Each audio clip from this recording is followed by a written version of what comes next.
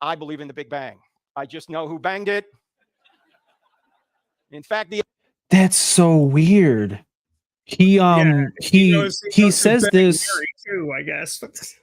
Yeah, well, he says this is a running thing of his. He said this many times, but I just caught on that he says it in the exact same way every single time. Yeah. Didn't B.S. Lewis do it?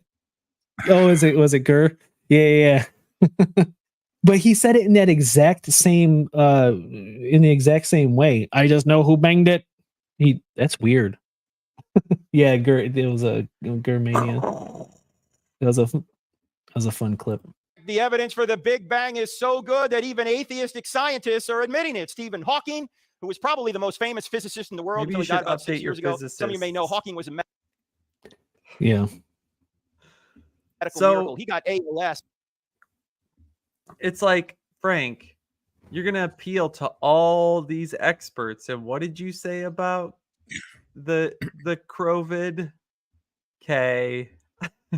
Also, I would like for anyone who watches this, who bastes themselves in Frank Turek, to read any scholarly article about the conjectures of the beginning of the universe, and then tell me the mechanics of the first moments of the universe, and then start using this argument. Could you please then do that?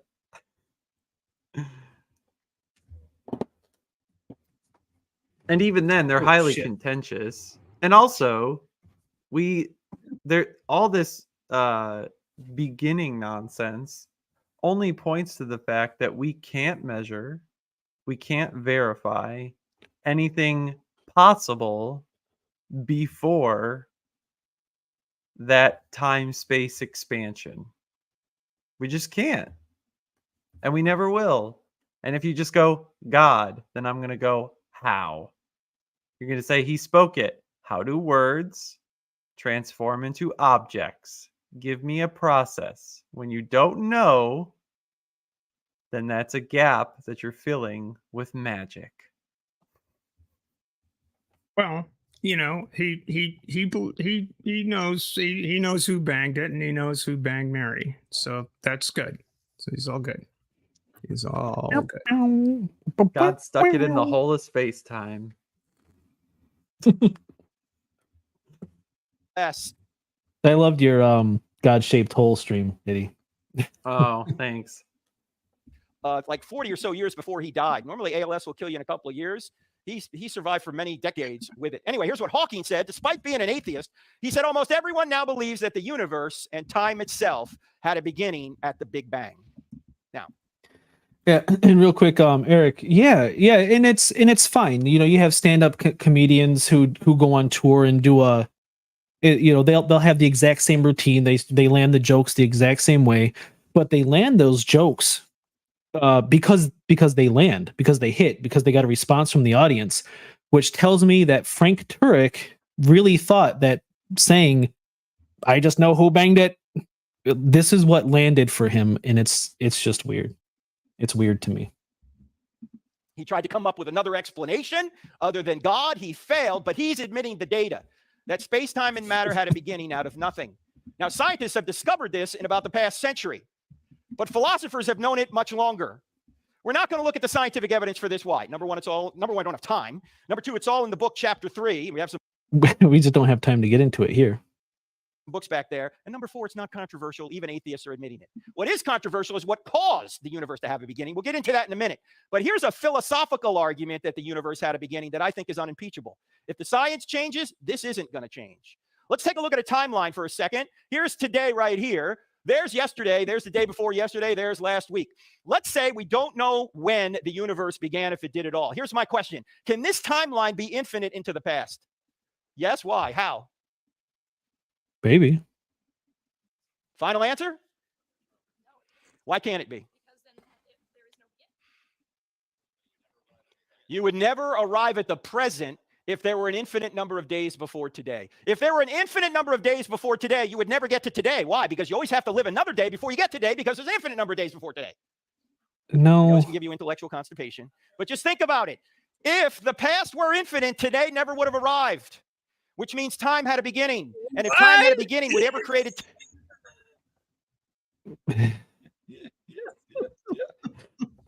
Like I said before, there's just a limit to our knowledge and the phenomenon of space-time. And humans are terrible at comprehending infinites.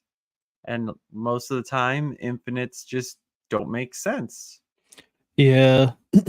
Yeah, there's a lot of things wrong with the argument. There's no doubt about that. And especially when they make the claim that their God is infinite and has always existed.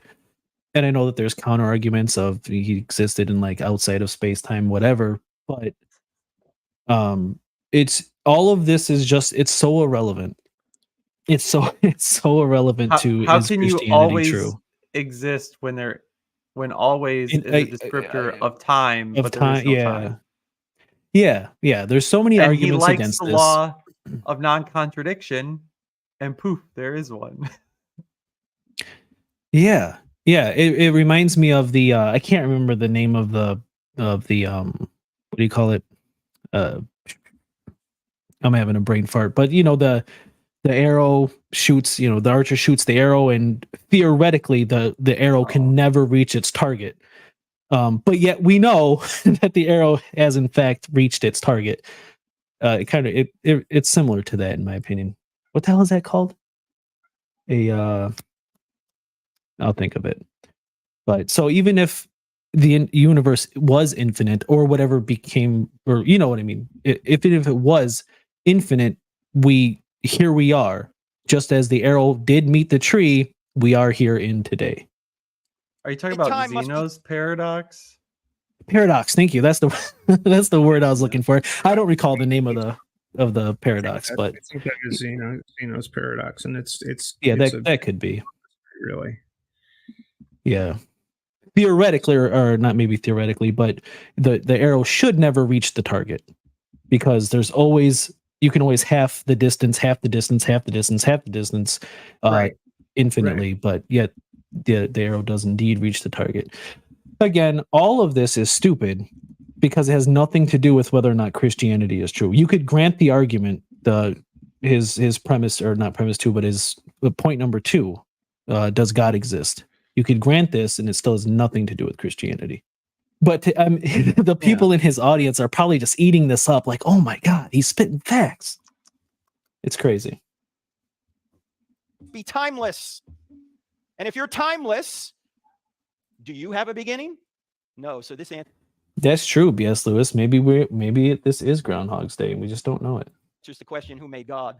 Nobody made God. He's outside of time. He's the uncaused first cause. Things inside of time have beginning, but not the creator of time. Now, let's just jump to the bottom line. If the universe had a beginning, the evidence leaves us with one of the following 2 options. Either no one created something out of nothing, which is the atheistic view, or someone created something out of nothing, which is the theistic view. Now, which view is more reasonable? What do you think? Number 2. You're on mute, Steph. But there are Okay. atheists. There you go. I'm on mute. You're good. You're good now. Yeah. That you have to overcome the if. I am not satisfied that the if the universe had a beginning. If this universe had a beginning, that may be, but again, yes, it's possible to have an infinite regress. That's not an impossibility at all. Yeah, and beginner. Before. Just because things end doesn't mean there's no before. And Right. in a universe that had very little entropy to begin with, if the beginning of this universe was very, very ordered and is becoming more disordered as time goes along, that explains the arrow of time. That explains why the laws of physics don't operate. Theoretically, they operate exactly the same way, this way and that way. but you can't put the egg back together when it breaks on the floor. The wine glass doesn't come back and this repair itself. And why is that? Because disorder's increasing. That's this entire screen makes makes no sense. First off, you have beginner, which implies agency, and I'm curious if it was an intentional to put the capital B here. Mhm. But both 1 and 2 both imply agency, even though this one starts with no one, which would be no agency. It's still created, and then someone created these. None of this makes any sense. It's this is such a bad dichotomy here. No No one one Well- created makes no sense. Well, the atheist could just not care about the origins of the universe. It's an answer Yeah. to a God question, and it again, it's Yeah. not no one; it's processes Mm-hmm. as a probable or possible explanation, not no one. Right.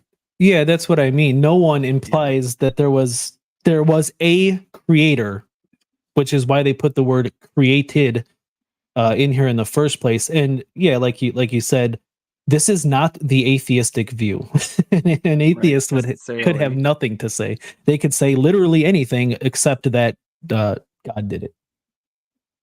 And part of that process could involve some sort of supernatural being. That's possible. That's Sure. a possibility. I'm not going to give that up as a possibility, but there hasn't been any demonstration that such a being is necessary Right. for any of the processes that we have observed, going back to within microseconds of the process that we don't understand. Inflation's one theory, a whole bunch of theories around that that are still in flux, but nowhere in that flux is this Sky Daddy. Well, also, like, just stating someone shows the religious supremacy right there, right? Why isn't it someone's? Why isn't it some force that's just Something, yeah. unpersonable? Like, we can posit any kind of theism, and if it's someone, why is it 3 persons in one essence? That's not technically a someone. Someone's is. Someone's is. You could spend so much time picking this apart. This little diagram here that he put up is so bad. First off, like Stephanie pointed out, the word if, then it must have had a beginner, which implies that there is a someone. Or would you even call God a? Yeah, I mean, you could go down a whole rabbit hole. There's so much here that's bad. The evidence does not leave us with these 2 options. That is not, the evidence definitely does not leave us with number 2 for sure, that someone created something out of nothing. It definitely doesn't leave us to it, but it doesn't even leave us with his atheistic view here. The evidence does not say that no one created. That is not what the evidence says. You can get rid of the rest of that sentence. Does something out of nothing. Just the first 3 words there. No one created. Like, how would no one create? It's weird. Oh, Atheists I out forgot there about saying, panpsychism too. Like, just the universe, everything we observe, experience, whatever, it's conscious in and of itself. So there you Nope. go. There's only these 2 options. These 2 options that which neither of them make sense. But it is kind of interesting to see Frank Turek, or any apologist really, say that indeed something can be created out of nothing. This is the theistic view. That is interesting. Usually they make fun of that. They say how silly that is. How can you create something out of nothing? Well, there it is. The theistic view. Right. William Lane Craig's like, from nothing comes. Yeah. It's a shame. I have trouble coming when there's nothing too, so It's a problem we all have. No Nothing leaves nothing. You got to have something if you want. Well, whatever. one created something out of nothing. Do you realize that everyone believes in at least one miracle? Yeah, Christians and other theists believe in this miracle and several others, but you know what the miracle many atheists believe in? That no one created something out of nothing. Which view takes more faith? Yeah, number one. What? Because we don't see nothing creating anything. Nothing is nothing. It can't do anything. Nothing We also don't see some. Oh my goodness, this is so bad. comes from nothing. Wow. Didn't Julie Andrews sing that in Sound of Music or something? So that's an authoritative source right there. All right. No, if there's nothing. In fact, here's what Leibniz, the great philosopher I didn't think he could make this worse, but here we are. from a couple of centuries ago posed. He said, if there is no God, why is there something rather than nothing at all? In other words, if there is no God, why does anything exist? Why do you exist? Why do I exist? Why does the universe exist? There has Good to be an answers uncaused are, first cause. It's either the universe I or don't something. know. I don't care. And not your explanation. Yeah.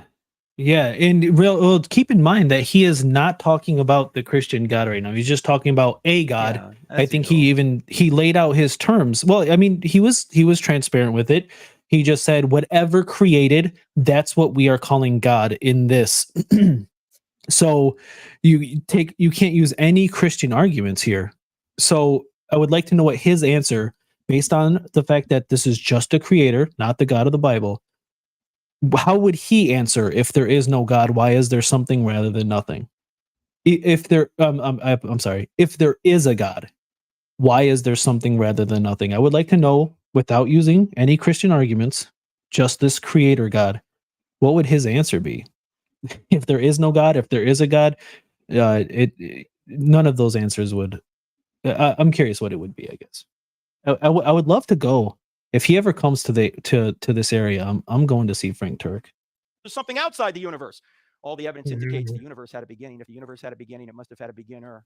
Now, how do we know it's God? Well, think about this, ladies and gentlemen. If space, time, and matter had a beginning out of nothing, Oh my what could have goodness. created that? Only something outside of space, time, and matter. In other words, the cause must What created something that's outside of the space, time, and matter? be spaceless, timeless, Well, immaterial, they would just say powerful to create the that you are doing a category error, that God can't be created by very definition. So just define Well, the sure, God but into existence. I mean, yeah, well, what created the spaceless, timeless existence that he exists in? oh, okay. Right. Did he create that? Yeah. I mean, none of this. It's all stupid. It's all so stupid. And I wish they would show the audience just a little bit more. I get it. It's Frank Turek's stream here, but There's some young. I'm very There's a good curious. portion of young individuals there. Maybe some of them are 13 going on 30. And it is at a college campus. create the universe out of nothing. Personal in order to choose to create. Why? Why personal? Because to go from a state of nothingness to a state of creation, someone had to make a choice, and only persons can make choices. Impersonal forces don't make choices. Also, the being would have to be intelligent to have a mind to make a choice. Now, ladies and gentlemen, when you think about a spaceless, timeless, immaterial, powerful, personal, intelligent cause, who do you think of? God. You say, how do you know it's the Christian God, Frank? We don't yet. But if we go through the rest of the evidence and we realize that Jesus really did rise from the dead, then we can say that the same being that walked out of the tomb 1,990 years ago is the same being in whose divine nature created the universe out of nothing. We haven't gotten there yet. No scientific argument gets you all the way to Jesus. Yeah. But this scientific argument gets you 6 attributes of what could be the God of the Bible. This could be Allah, could be some other creator, There you but go. it looks Good. like it could be the God of the Bible. Let's go to the next argument. That's the teleological argument. Do people realize that Allah is not a personal name? Al is the article, the. La is God. The God is the God of Abraham in Islam, and the Arabs are descended from Ishmael. It's the same dude.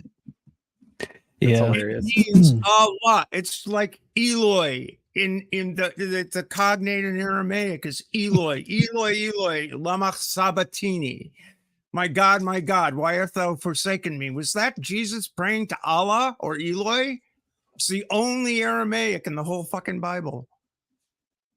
I mean, I hate it when Christians sit there and say, oh, my God. Well, who was that stupid general into the Sudan who said, my God's a bigger God than your God because I worship God? Well, it's, you're too stupid to understand that when somebody says, Alhamdulillah, it doesn't mean, it means all praise to the God, all praise to God. The Western-centric view, the Christian-centric view of the reason we call it the Abrahamic religions. It's all the same guy. Oh, Jesus Christ! All right. Yeah. That's my design. Near Eastern Judaic Studies training. Yeah, well, I mean, it makes sense, and I think you're right. I don't think, and I didn't know it until, I mean, I shouldn't say recently, probably maybe 10 years ago or so, if not a little bit longer, that the God of Islam and the God of Christianity it's the same God. I don't think a lot of Christians realize this.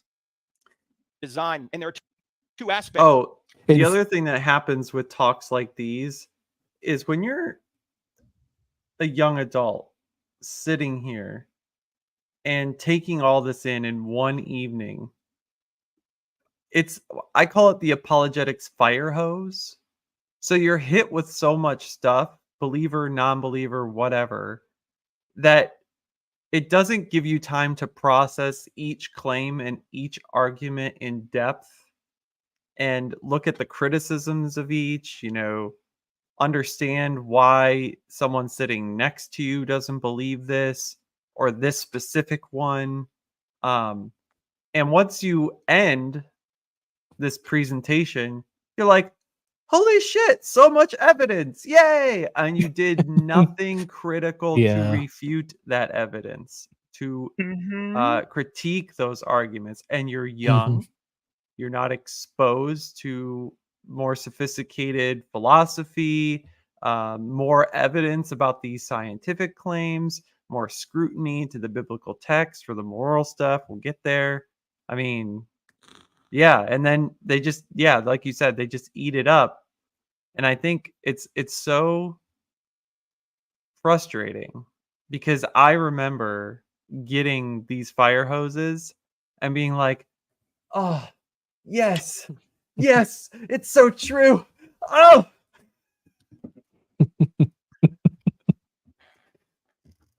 Hey, hold on. Can we? You remember how? What was that feeling like? yes. Oh, there's so much evidence. Oh, so true. Thank you. I appreciate that. It's like apologetics herbal essence is just, and that reference is. Aspects to this. The universe appears designed, and you. Did you ever see side tangent here? I'm just curious if you ever saw the Mad TV skit about herbal essence. If you haven't seen it, you should watch it. It is hilarious. Oh, it's so good. She has like a relationship with her bottle of shampoo, and the bottle starts. It's funny. Life appears to be designed. Let's look at the universe first. In recent decades, the scientists have discovered that the universe is fine-tuned. That if you were to change any one of a number of factors virtually imperceptibly about our universe, either the universe wouldn't exist at all, or if it did, it couldn't support life. And even atheists admit this. Again, this is Stephen Hawking, who said this: if the expansion rate of the universe was different by 1 part in 1,000 million, a second after. So I think we can all agree that this has been countered so many times, and it's irrelevant to Christianity. Go watch Apology or Vice Rhino. I have not watched either of them, but I've heard the arguments made. I've heard the arguments made. Vice Rhino points out that certain of these like values that they appeal to for the fine tuning or whatever can actually be in ranges. And also, this does nothing to the possibility that these values could be contingent on one another. And you could alter one and alter another and still get the same result or some kind of productive result. But we don't know because we're stuck with what we have. Yeah. I mean, yeah, there's so many, even if you don't prove it, I mean, just think about it for a little bit. If you just put a little bit of thought into it, you can see that, okay, well, it could have, there's so many other options aside from it either was this way or nothing exists. There's many other options, but the arguments have been made. And it's frustrating because you know that Frank Turek has heard the arguments. I think Hitchens slapped him pretty hard in that debate. He knows the arguments. He doesn't care. He's going to keep going on his spiel. So, yeah. After the Big Bang, the universe would have collapsed back on itself or never developed galaxies. If you'd have changed the expansion rate, that infinitesimal amount, none of us would be here. Now, what could have caused the expansion rate to be precisely what it needed to be from the very beginning? There's no evolutionary argument you can make why. Because the expansion rate did not evolve to a particular point. It started at the right speed. Hey, Mark. Hey, Ember. Mark, raid from Mark's stream. From the very Welcome, beginning, everybody. seems to me the same being that created space-time and matter is the same being that made the expansion rate precise. Oh, I apologize. Hey, Amber, hope you haven't been waiting long. I hate when there's more than 3 people. I can't see a fourth person trying to join in, and unless I scroll down, which I it's right. never do. Hello. Hey, welcome. I'm stream hopping today. It's fun. I saw Stephen Hawking on. Of course, we know exactly what's coming. Turk's gonna say, Yeah. "Oh, the Hubble constant has to be a certain precisely tuned value." Never mind the fact that Stephen Hawking spends the next 5 pages after that quote describing how mathematically the constant could not be any other value than what it is. Yeah. But whatever. Now that I just heard you say it in your voice, you're who I was thinking of when I was saying that it's been refuted. At least it's been countered. Yeah, it was your stream from just a bit ago that popped in my memory there. It comes up kind of surprisingly often. Of course, Frank keeps saying it, but Hawking himself refuted it in the same book he's quoting from. But we all know Frank doesn't read anyone else's books. Yeah. If you just read a little bit more. Oh my god. Never mind that there's a fundamental problem in cosmology. Something's wrong. So we can't reconcile the expansion, the Hubble constant. We can't reconcile the rate of expansion of the universe as observed between standard candles and the data that we glean from examining the cosmic microwave background. The numbers that both of those methods come up with are quite diverse, and it's a problem. It's a problem in physics, and it's a problem in cosmology that people are still trying to work out. But nowhere in that problem lies God. Really? Yeah, I mean, maybe God is schizophrenic and did it one way this way and one way the other way. We just don't have it. We don't, we haven't worked it out. Either the model is wrong, or we don't quite understand the model of the processes involved with the Big Bang. Because it would appear that whether looking at Cepheid variables or type A supernovae, those numbers are internally consistent. What we observe with standard candles, like those two things, is different from what we can derive from looking at the cosmic microwave background. There are a few workarounds for that. Paper released on that. on because from observations just made by the looking specifically at Cepheid variables by the James Webb Space Telescope. Yes, we could get Cepheid variables much farther than we could before, and it's made this discrepancy even worse. But we have had a working hypothesis that we still have yet to demonstrate, but it does somewhat resolve the issue by positing that the rate of expansion at the time the CMB was emitted and the rate of expansion today are different. This is how we get this idea of an accelerating or decelerating universe. But we're not sure how the fuck we'd prove that. Yeah, I mean, it's a puzzle, and I'm not an astrophysicist or cosmologist or anything, but I think it's interesting to follow. But Frank doesn't need to follow that because Frank's a fundamentally incurious human being. He's just fundamentally incurious, and the thing that bothers me about guys like Turek and Ham and all of these apologists is that they want to convince everyone that they should be incurious about the universe. They're trying to turn all of that off and say, just read this thing. Stick with this. It's the word of God. Yeah, why look for answers when you can pretend you already have all the answers? Exactly. Two quick things. Purple, if you or anybody joins Ember's member channel, you can actually hear Ember sing, and it's wonderful. He has a very nice deep voice, and it's worth it just for the singing alone. Oh yeah, I used to be a bass when I was in chorus. Yeah, it's a very pleasant song. Titan Uranus, if it's indeed your birthday, then happy birthday. Really? I got to do it twice. Yeah, Titan is elderly now. I mean, Titan being a Titan and therefore preceding the gods has kind of always been elderly, but you know what I mean. Yeah. It's Titan's birthday. Yeah, happy birthday. Hooray!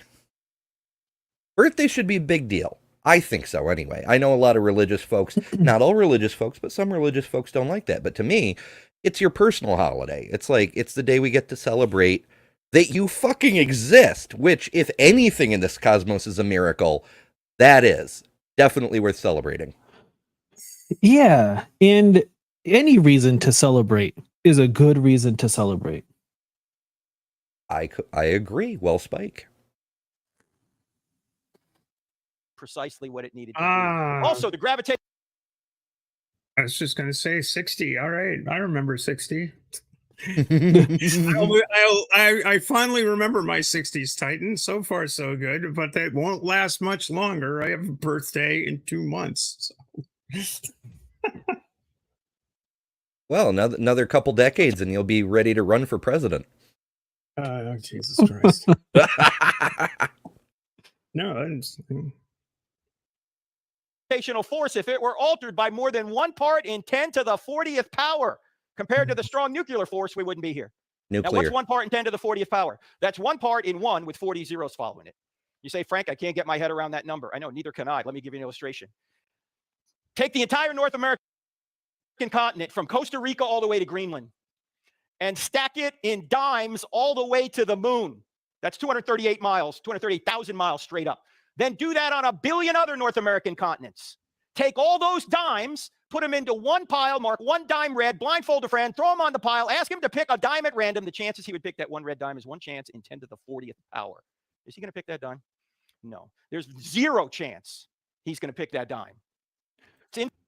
Well, hold on. Did he just say that there's a 10 to the blah, blah, blah, blah, blah chance and then say that there's 0 chance?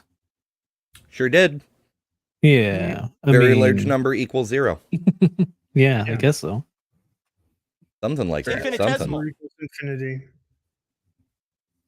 Yeah. So the question is, what caused this to be right where it needs to be? Chance? Ladies and gentlemen, does chance cause things? Who caused this? Chance. He was just here. No. Chance is not a cause. Chance is a word we use to describe mathematical possibilities. Chance doesn't do a thing. Either this was designed or it wasn't. What makes the most sense? It's design. And this is just one out of at least a dozen of these factors about our universe. Ooh, just one of about a dozen. All right. He's just asserting his damn conclusions. I'm going to Hitchens razor this, which can be asserted without evidence, can be dismissed without evidence. You could have done this for Frank's entire spiel here. Well, yeah, that's fair. Change any one of them, we're not here. And then there's probably about 100 that have to do with the solar system. In fact, let's take a look at our solar system here for a minute. Here we are, third rock from the sun. If we were just a little bit closer to or a little bit further away, we couldn't survive. A little bit closer to, we'd burn up. A little bit further. And I've also heard you refute this, that there's quite a bit of space that we actually could have. Yes, the Earth could have existed in. The Earth already does get millions of miles closer and farther from the sun in its normal orbit, as everybody learns in third grade. When the northern hemisphere reaches the winter solstice, it's actually closest to the sun, and during the summer solstice, it's farther away. So, northern hemisphere gets the more mild seasons. We drift around a lot. Additionally, there's more space in which life would be viable under our present conditions, and that's just our present conditions, because one of my favorite things to bring up is that the Goldilocks zone is complete bullshit in the first place, because the key that they're looking for with the Goldilocks zone is liquid water. They say the liquid water is essential to life, and that's true for life as we know it, but that doesn't mean that's necessary for all life. And additionally, to get liquid water, you need two things. Neither of them is distance from the sun. The two things are temperature and pressure. Venus has a higher temperature than Earth. You're not going to get liquid water there because it's too hot. Mars is too cold. But that's not to do with their orbits. It's to do with their atmospheric compositions. We could be much closer or much further away if our atmospheric conditions were different. I mean, we posit that there's liquid water underneath the ice on Europa. We posit we've demonstrated that there is liquid water on Enceladus, which is going around Saturn, because of different conditions. So is there life there? We don't know, because we can't get at it, any of that stuff. I mean, we do know though that amino acids exist in outer space. Yeah, we found whole fucking nucleobases on asteroids. And the Goldilocks zone, we've already identified a number of planets, extra solar planets going around other stars, that are within a habitable zone where liquid water can flow freely. Yeah, have we observed it? No, but yeah, Earth is awfully nice, but once again, it goes to atmospheric conditions. And this planet is terraformed. We don't think about that a lot, but the current atmosphere was constructed by the first bacterial life forms, the early microbes, the anaerobic buggers that ate up that Venus-like atmosphere and pooped out all this pretty oxygen that made our sky nice and blue. No intelligent design behind that, Frank, and look how just marvelously perfect it turned out. Yeah.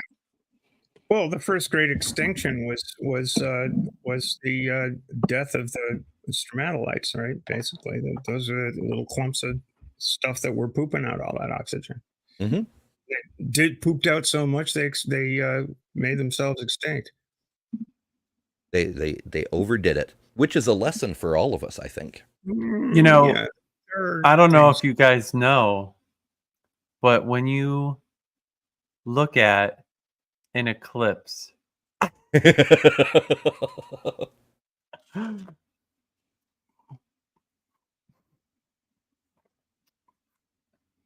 Further away, we freeze. We are what? All right, forgive me if I do this incorrectly, but we have a happy birthday song for Titan Uranus, who helps moderate so much. Yes, Titan is critical to the functioning of secular YouTube. I need you to take the comment off the screen so I can hit the play button, though. Because I said, forgive me if I do it wrong. Okay, that's all right. opened I this was up. doing it wrong too. I had to open up the side window. My brain is made of mush lately. Just I keep saying this, but it's true. I'm like just whatever. Anyway, because we've tried singing songs collectively before, it does not work over StreamYard. We would love to terrify your ears. Instead, Beamsy sent the perfect video, so we'll just play this instead. Once I turn the volume on. That's always a good start. Okay, here we go.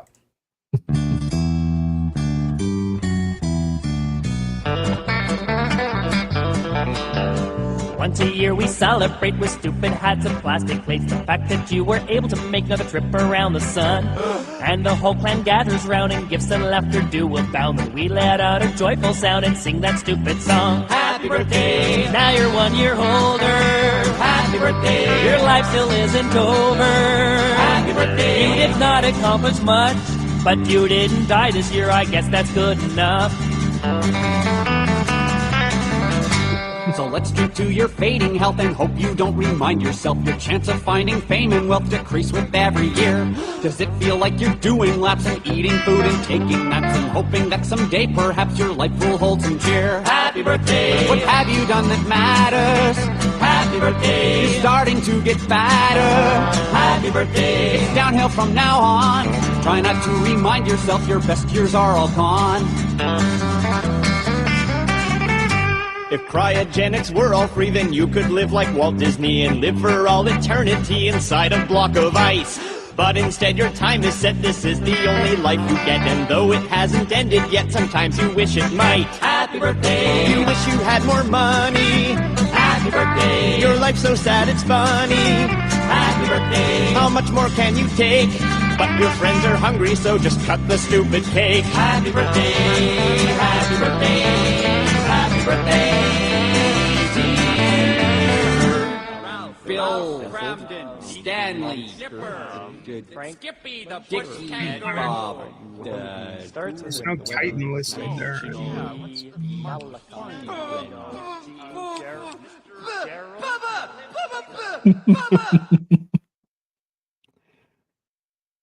I take no responsibility for that song.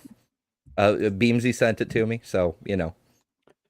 Well, well, happy birthday, Titan. Hope you enjoyed it. So good. Oh wow! All right. Love you, God, Titan. this is you the consider this best. birthday present, Titan. That Frank Turek.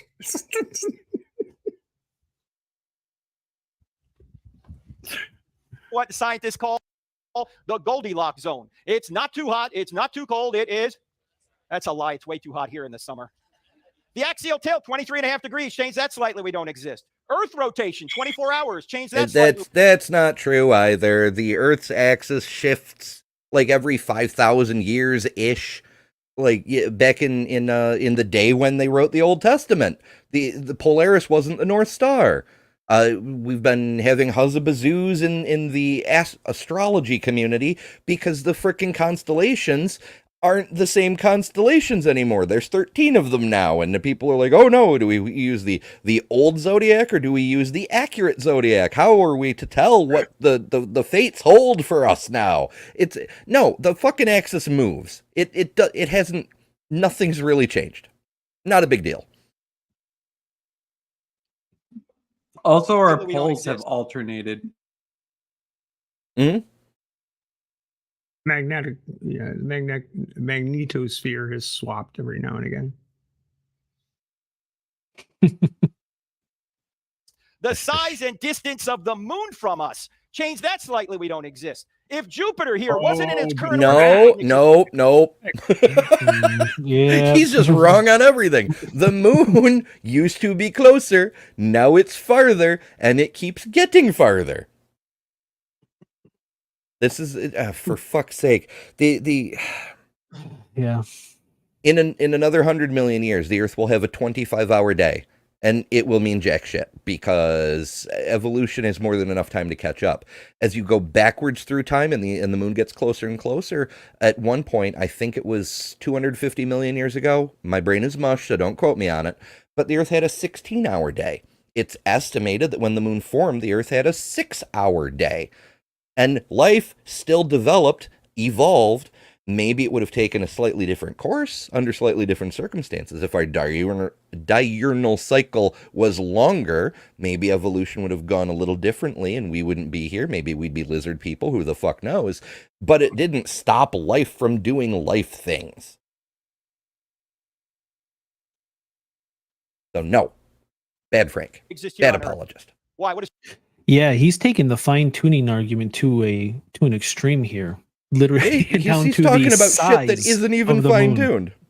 Yeah. Right, yeah. Yeah, they usually go with what is like the cosmological constants or But this gravity, this and that. this completely goes size with of my the moon. point. This completely goes with my point earlier, is that these people are young, uneducated on this stuff, and don't have time to go back and reinvest themselves in it. They're just back in the firehouse. Yeah, Yes.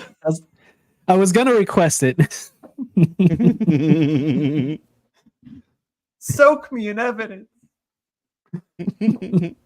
Let's all pretend what does together. Jupiter do for us? Its gravitational force is so strong that it attracts most of the meteors and space junk to it rather than us. It's a cosmic vacuum queen. No. You take a close-up look at Every sentence. I know. This is why I have a no emoji on my channel. Oh my goodness. No, Jupiter does suck up a lot of crap. We can watch crap run into Jupiter all the damn time, and most of its moons, a huge majority of its moons, are captured asteroids. But it chucks loose as much shit as it sucks in. It sent comets and asteroids and shit towards us. Look at the fucking moon. How many craters do you see? Jupiter's doing a shitty job of stopping all the incoming. Yeah, and that's a definite case of counting the misses and ignoring the hits. In this case, I guess it would be because I mean Earth itself is riddled with with craters. Mm-hmm. look at Jupiter. You know what these dark marks are? Those are comet fragment strikes that are bigger than the Earth. Thank God for Jupiter. Because if Jupiter wasn't there, we wouldn't be here. Saturn does the same thing for us. In fact, you want to see the planets by size? Here they are. You got Jupiter, Saturn, Uranus, Neptune, Earth. Look at poor Pluto down here. You know, Pluto recently has. I think Hiveside just directly insulted you, Ember. I don't know. I would take it personally. No, Bree wouldn't slut shame me. Yes, she would.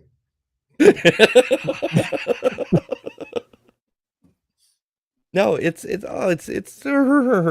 the dark marks he's referring to, they're not permanent. They were when we observed the Shoemaker-Levy 9 break up and collide into Jupiter. We saw the scorch marks go by before they diffused into the atmosphere, like happens with any kind of smoke.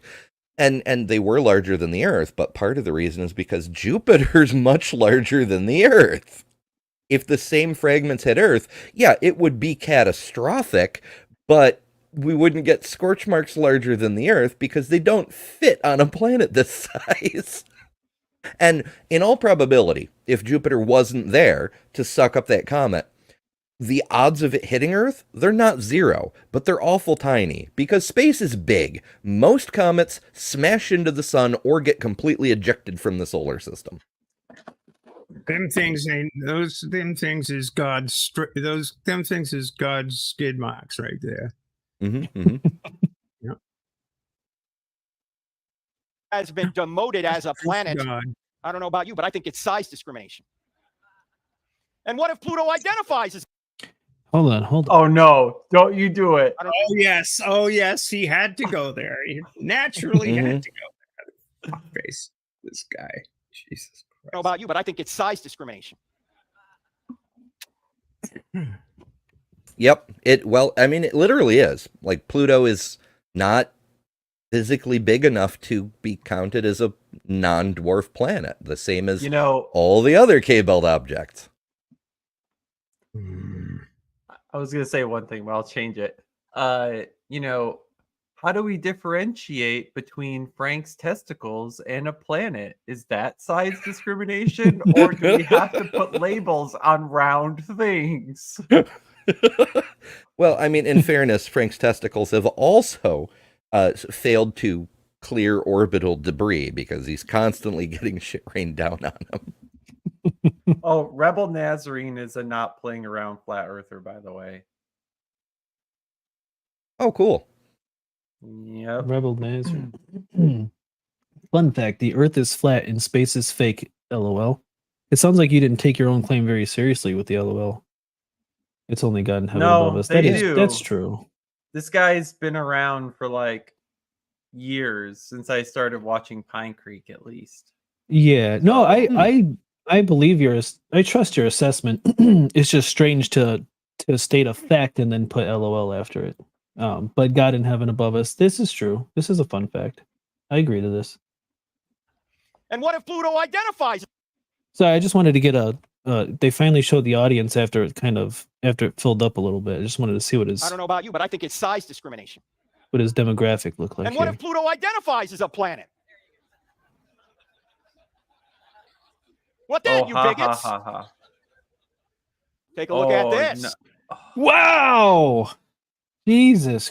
You motherfucker. Yeah, Frank Turek is boy. Just go on. Just Yeah, What you're then, you probably bigots? right. Take a look at this.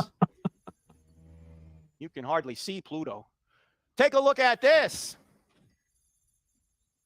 All right, that's Arcturus. That's another star in our galaxy. Here's the sun over here. Jupiter is 1 pixel in size on this scale. Earth is invisible. Pluto, forget about it.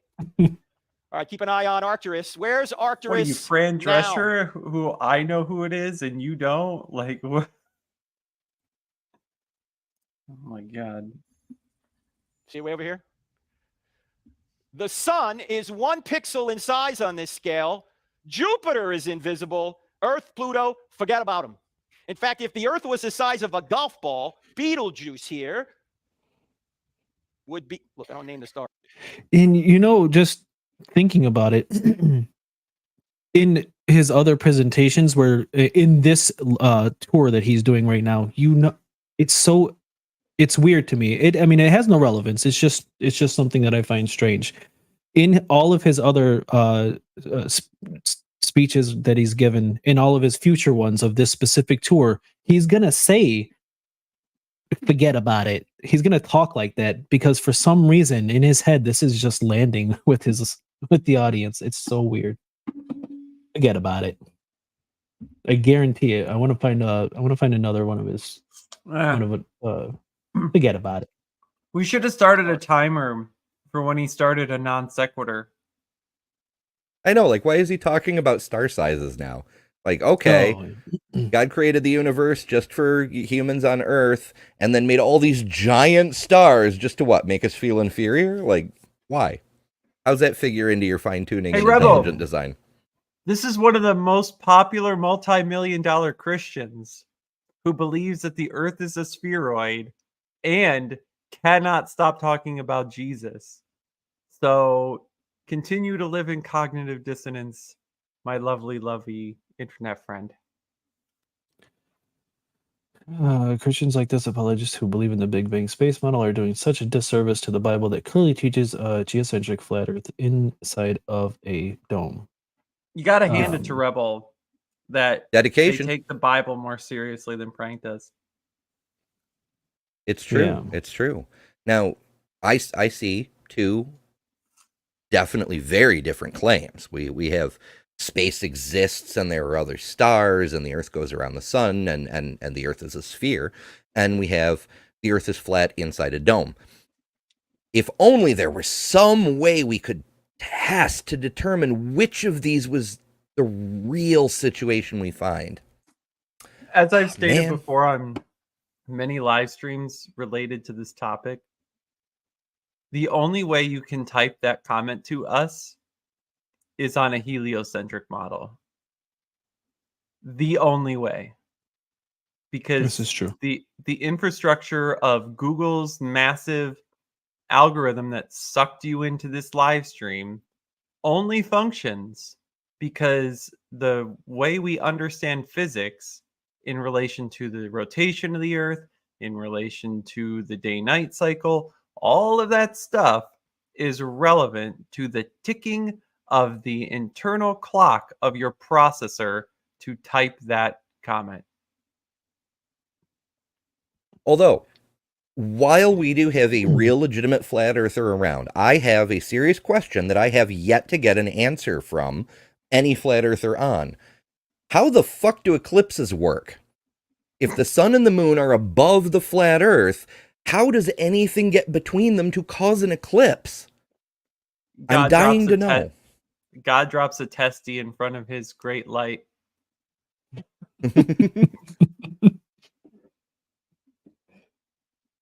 All right, we'll play. If you want to respond to that, Rebel, we'll get your comment up. For real. Yeah, let's go. Betelgeuse would be 5 or 6 Empire State Buildings high. The heavens are awesome. And the average distance between stars in our galaxy is 30 trillion miles, and all that distance is necessary for us to exist here on Earth. Now, 30 trillion miles, how far is that? Far. It'll take you at least 2 tanks of gas on a Toyota Prius to go 30 trillion miles. In fact, if you could go at space shuttle speed, you remember when we had a space shuttle go around the Earth? Oh, this isn't a response. You know when the space shuttle was in orbit, it was going 5 miles per second. 5 miles per second. You got trouble getting to school in the morning? Take the space shuttle. 5 miles a second. Think about how fast that is. Well, if you could get in the space shuttle and go 5 miles a second, how long would it take you to go from one star in our galaxy to another star an average distance away? What do you think? Space is big, therefore Jesus. This is the entire point of this. Anybody? Yeah, space is stupid big. Just to leave Earth orbit, you need a velocity of 14 kilometers per second just to break orbit. I just read Beamsy's comment. Or how long it takes to get to the point. Right? Yeah. Yeah. Love the soundboard. A long time? You must be a math major. Yeah. A lifetime. Yeah. It would take us 201,450 years. That means if you got in the space shuttle at the time of Christ and started traveling from our star, the sun, to another star, an average distance away, inside our galaxy, you've been going 5 miles a second for 2,000 years, you would be less than 1/100th of the way there right now. He's And also, we're going to explore space. it's a minor nitpick, but he's factually wrong. The average distance to a star in our galaxy is not 30 whatever the fuck years. The closest star is 4.3 light years away, and most of the galaxy is on the far side of the galactic core. Like, we're talking 50,000 light years away. Like, whatever number he's got, there is no average distance between stars. Like, no. It's not like all the stars are clustered around our solar system and some are a little closer and some are a little farther. I think I think as soon as you factor in one star from a different galaxy, it would defeat as an average a little bit. Oh, yeah. Miles away is the average. You just factor in one star from any other galaxy, and it's Although, the here's average a is fun not thing to 30 wrap million your brain around. or whatever you said, 30 million layers. If you hopped in a spaceship of any kind that we can build today and set your course for the Andromeda Galaxy, it would still be faster to sit right here and wait for the Andromeda Galaxy to get here. Because it's going to get here in 5 billion years. Hey, Ember, so... And Niddy, is this a serious response here? The solar eclipse is caused by Satan's mothership, aka Death Star, to cause signs and wonders to add to the heliocentric deception. Lunar eclipse is an inherent phenomenon. No. Why would...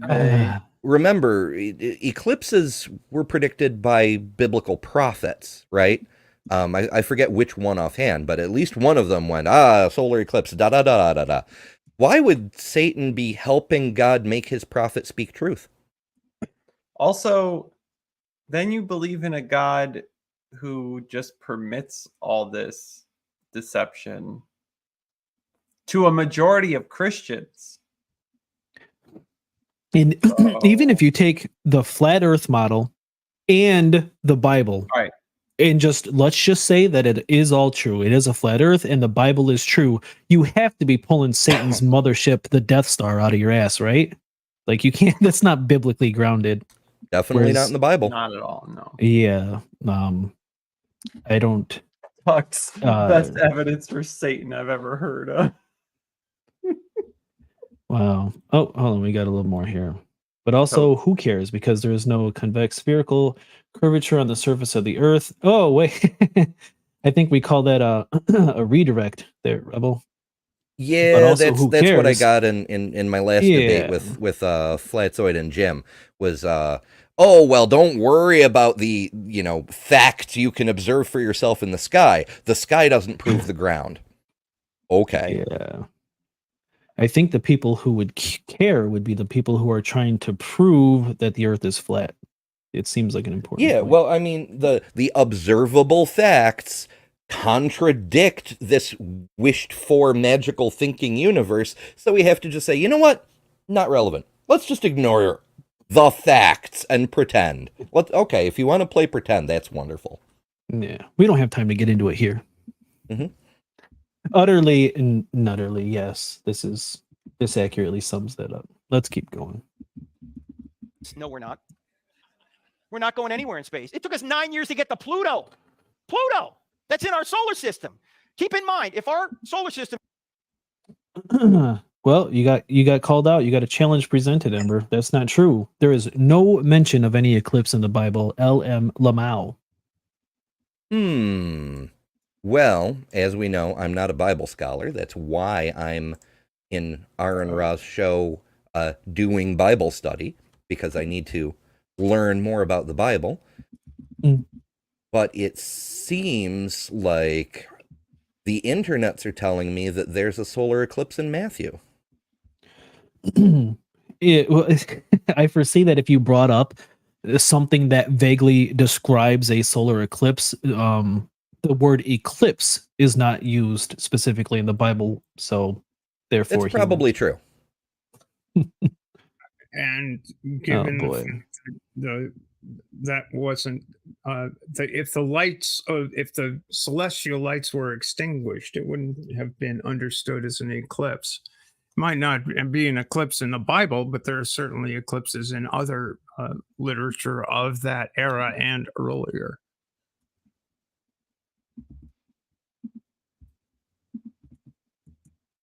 But yeah, it's much like the whole thing with were there dinosaurs on the ark, because there's no mention of dinosaurs in the Bible. Because the word dinosaur didn't exist when the Bible was written. Yeah. So they make up Leviathan. Oh, well, that was a dinosaur. Beansy makes a solid point.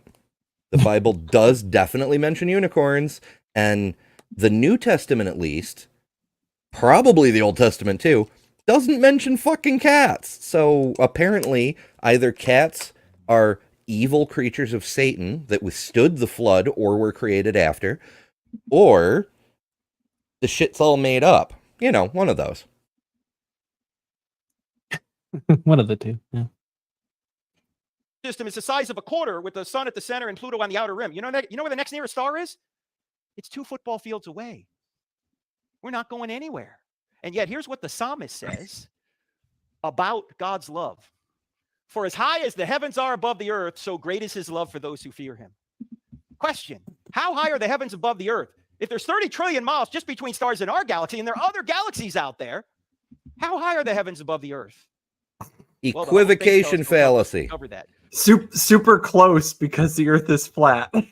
Yes. Yeah, what do you mean by heavens, Frank? Because sometimes when we mean heaven, we mean where God's hanging out, which apparently, according to Frank and others like him, is completely outside the fucking universe. So how close are the heavens? But if we're referring to just the stuff in the sky, where do you draw the line? Is it as close as the moon? Is it as close as Alpha Centauri? Is it as close as Andromeda? Like, what do you mean by heavens? We need to tell Elon to bring down Starlink because he's making God's love look too short. I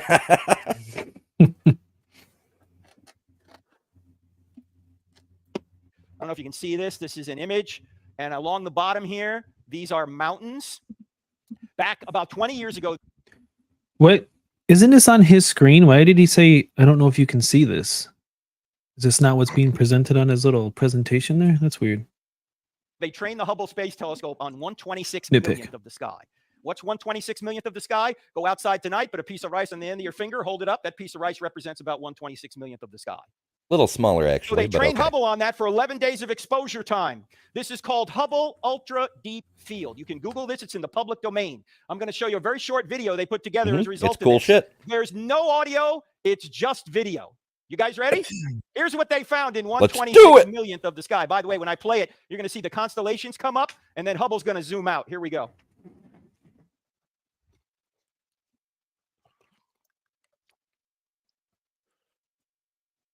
Whee! This is NASA footage, by the way. I saw this video when it first came out. So this is completely free and clear for anyone to use. Nearly 10,000 galaxies in 1/26 millionth of the sky, each of them with billions of stars of their own. Seems kind of wasteful to make all that so far away many just stars are for in the us entire to universe? exist.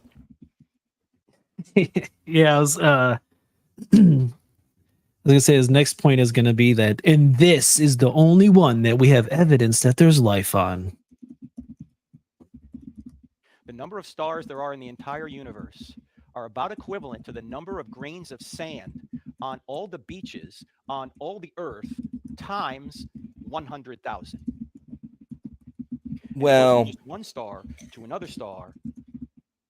that's to call it an estimate would be generous. It's an extrapolation of the small part of the sky we've actually counted in.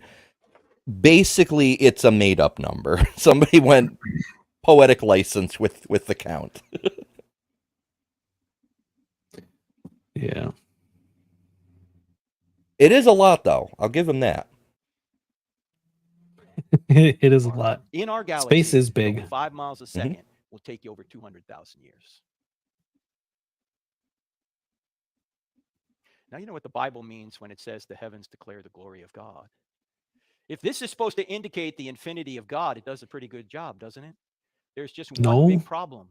If God is infinite, He literally just put a number on it.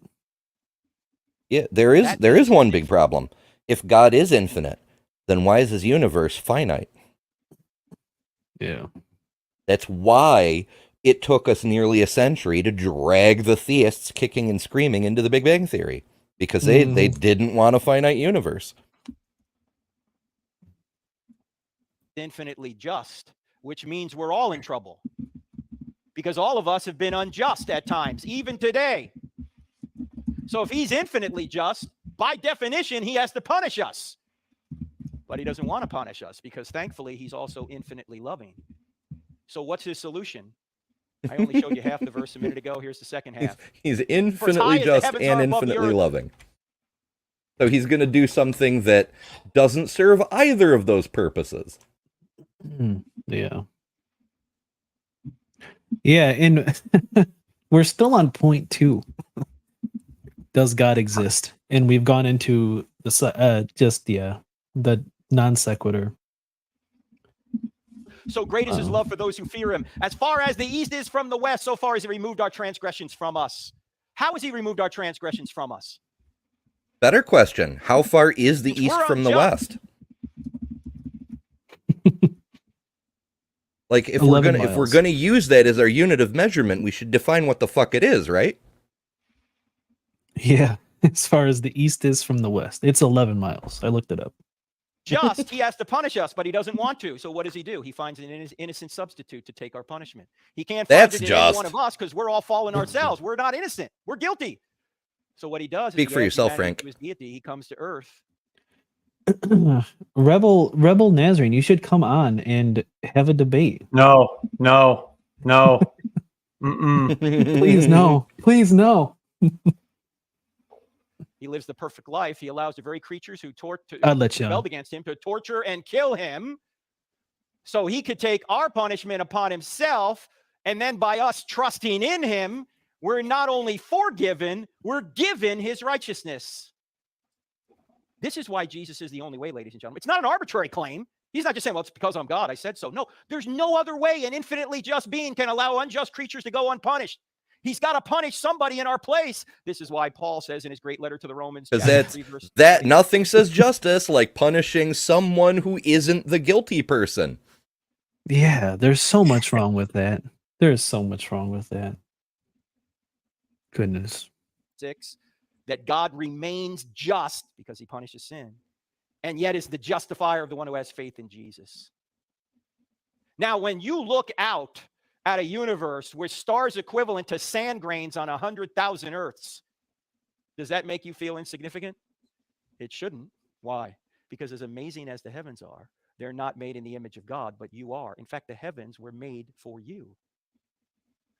And here's the Oh, second part cool. of the teleological We're not just I'm dominionists over special. the earth anymore. We're dominionists over the whole fucking When we meet the Klingons and we go, oh, we have dominion over you because our holy book says so, they're going to fucking annihilate us. Yeah. Yeah. I'm sure God will intervene at some point, though. Sure. You're designed. This is you in the womb at 11 weeks. Question, is this animal, mineral, vegetable, or human? Vegetable. In fact, let's go back even further than 11 weeks. Mineral. Let's go all the way back to when your mother and your father got together to conceive you. Does that Guys had mean this you're a talk sex before? act? It means they fucked. You are the incarnation of pleasure and juiciness? Ugly bag of mostly water? Wait. I want to get to this point. Go. I see a few young people in here, so I'll try and be discreet. I also see No. some older people in here, You're so I'll like try and be adults. discreet as well, just in case you've forgotten how this works. Oh, fuck like No, they haven't. They're doing it When this your mother weekend. and your father got together to conceive you, your mother unconsciously perfumed her egg to attract your father, and then your father sent the entire population of the United States. That No. That's the strangest description of sex I've ever heard. Your mother perfumed her egg.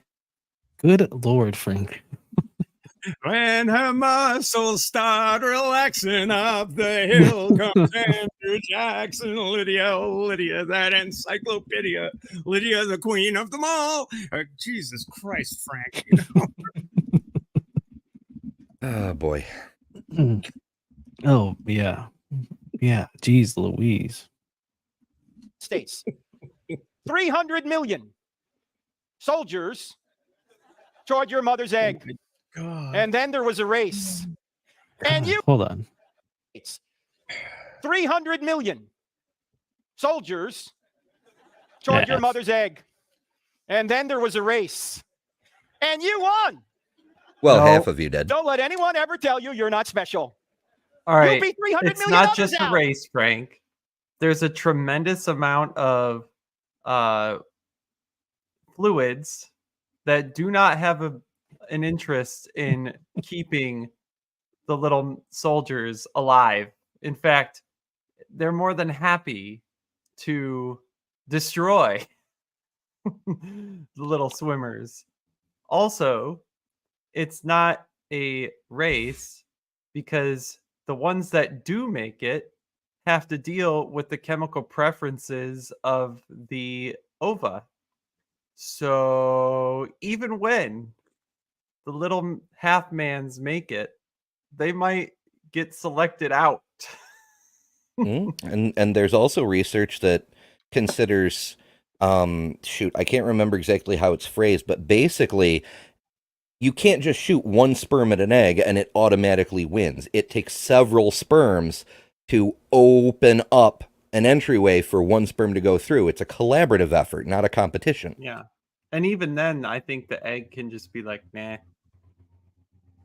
Yeah. And even if conception happens, no guarantee. of implantation. And even if implantation happens, no guarantee of continued development. There's a number of roadblocks along the way, at which point a fetus can just go, whoops, this blueprint's broken. Also, Scuttle the ship. This isn't going to work at all. but according to one pastor last week, God doesn't make junk, and autism is from Satan. Right. Jesus. It must be why I joined the Satanic Temple. Out. Now, seeing some of you limp in here earlier makes it hard for me to believe you were the fastest soldier in the gene pool, but you were. Now, your soldier was 20 to 30 times smaller than a grain of salt, yet it contained half of the 3.5 billion letter genome, your software program that makes you you. Your DNA, all letters in the right order. Fuck's sake, Your Frank. mother- Not software, you fuck nugget. Also, He's been told this many times. But genetic differentiation, then who has the right order?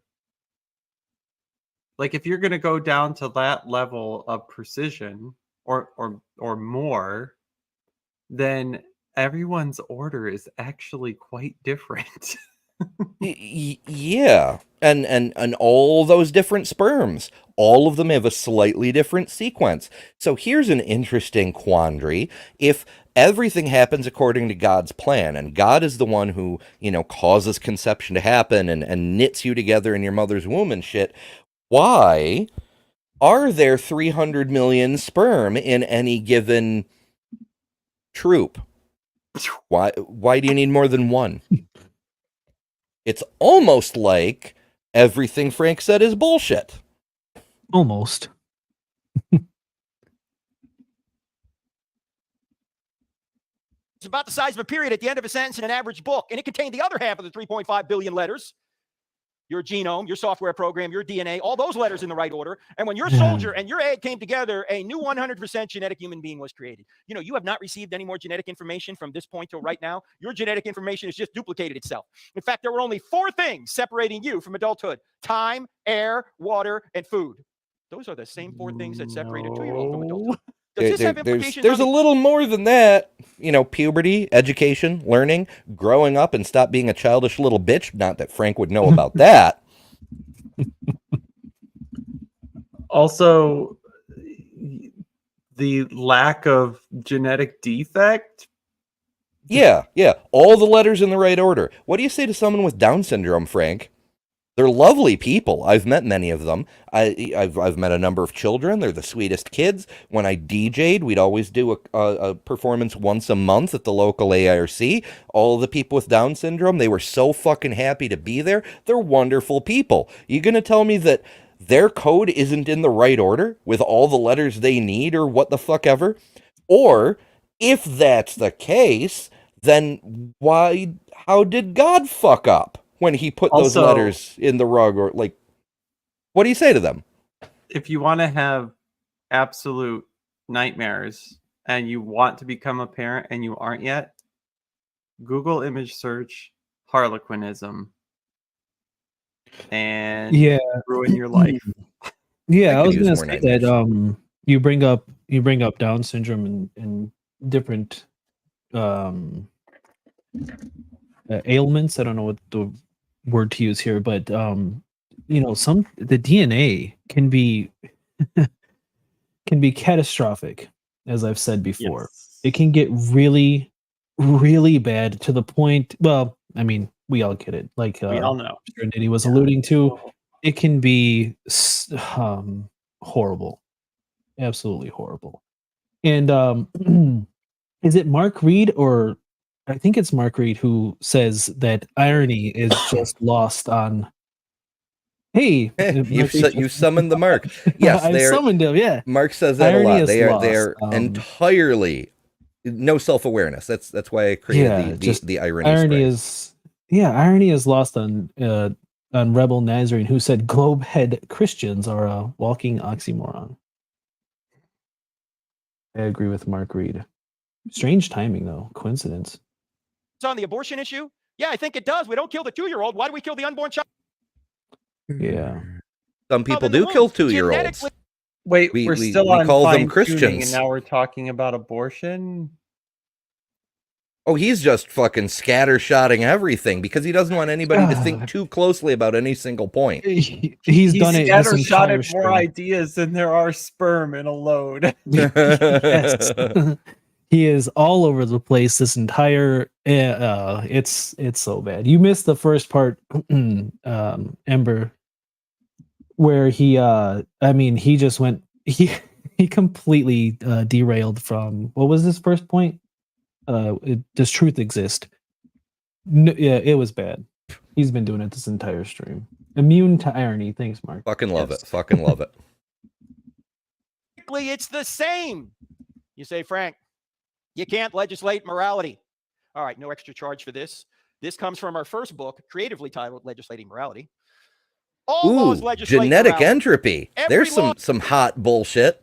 If you want to learn about genetic entropy, head over to a fella named Jackson Rowe's channel. He's got a couple of videos specifically about that because John Sanford, who posed the idea of genetic entropy, is a fucking wackaloon. But do pop off. In schmaxines. Yeah, Mark, you said you'd be back in a bit, but it was just a little bit strange that as soon as I said your name, you popped back on. A little bit strange. Law declares one behavior right and the opposite behavior wrong. You can't think of a law that doesn't legislate morality. The only question is whose morality? And when someone says, don't impose your morality on me, I go, why not? Would that be immoral? I can speed limits. I don't see morality in speed limits. Maybe my brain is too small. I'm a pea-brained liberal figure, some fucking crazy shit like that. But that's just the efficiency of traffic flow. Like, what does that have to do with morality? You can't think of a law. No, this is Frank's latest hobby horse. He wrote another book about this, legislating morality. You can't not legislate morality. In fact, it's your duty as a Christian to make laws to tell everyone else how to live. He's pushing on the evangelical side. He's not quite as dangerous as these demon-loving motherfuckers in Kenneth Copeland's circle, but he's definitely trying to push into the political side of religion and make the world a demonstrably worse place for it, just so he can profit. Hooray! He is definitely as dangerous. He's definitely as dangerous because he doesn't sound like quite the wackaloon that Copeland is. Yeah, actually He's sorry to he's really dangerous. I mean, he's sugarcoating this stuff for people who can't quite go full nutter, but are willing to go, well, come to think about it, these people really aren't human, so we'll exclude them from society. Oh yeah, let's just exterminate them. Why not? They're just taking up valuable resources that real humans could use. But as we've got to exclude them from society, we've got to eliminate them from any social contact anymore. Yeah, I think the last video that I just posted today, I did a comparison with somebody who outright calls for the active extermination of a large group of people, and then I compared that language to the language that Frank Turek uses, and just as Stephanie said, it's identical, but the reason that he's so dangerous is because he doesn't outright say the things that get people kicked off of YouTube, but he says them enough. The dog whistles are abundant with Frank Turek. Yeah, check out that video. I just posted it today, and you can see just how dangerous Frank Turek's speech it really, really is. He just doesn't outright say it, just as Stephanie said, but he says it. He says he knows he goes right up to the line. Okay, I stand corrected on that one. And yeah, as Mark pointed out, he thinks it's like civic duty to legislate morality, but he doesn't like it when people legislate his morality. Like if if we passed a law saying that it is a crime to call trans people subhuman, if we made that a law because of morality, Frank would lose his shit. It's an attack on Christians. Well, Frank's making Pine Creek's argument here that that morality does come. So this is an atheist, right? This is Doug, and his tip is humans create laws. Humans shape morality. If morality doesn't come from God, it comes from humans. So morality to Doug, and he said this. I can pull out a clip of Doug essentially saying that whatever the majority says, if the law is enacted, it's moral. Now that Ooh, is ew. a little scary because everything that a certain Central European country in the middle of the 20th century did was, by that definition, moral. Hmm. And that's why it's however you achieve that, however you put that together, that's a very pernicious argument to make because it leads to horrors that we have seen over and over and over and over again throughout the entire course of human history. It can, whether it's theocratic in that kill them all, let God sort them out, Mm. as regards the Cathars, or this group of people needs to be eliminated. And it doesn't just start. It doesn't just start. It is indeed a terrible slope, a terrible cascade into incredible darkness. To say you're okay as long as this far, but beyond that line, you need to be eliminated, right? You need Mhm. no, you can't participate here. I mean, if you cut it off somewhere, and it's something I see in some debates that is really crazy, and some of the people that are doing it don't realize they're doing it. Yeah, I've said it many times before that language that leads to devastating results. Frank Turek, I don't want to say this is the language, but people like Frank Turek use the language. It's already started, yeah. Without going on a huge side tangent. This is people like Frank Turek, and he hasn't said anything too particularly disgusting in this spiel yet because he can't, right? He's up in front of a group of people. But yeah, this is the language that leads to catastrophes, we'll say. Because you're imposing your morality on me right now. You're saying I ought not impose ought nots. Why do you get to impose ought nots, but I don't? Actually, the better answer is this. When somebody says, don't impose your morality on me, I think you ought to say, this isn't my morality. I didn't make this stuff up.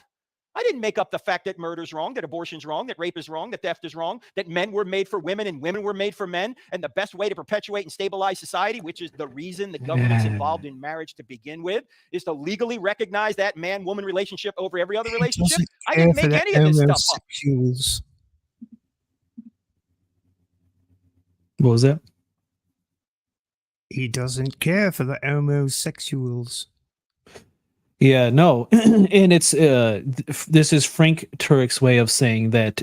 So Frank is different. Well, he's not different. He's outwardly different. Most apologists and pastors, preachers will use a biblical backing as to why gay marriage shouldn't be. Frank goes a step further. He doesn't use he doesn't use the Bible to show why gay marriage should be outlawed or illegal. He takes the Bible completely out of it. He's a step more awful than most apologists. Frank Turek's really bad. He's really bad. This isn't my morality. Which is why I make so many videos about Frank Turek. This isn't your morality. This just happens to be the morality. The one Thomas Jefferson said was self-evident. The one the Apostle Paul in Romans chapter 2 said, the Gentiles are not have the law of the law written on their hearts. Look, if you... Hey, have a good night, Niddy, if you're heading out. Thanks for stopping in. I really appreciate it. Yep. Hold on. I gotta figure out how to stop my channel. All right, yeah. Good night, y'all. Yeah. Good night. Niddy. Yeah, he conflates bigotry with civil rights. Yeah, he's really bad. And I mean, I've covered a lot of Frank Turek, so I won't get into it now, but I've definitely pointed out in all the ways that people like him. It's not specifically Frank Turek. There's many a Frank Turek out there, but people like him who dress the way he dresses, who speaks the way he speaks, who says things in the way that he says them, that makes him particularly dangerous. Because you said Kenneth Copeland. Again, I'm still relatively new to the whole apologist sphere, so I don't know who Kenneth Copeland is, but I'm assuming he's outwardly disgusting. He's not a he's a preacher. He's a mega pastor type guy. Oh, is he the And he's got a whole incredible Air Force. yeah. Yeah, he's a prosperity gospel idiot. Prosperity. Okay, yeah. I do know who Kenneth Copeland is, but yeah. People like Frank Turek are very dangerous, which I think is why it's important to call him out and to do these kind of streams and this and that. The morality. You don't have a problem with me. I didn't make it up. You have a problem with the creator upon whose nature this morality is derived. All right, no extra charge for that. Let's go back to this. From this point till right now, a construction project of astonishing complexity began taking place. Cells began multiplying at a rate of 4,000 cells per second. Brain cells began multiplying at a rate of 100,000 cells per second. For most, anyway. Some cells became heart cells, others lung cells, others kidney cells. How did they know how to do this? Nobody knows. Some cells went so far across you to become. Yeah. I Kenneth Copeland. The name is definitely ringing a bell now. Even pretty great. Greg Locke. Okay, so Greg Locke and Pastor Vlad are disciples of Kenneth Copeland. I see. Become what they needed to become that would be equivalent to you today walking across the United States alone. And that construction project continues to this very moment. You just made 4 million new red blood cells. You just made another 4 million new red blood cells. You just made another, knock it off. I mean, are you thinking about this? Are you going, wait a minute, Frank, got to concentrate. New red blood cells coming up. No. I think this argument is a strike against his God, because why would God create a being that was so complicated where you would have to create 4 million blood cells and 4 million blood cells and 4 million blood cells? Like, why would he do any of this? This is just happening. How is it happening? Aristotle noticed something about 2,400 years ago. Of course, he didn't know anything about blood cells, but he knew that all of nature was going in a direction. In fact, if you think about this, why does an acorn, if it's properly nourished, always go in the direction of becoming an oak tree? Why doesn't it become an elm tree or a birch tree or a seahorse? Because it's programmed to become an oak tree. That's why. You say, well, who programmed it? Well, Aristotle looked and he said, if an acorn doesn't have a mind, and it doesn't. Perfect design blood cells are fragile because of sin. Yeah, that's the only the only excuse that I've heard of why everything sucks so bad is because of the fall and sin. And it's so stupid. Doesn't, yet it reliably goes in a direction. There must be an external mind directing it toward an end. That's what he called the unmoved mover. Thomas Aquinas came along in the 1200s AD and he said, this is going to be my fifth way to argue for God, that everything's going in a direction. If it's going in a direction, there must be somebody directing it. Now, ladies and gentlemen, this is not the Big Bang cause way back when. This is not a history cause. This is a cause right now. Every single second the universe exists, things. Yeah, how convenient that theists can blame all the flaws and suffering on original sin. That's all they have. It's quite literally the only argument that I've ever heard of why everything sucks, or why everything can suck so much, is because of the fall. And it just, none of it makes any sense. The entire story of the fall and Adam and Eve, it's so stupid. It's been deconstructed by many people, and it's really dumb. Things are going in a direction. The natural laws that govern the universe are consistent and persistent. Somebody must be directing them. In fact, God is to the universe what a band is to music. If a band were up here, it'd be creating and sustaining the music. What happens to the music the second the band stops playing? Music's over. Same thing is true with the natural laws. Why are they so persistent and consistent? Why can we do science? Because this universe is orderly. It's persistent and consistent. There must be a mind behind it. This is why the Apostle Paul came along and said, in Christ we live and move and have our being. And Christ holds all things together. And the writer of Hebrews says, God sustains all things by his powerful word. Now, if we had time, I think this is one of the most powerful arguments for the existence of God, but I don't have time to completely unpack it here. Hey, Mark, welcome to the stream. I I hope you were not waiting long. I apologize. I can't see the fourth you're person fine, trying to mate. join. You're fine. Good. You're fine. I had a question, and I just thought I'd jump on. Like, who is he addressing here? An that audience question- at a college. Oh, so usually the ones that I've seen him in, and this might just be, I've never really looked that much into Frank Turek before, but he's usually a lot calmer than this. He seems a little worked up, and usually he's a bit more philosophical and less preachery, I guess I would describe it as. I do have him sped up. This was a live stream. So the live has since ended because we're doing the commentary on it, but he is sped up if that helps any. Well, I mean, it's not so much the speed; it's just sort of the just the manner, the sort of tone, I guess, that he's setting seems a lot more, preacher than sort of philosophical kind of thing. I guess I don't know. Maybe Judging by the consonants or by the letter up here, I think it's I don't have enough fucks to be actually accurate. Something like that. Yeah. You notice how he did that rundown of Paul says this and Peter says this and the writer of Hebrews. Who's the writer of Hebrews, Frank? Who wrote Hebrews? Yeah, I said that earlier on in the stream, Mark, that this what he's doing right now would be rather appropriate for a as a sermon. If he was up there preaching to the people at a church, it would make sense. It was like an hour ago of his live stream that I said that he's definitely more preachy. He went on his entire first argument. So he has four things that he's going for, and the first one is, does truth exist?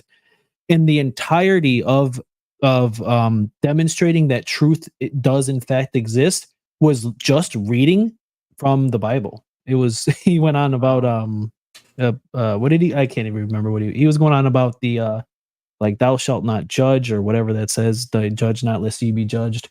He just read scripture. It was very strange. Hey, I don't mean to interrupt. It's just why are things so organized? It's like there's a whole load of chaos as well in the universe.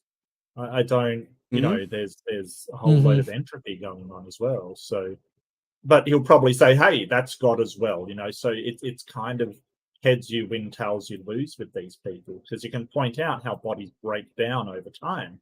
It's not a perfect system. It's you keep producing red blood cells until you don't.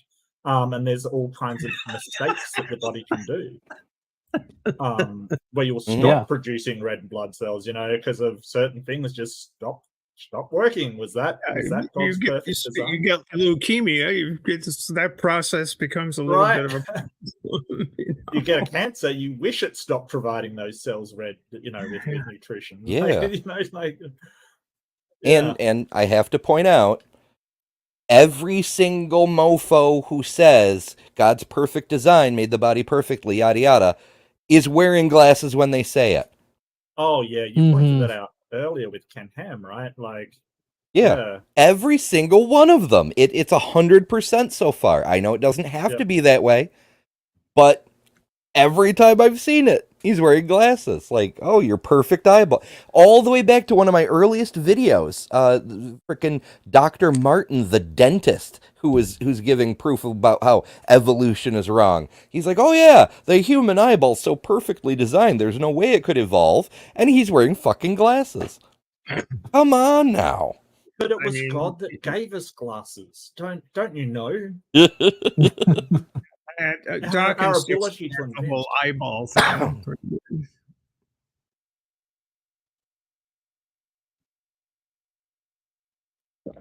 Not to mention octopus If you eyes want- are way superior to human eyes. So maybe octopi are God's chosen people. Oh yeah, octopuses are definitely the chosen people. We're Right. just here like preparing the Earth so that the ice caps melt and then the globe floods and there's more room Right, for the right. octopuses. That's our purpose. Yeah, I mean, thousands and thousands of hentai fans can't be wrong. Yep. You want to go further, there's a book we don't have here, but it's a book I wrote a few years back called Stealing from God, Why Atheists Need God to Make Their Case. But we got to move on to our final argument for God. Buy my the moral DVDs. argument. Yeah. Oh, come on! It wouldn't be Ah. a presentation by a creationist without a gratuitous shill somewhere in there. Let's face it. Well, that's Frank Turek's whole thing is shilling for books. I when Niddy was on the stream, he hasn't said anything in quite some time. I don't know if they went AFK or whatever, but he was actively engaging in conversation. That's how long ago this was when he said he's excited to get into the morality argument. And then he went into the entire morality argument, and now we're getting into the morality argument. He's already done this. Oh, I thought we addressed this already. Jester, love you too, but it is octopuses. Adrian Tchaikovsky covered this Either in his book Children of Ruin. Octopus is a Greek root, so it gets the Greek suffix of says, not the Latin suffix of psi. So it is definitely octopuses.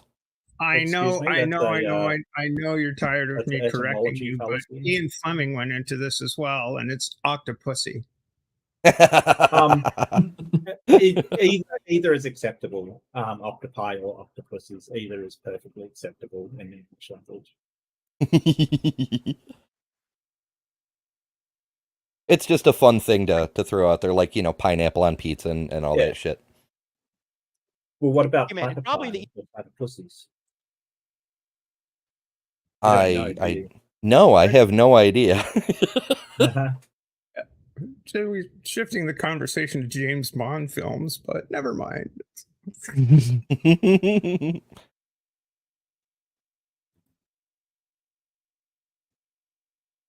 No, so Kata, fishes is slightly different. So fishes, so you have fish, which is plural of fish.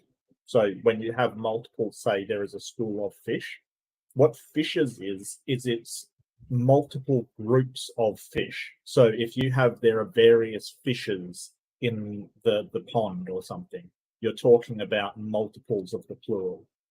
So it's a plural of plural. It's a meta plural. Ooh, fancy. Yeah, kind of. But more important point, fish don't exist.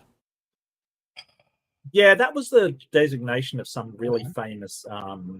What are they called? Ichthyologist. Yeah, that was David Starr Jordan, who was one of the original crew at Stanford. If Dr. Tapioca Weasel's still around, he can probably tell you a little bit more about David Starr Jordan's fun stuff. But if he's not, you can check out a cool book by Lulu Miller, book recommendation, called Fish Don't Exist, which is the story of David Starr Jordan, both the good and the bad, as well as her own journey through divorce and bisexuality and all kinds of fun things. Lulu's a cool writer.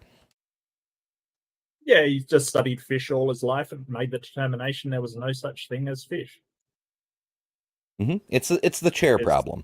There is no way to define a fish that includes all fish and excludes all things that are not fish. Law of identity problem? Yeah. easiest way to think about this argument is to think about football. How do you know that your quarterback throwing a touchdown is better than your quarterback throwing a pick six? That's when he throws it to the other team and they take it back for a touchdown. How do you know? How do you know the touchdown's better than the pick six? How do you know? This is the interactive portion of the program. I guess it depends on which team you prefer, because Yeah, like yeah. He's sports ball, what's whatever. up. He's setting this the up rules to of kind of football debunk his. Yeah, because the rules of football aren't real. Like, we just made them up. There's Right, nothing yeah. objective about whether you get a touchdown or someone else gets to. No one cares. Like, it's nothing objective about it. It's just it only matters in the context of the rules. Right. Yes, he's setting it up to kind of debunk his own that an absolute standard of morality, which is what he refers to all the time. He's setting it up to really knock that down. I'm curious how he's going to reconcile this. You got to watch out for those straw men. Sometimes they punch back. Yeah, well, Frank Turek can't even beat a straw man. Yeah, no, it doesn't surprise me really. I mean, strange, because so far he's kind of he's kind of got morality right, that it only matters, kind of like what Mark just said. What is moral only matters when you have that goal of winning the football game in mind. And you have an agreement on what constitutes winning, basically. Yeah. Right. Yeah. Interesting. Program. How do you know? Not just the rules. You got to know more than that. The goal of the game. You got to know there's a purpose to the game. If you know the purpose is to score more points than the other team, then you can say the touchdown gets us closer to that purpose, while the pick six takes us further away. If there Oh man, stealing from secular humanism should be the title of his book. This is not. He's just described metaethical relativism. And yeah, he has. He's done exactly that. And what he wants to reduce all of these things to a game, and the Bible writes the rules. Big Ben Mama. It's just the same old garbage. It's a steaming heap of bullshit, is what it is. It's just huge amounts. It is an aroma pleasing unto the Lord. The Lord loves. No, that's burnt offerings. What is it? Burned bullshit. Yes, the Lord loves burnt bullshit. there is no purpose, you can't differentiate between those plays. You can't say this is good and this is bad. Now, notice in football, the purpose of the game comes from outside the game. Okay, that's how he's bringing it. Yeah, This is how he does it. Here it comes. Yeah. Here comes the bullshit. Yeah. It's coming. Where'd I put that surgical mask? This is going to be stinky. Teams playing in the NFL this week, when they show up on the field's already set. Refs are there. They don't set up the rules. Who sets up the rules and the purpose? The commissioner and the owners. And every year they tweak the rules just a little bit. Why? Because the rules of football are arbitrary. They could be different. But the rules of life are not arbitrary. They come from outside the game. They come from the creator. He gives us a purpose. If there is no purpose, though, you can't say this is the right way to live and this is the wrong. So he just, right there, yeah. Exactly. He just completely. Yeah. So here's the thing. Yeah. You don't need all of that stuff, like the owners and all of that stuff, to have a game of football. You can have it in a park just between the players, and you can change the rules to suit what the players agree on, right? There's nothing saying you can't. You don't need a referee to have a game of football. I mean, that's how they do it in the NFL, but not all of us are professional football players, you know. So you can, as long as we agree on the rules and we are mostly honest people that want the same goal, then we don't need all of your extraneous stuff. So I feel like he's making this argument as, well, we need the churches to tell us what the rules are. Yeah, but what if the rules aren't very fun? Or not how we want to play it. But Mark, how can you possibly play football if you don't know who your owner is and obey his wishes? You just agree with the other players. We can say, hey, we don't want to tackle anybody, so we're going to make it touch football, right? Yeah. We don't want to. Sorry? Yeah, we'll make it tag, touch, whatever. Yeah. Oh, I know. don't know. It's called touch football over here, where you don't actually tackle people; you just touch them, Yeah. kind of thing, and that's counted as a tackle. We have flag football wherein somebody is tackled if you pull a handkerchief out of their pocket or something. Yeah, sure. You know, stuff like that. We can change these things ourselves. We don't need all your owners and all your crap to do it. We can just say, hey, we're interested in having a nice thing where nobody gets hurt. Sure, you want to play by these rules that have been handed down? Fuck off somewhere else. I'm sorry, I don't know how you feel about swearing, and I'm so glad to be on here, Nara, but I do apologize. I just this no. Swear away. Okay. We're pro Well, pro I freedom think of speech here. I would have been horribly chastised earlier. Really? I've been Oh, calling well, him fuckface Frank all day long. consider me chastised. I'm trying to break my Australian stereotype and not swear. So yeah. Yeah, I mean, you're on a stream with two sailors and the person who coined the phrase "fuckface Frank Turek." And it's awesome to be on this that's stream now. I Bobby. never get to catch you, mate. It's actually great. I'm it's great. I'm really happy to be on. Yeah, I'm so glad you stopped by. I really appreciate it. Yeah. The wrong Yeah, and what's sad about this is that nobody in the audience realizes that Frank just debunked his first analogy. Right. It's just the analogy. Yeah, it's just everybody's. I really wish that there was a camera that showed the audience, because I'm curious what their you know, you can read people's faces and see what their responses are. I'm very curious how the audience is taking this. But if they paid X amount of dollars to see him, I'm sure that they already probably agree with him, so they're just eating it up. And it was just such a bad analogy. Possibly. It was so bad. Possibly. But I mean, we just did a thing on Ken Ham, basically going, "Oh, so many people are leaving the church and stuff." It's because of things like this. Like when you actually go away and think about it, or you talk to somebody who's like, "Wait, that doesn't make sense." Suddenly, that cognitive dissonance sets in. You know, the sort of the idea that you're going, "Well, that doesn't make sense." Why do the rules have to come from outside? I mean, they cannot come from outside until we have access to that outside.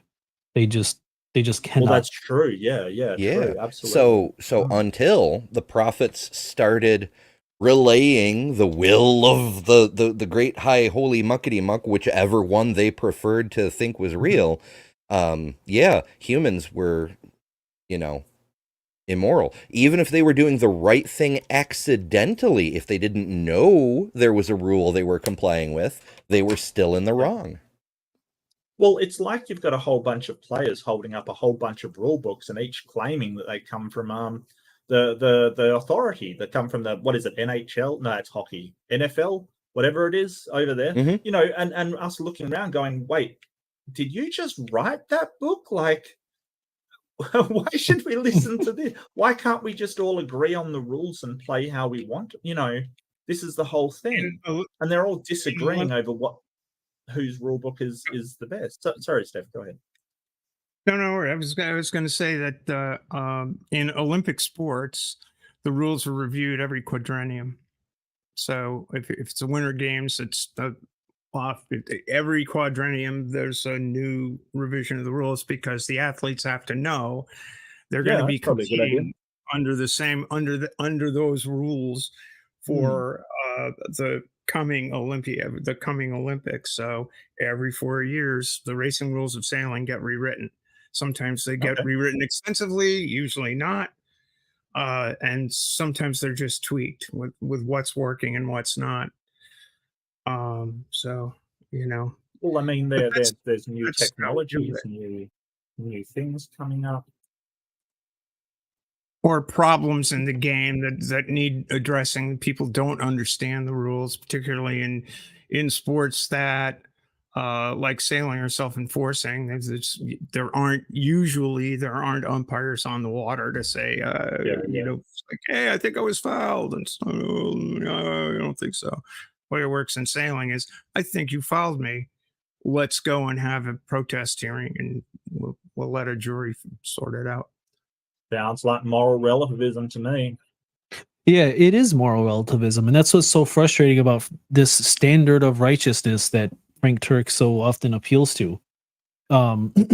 Because all it takes is for two we can even just say well-established religious denominations of Christianity. All it takes is for them to disagree on what if you have a book that is open for interpretation and you don't have the author to clarify what he meant, it's just left up to the people. How can that be an objective standard? Because it's just this church's opinion on what they think God said versus another church's opinion on what they think God said.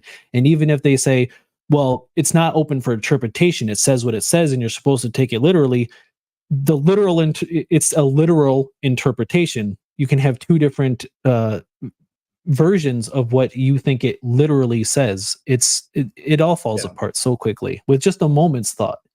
It doesn't preclude there. It doesn't preclude there being in some way a literal objective morality behind it all. But the problem is that we've got no access to it. I think is what you're pointing out. That if they all disagree on what it is. We just had a perfect example of that earlier this evening, and going through the Sermon on the Mount and the whole and the whole "judge not lest you be judged" thing. Yeah, I mean the Turek's interpretation of that is basically putting God at the center of that whole discourse, rather than, as Niddy first said, and I agreed. I guess perhaps our upbringings were the same in terms of exegesis of that particular verse. It was don't take the mote out of your own eye before you try to remove the speck in your brother's.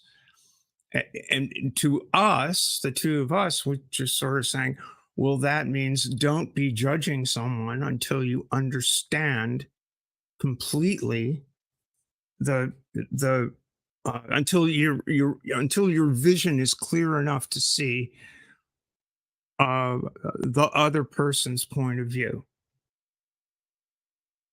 Right? I mean, and Turek's not taking it that way at all. Turek's basically saying, no, that's when you are clear enough to see, you will see God, and God will help you take the speck out of your neighbor's eye, and you should see everything through the lens of what's written in Scripture. Yeah, Bo does the same thing. That asshole who gets kicked out of places. He's like, no, that take the mote out the mote out of your own eye thing. That just means you have to learn the Scripture so you can see clearly, and then God commands you to righteously judge others. Assholes like that, I just go Romans 2:1, fucker. Romans 2:1 is very explicit. It says, no matter who you are, if you judge anyone, you have no excuse. Period. Who was it? Someone in the chat. I'm real mad. I think it might have been Pragmatic. I can't remember. Somebody said, you're mistaking judging for being judgmental. It's that's conflating words. Frank would never do such a thing. Right. Anyway, that's a pretty tangent, but still. Yeah, and just to take my little tangent earlier just a little bit further, and to go off of what Mark had just said, even if you did have access to the God who wrote down the Bible, you still don't have any reason to just accept that God is correct on whatever the moral judgment might be. You could still disagree with him. There just isn't an objective lawgiver. It just seems to me that it can't be the case, because all you have to do is just say nuh-uh. And it's kind of the only time that works, unless you have that goal in mind, like we just went over with the football game. But if you don't have that goal in mind, you have to just agree with whatever that God's goal is, and it's just like I said, it all falls apart so quickly. with a moment's thought. Just think about it a little bit. Oh yeah, yeah. I mean, so he's got his cool book. I mean, shit, this isn't literally an elementary school argument.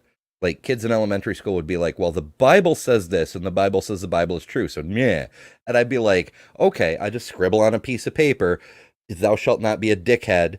Everything on this paper is true. It was, whatever, all that crap." And I'm like, now I have a piece of paper that says a thing too, and it says you're wrong. So fuck off.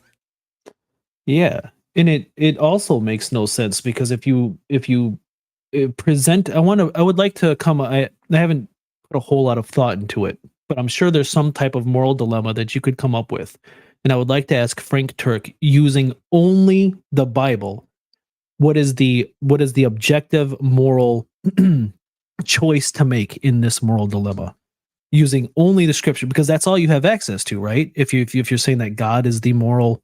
I mean, I guess he could go with, he'd pray on it or something stupid like that. But it just makes no sense to say that God is the objective standard of morality when you come across a moral situation and you can't ask that God, what good does it do you, even if he were the objective standard of morality, because you can't get his objective opinion, objective statement.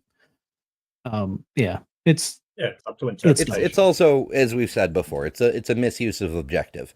If it's God's opinion, it's subjective. You've just shifted the subject to that subject. Mm-hmm. Yeah, it's really bad. All right, let's see if we can get a little bit further in this. Wrong way to live. And even atheists will admit this. In fact, if there is no God, the Nazis were not wrong.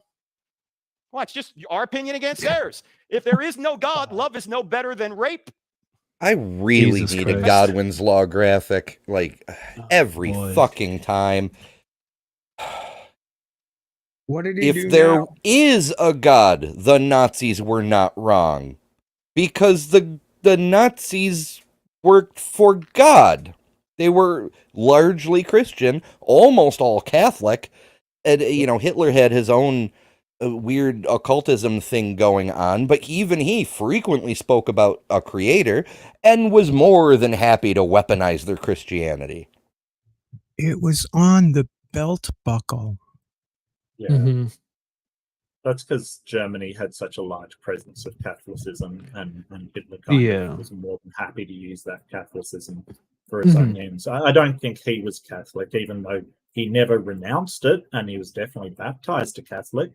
But he was more than happy to use that for his own means. It's definitely interesting to know that somebody like Hitler even had to bow, sort of, to Catholicism, because in the beginning, of course, that didn't work out so well in the long run. But even in the beginning, even Hitler had to kind of cater to religion at the time.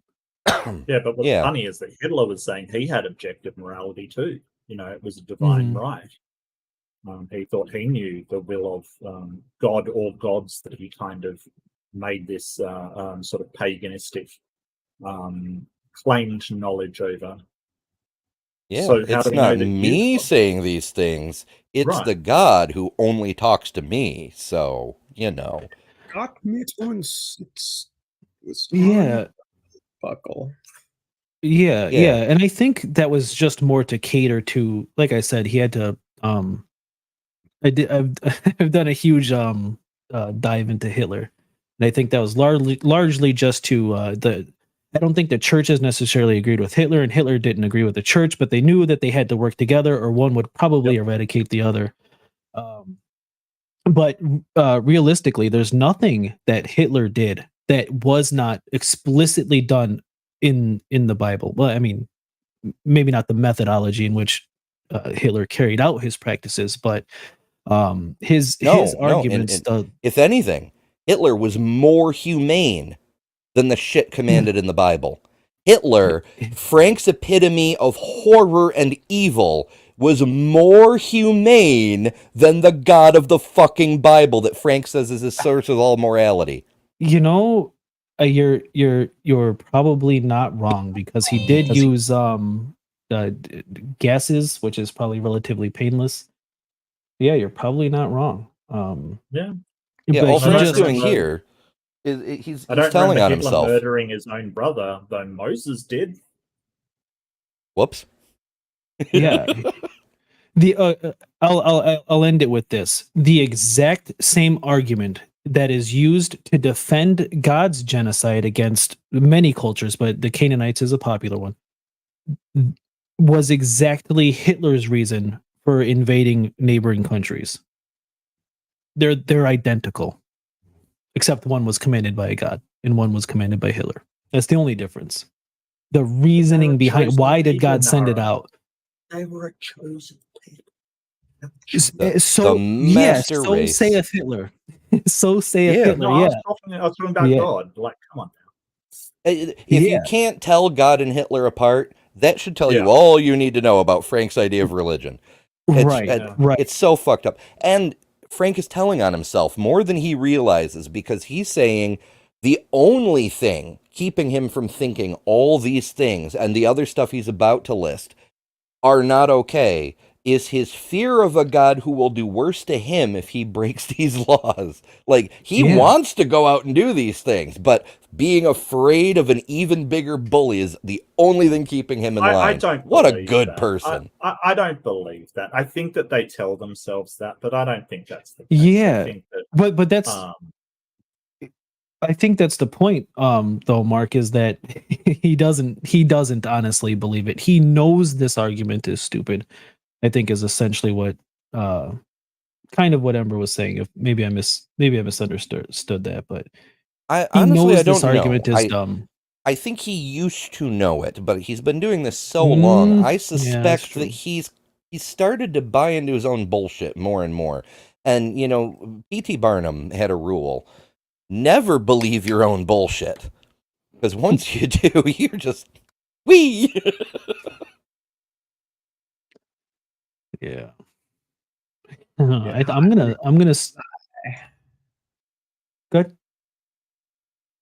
Just getting high on your own supply. That's about all. Else. I'm gonna steal that from you, Ember. If you can't tell Hitler and God apart, there's probably an issue there. Yeah, that's a good one. Somebody should make a clip reel of things that I say that actually like make sense. Yeah, it is. Yeah, Well, I mean, and I didn't. The Voltaire thing, you know, someone who believes in absurdities will commit atrocities. Yeah, I want to go through and I want to lay out Hitler's justification for his invasions, and then I want to lay out God's justifications, and then swap all the necessary words around. Instead of Poland, it would be Canaan. Instead of Jews, it would be well, hey, I guess Jews would be relevant to both, but I want to swap them out and see if the stories still make sense, swapping out their the keywords. Oh, make it I a quiz guarantee show. It would. Apologia did something similar a little while back. He took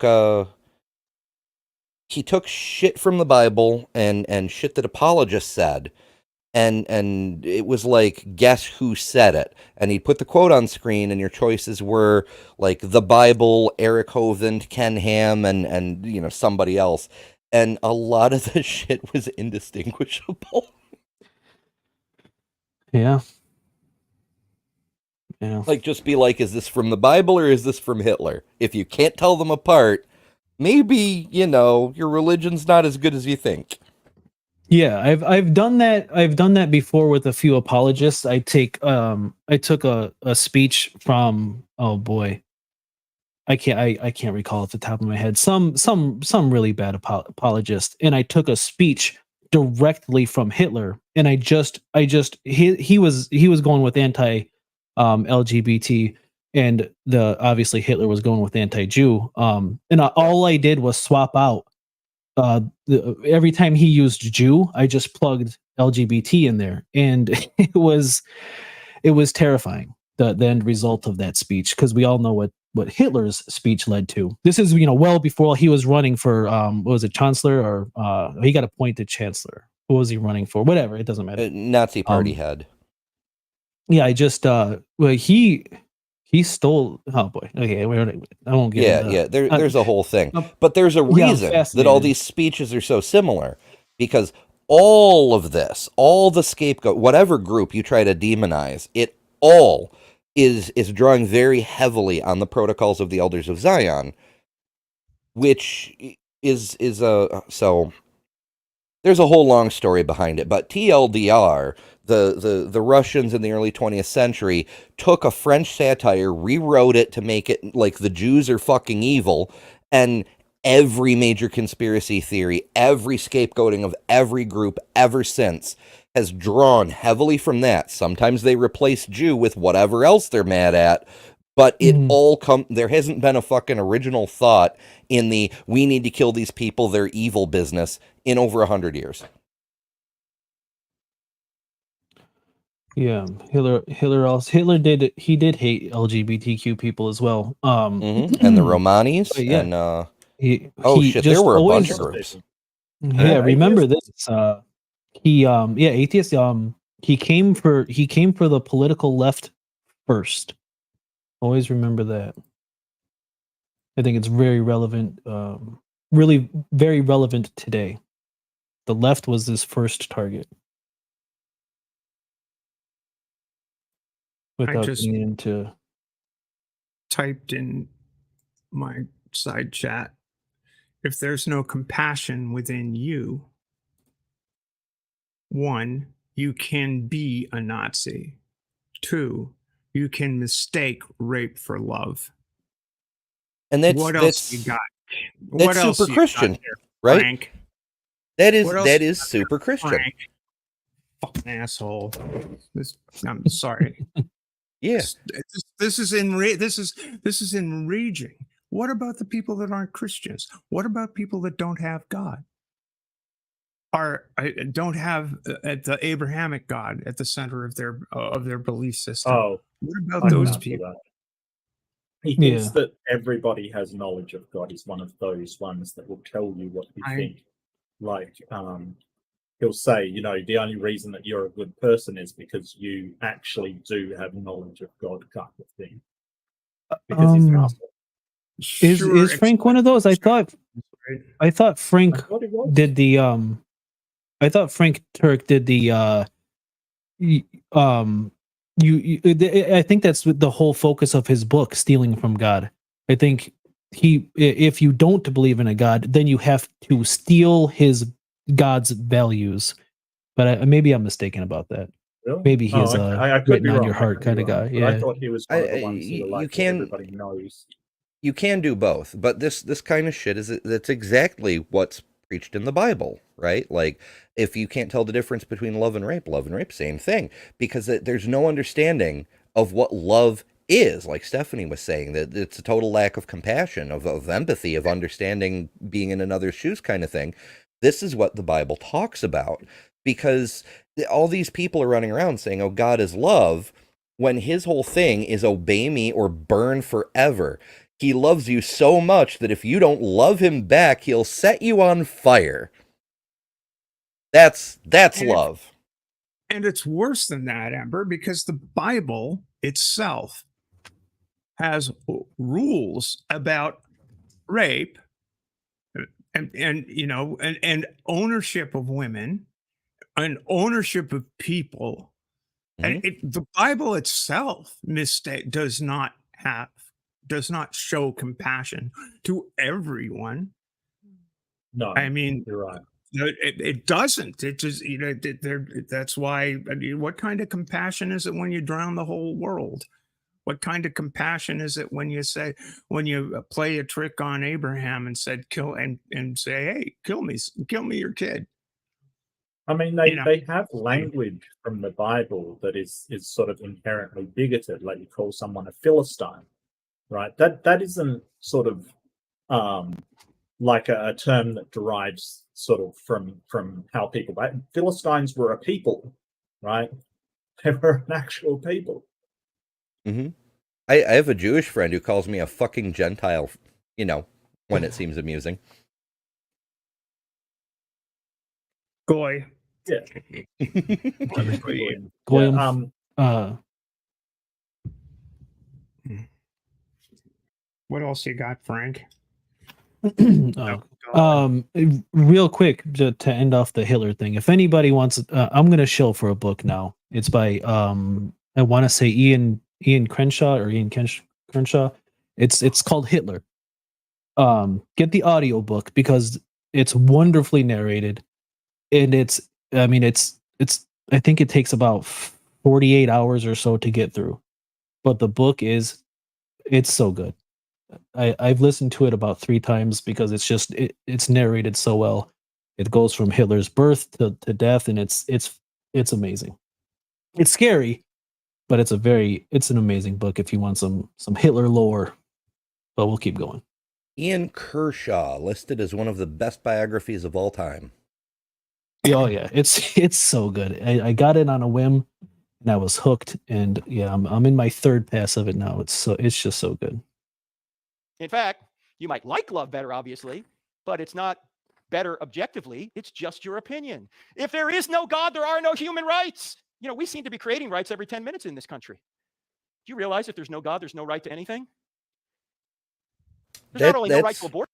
That's an interesting statement too. Oh, Hitler. Yes, that's fantastic. If there is no compassion, you don't recognize rights. So this is sort of an appeal to consequences. So Frank Turek's trying to say, hey, the consequences of there not being objective rights. Okay, so the consequences of there not being objective rights is everybody just does whatever they want. So not only is it sort of an appeal to consequences, because there may not be any objective morality, and we just have to deal with that. We have to deal with it as best we can. And even if what he is saying is true, that everything just breaks down, that's no reason to believe it. And number 2 is it's a slippery slope as well, because there's no reason to think that if morality is a social construct, that suddenly everything is going to go to crap. Like laws are a social construct. We know laws are a social construct. There's no laws that are just inherently, intrinsically part of the universe. It's just, laws. We made them up.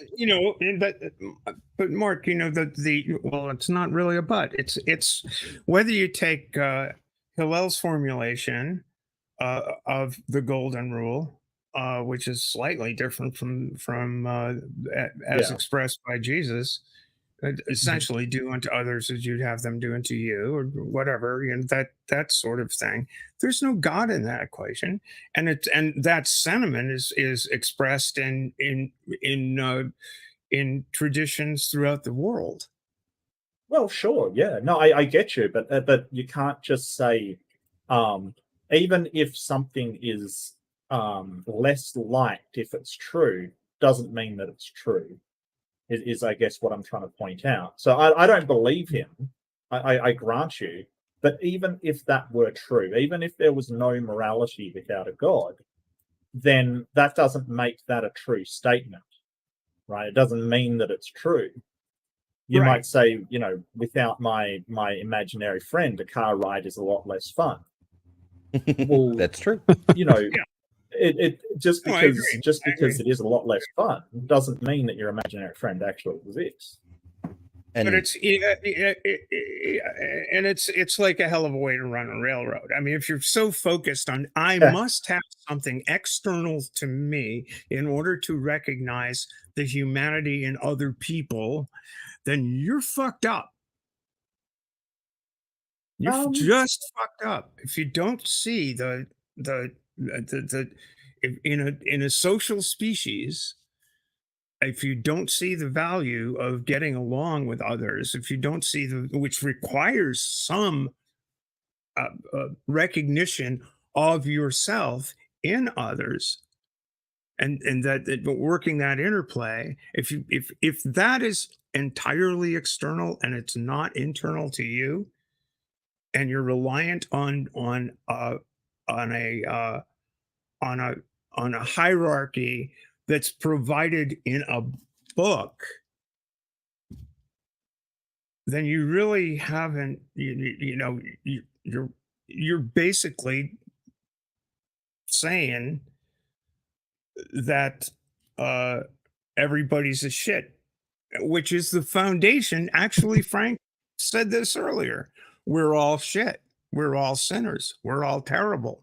We need redemption. Ooh, I got to back rewind from and grab that. Jesus. I've been collecting those kind of quotes for a project. Because that's like, it's a whole fucking thing. But also, what he's saying is he's defeating his own argument. It's a self-refuting position. He's complaining about how new rights are being created every 10 seconds. Okay, that kind of demonstrates that they can't come from your God, since your God isn't talking to us about these things. If God created all the rights, then we would have had all the rights in the beginning, and we wouldn't have to make new ones. Yeah, and I love how George Carlin sort of said, well, how come some countries have lots of rights and some countries have no rights at all? No rights at all? I mean, what kind of goddamn God gives people no rights, you know?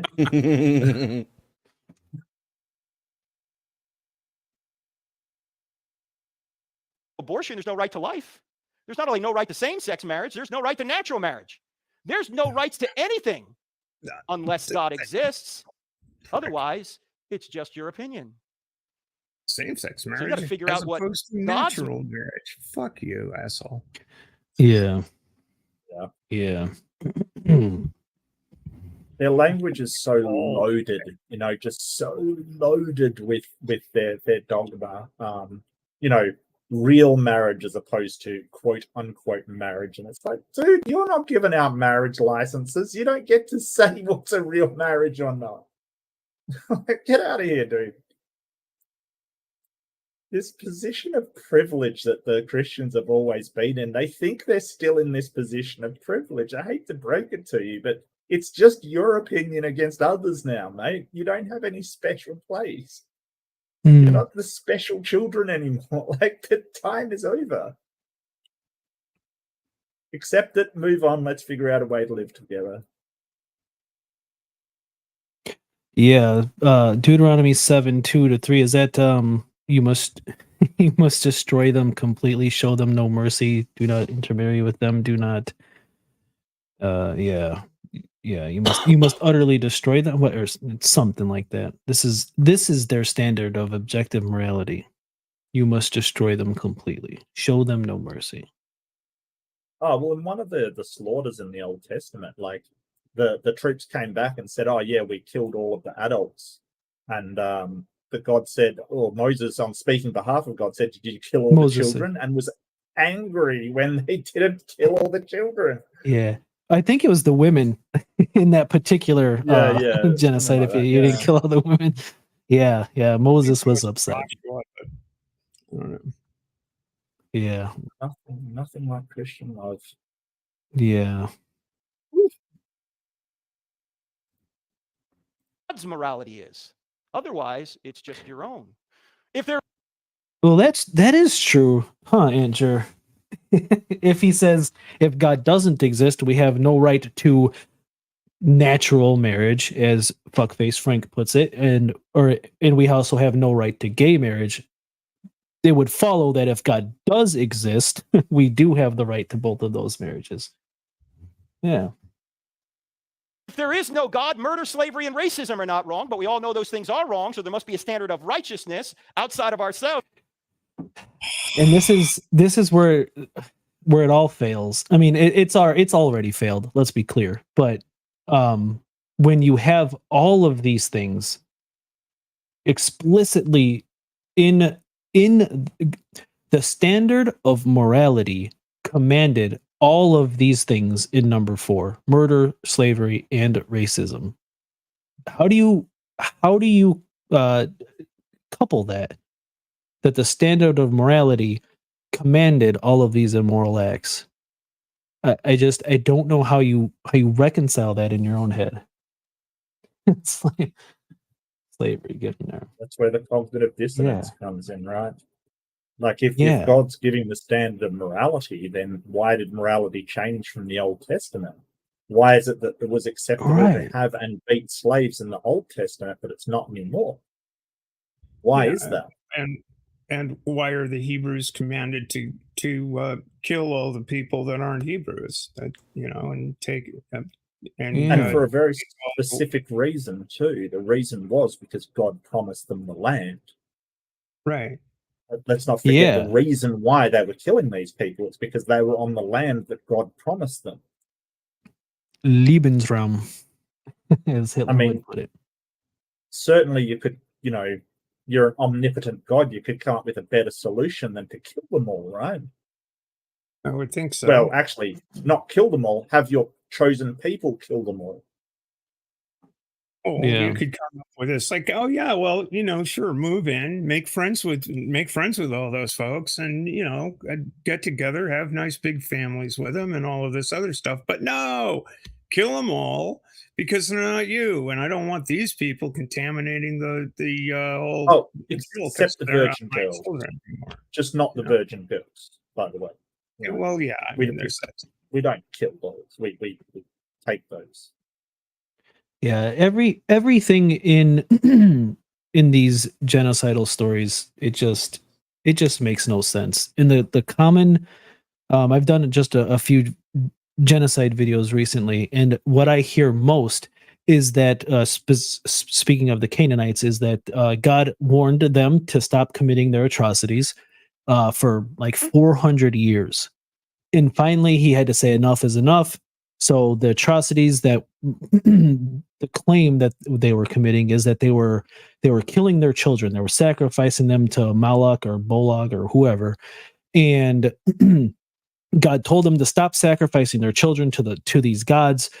They wouldn't do it, so God sent them to be destroyed. So essentially, as I've said many times before, a good way to stop children from being killed in the future is to kill all the children presently. Then it assures no more children will die if you kill them all.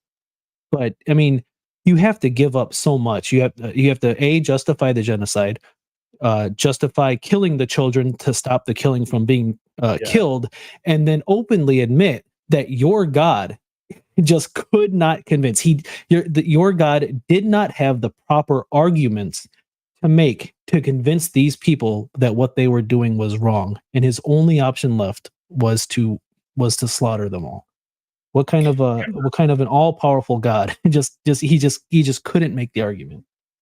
He couldn't convince these people. Was it on your stream that there was a discussion of Moloch and the derivation of that whole thing, the MLK and the Semitic root MLK? Was that on your stream where somebody pointed out that Moloch was a form of sacrifice, or a particular form of sacrifice, and it was just I've heard that before, yeah. But further along the linguistic line, Moloch, MLK, the triliteral root in Arabic, if you point at Malik, that means king or owner. And it was more like the owner of the sacrifice. So you're sacrificing to it's yet another one of these weird things that in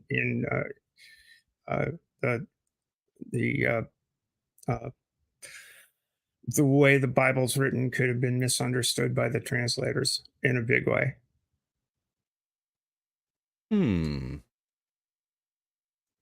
I forget there was a long discussion with someone who was familiar with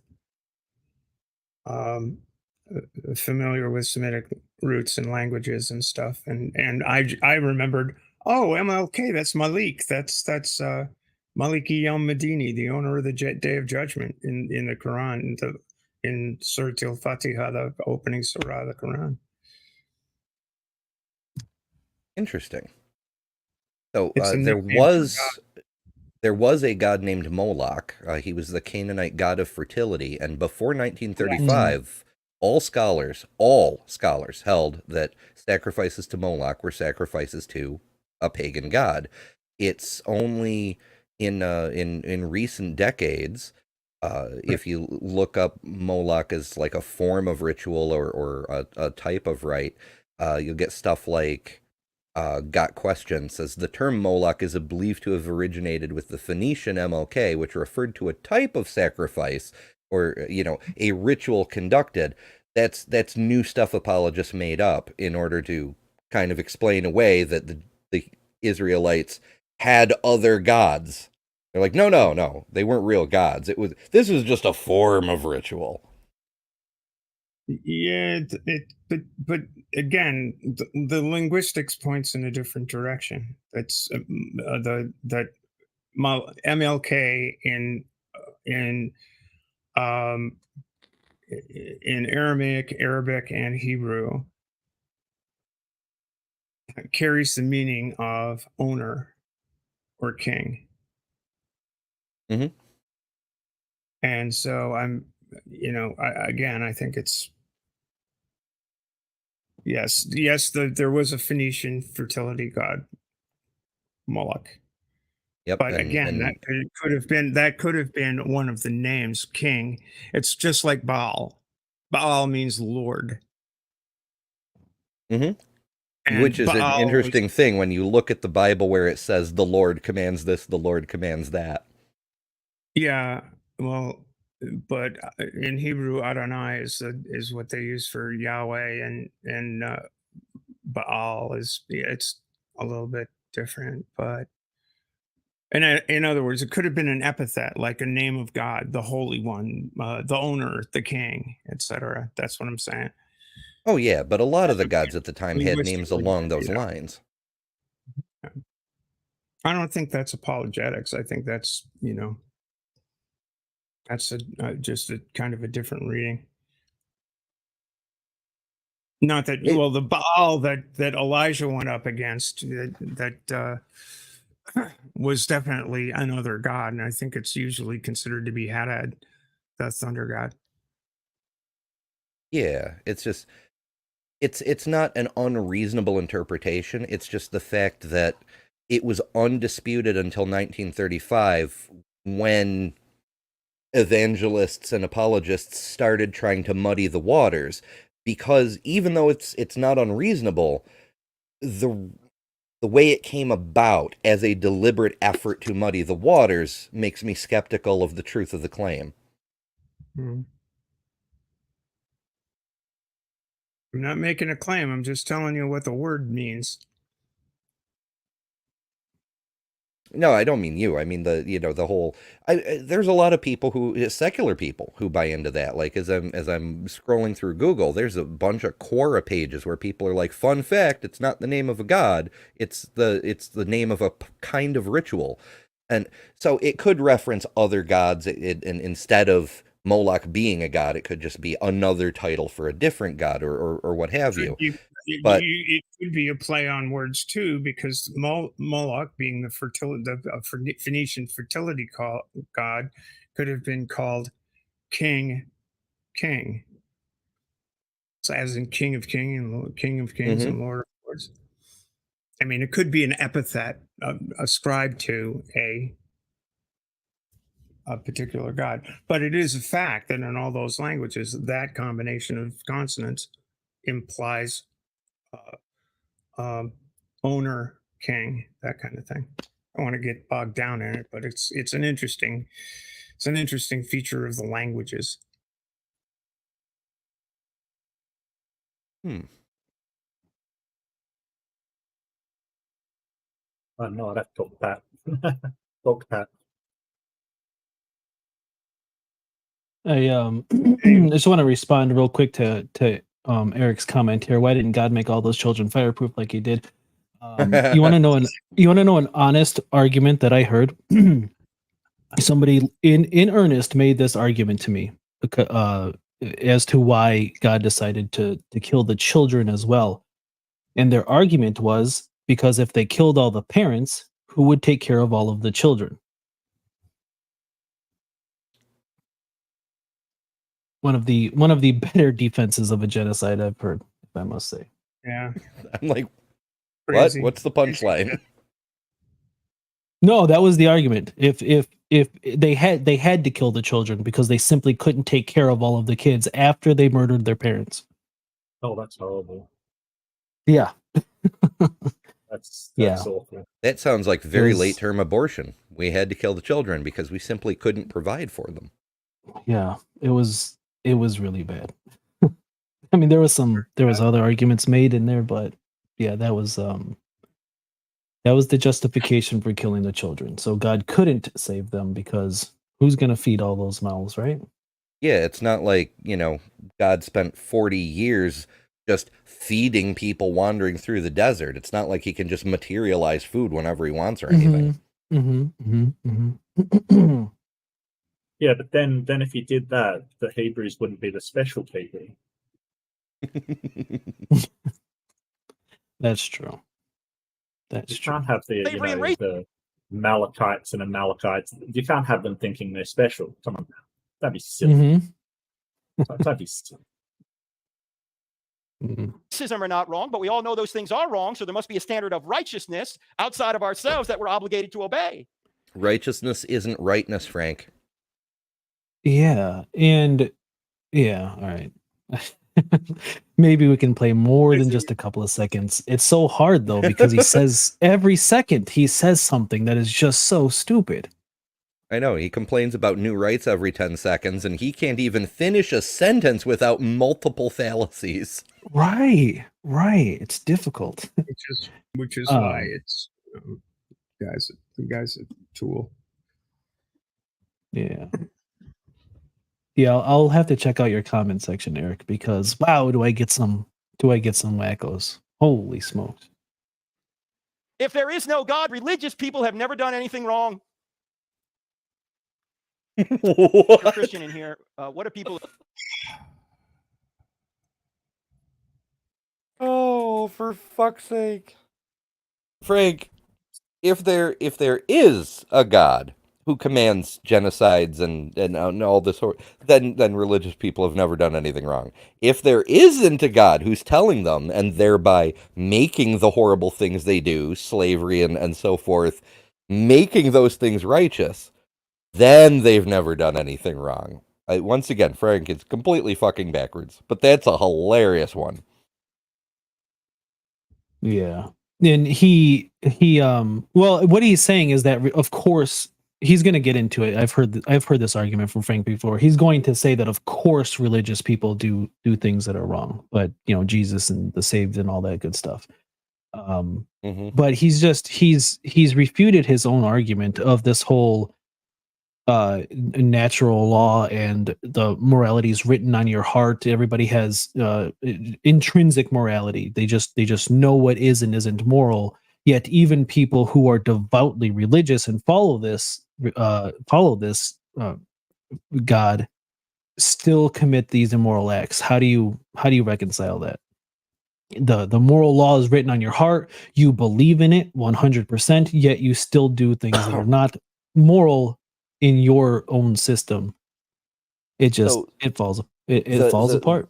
The people who are more dedicated to following God and obeying his word and living the way they're told to live based on the book, therefore, are less likely to commit moral abominations, which is no doubt why 56% of Catholic priests, 56% have at least one CSA allegation pending, and half of them have 2 or more.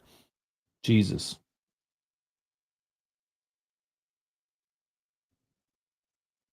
People accuse you of being a hypocrite. You Christians are hypocrites. When somebody says that, you know what you might want to say to them? You know what? You're right. I can't live up to what Jesus told me to live up to. But you've actually given an argument for God. Why? Because you're assuming that hypocrisy is wrong. Why is hypocrisy wrong? Jesus Christ. There's no God. There's nothing wrong with hypocrisy. There's nothing wrong with anything. Now, how many people in here? I mean, if there's no God, there's no logic either. Fuck it. Fuck it. Fuck it all. Yeah. And they say atheism leads to nihilism. Holy crap. Yeah. So, but what does hypocrisy wrong mean? Right? Hypocrisy is annoying, but it doesn't necessarily make it wrong. So if I used to smoke when I was younger. If I say, hey, don't smoke, that's terrible for you. That's incredibly hypocritical because I used to do it myself. But I'm not wrong, right? I'm not incorrect that it's very bad for you. So first you've got to explain what you mean by hypocrisy being wrong. Immoral? Not necessarily. Hypocrisy is not inherently immoral. It's always bloody annoying, but it's not inherently immoral. If somebody says who's a Christian and lies all the time says it's wrong to lie, they're not wrong about that, but it is hypocritical. Sure. Oh, for sure. I mean, sometimes it has its place.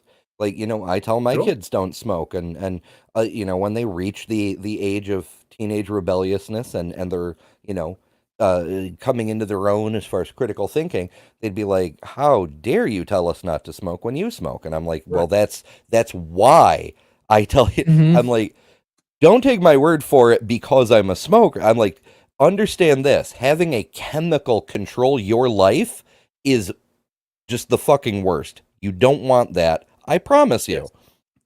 Yeah, it's awful. It's an awful place to be in. I get what you're saying. If you're interested in logic, it's called the tu quoque fallacy, which is Latin for meaning "and you also."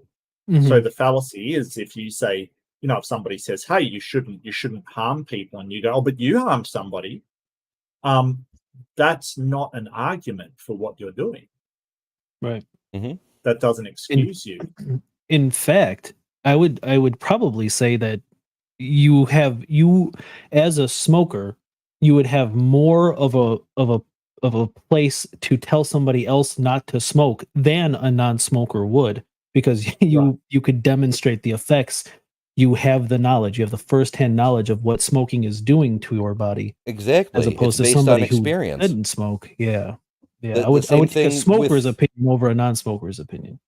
Yeah, it's the same thing with hurting people, right? Like, Mhm. a long time ago, I dated a hippie farm girl who decided that she couldn't eat meat if she didn't kill it herself.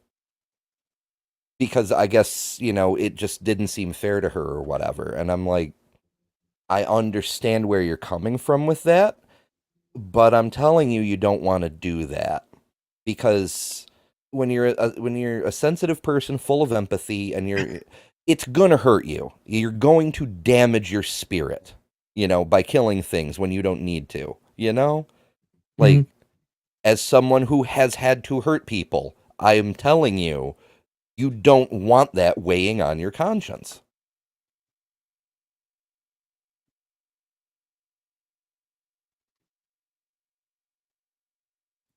No other people, or it might even be you. You're not happy with Christianity because Christians have wronged you. How many people know somebody like that? Yeah, of course, many of us have, right?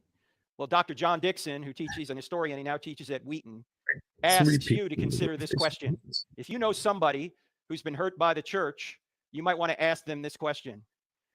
When somebody plays Beethoven poorly, who do you blame? Beethoven. You don't blame Beethoven. You blame the player. So when somebody plays Jesus poorly, who do you blame? You don't blame Jesus. Is Who's Well, just Frank playing because I'm saying not Jesus? true don't and beautiful hate the doesn't. player, hate the game? Like, don't hate the player, hate the game argument? He's gonna be in Greg Clark's next rap video. Holy shit. Yeah. Wow.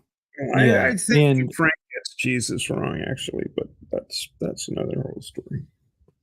yeah, and I don't know if I'd make that argument that if you played Beethoven poorly, that you should blame the player. I don't know. Many things you could blame. The Right. instrument, Yeah. You got the teachers. Yeah. it's Or it might a just matter be a of crap song. yeah. Like, let's face it. Like, It might also be just a piece of garbage, piece of music. yeah. Yeah, just because Beethoven Is wrote there a it. way to I mean, play Christianity to get like a symphony? I don't think there is. Like, maybe I yet to find it, I guess. I suppose you could. It's like, Yeah. how they've got that whole Bible code numerology business. If you take the Hebrew letters and convert them into the numerical value, and then convert the numerical value into a note, you'd have to figure There out you what go. scale would work. But you could turn it into music. It's good. I wonder if that's how you get the brown noise. Maybe. Doesn't mean Jesus isn't true and beautiful. Just because I don't play the Savior perfectly doesn't mean he doesn't exist. In fact, if I did play him perfectly, I wouldn't need him. Do you realize that you can get to heaven by being good? Yeah, you can. You just got to be perfect your whole life. Too late for me. How about you? In fact, I had a couple of debates a number of years ago with Christopher Hitchens. Christopher Hitchens was a brilliant British atheist who sounded more brilliant than he was because he had a British accent. No, he didn't sound more brilliant than he was. Well, he was more brilliant than Frank anyway. Yeah, it's strictly in regard to religion. He was pretty good at what he did, and he absolutely slapped Frank Turek in that debate so many times. Twice. I would be, if I was Frank Turek, like I would be embarrassed to bring that up. I would never bring that up. But to his credit, he does, and also to his credit, that debate is posted on Cross-Examined. That's Did we review I don't one know. I think we did. Yep, we reviewed the first one. Actually, when we posted like a week before that we were doing the review, and then the day before, Frank reposted the original. It's almost like he knew it was coming. Wow. Prophecy. I'm a believer now.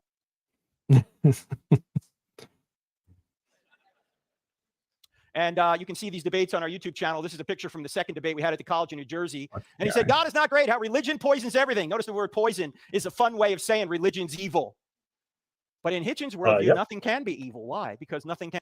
Well, I don't think that's what Frank Turek was saying, or what Christopher Hitchens meant by that at all, that religion is evil. I think he did feel that way, but that's not what religion poisons. It doesn't mean that it's evil. It just adds so much complication and unnecessary.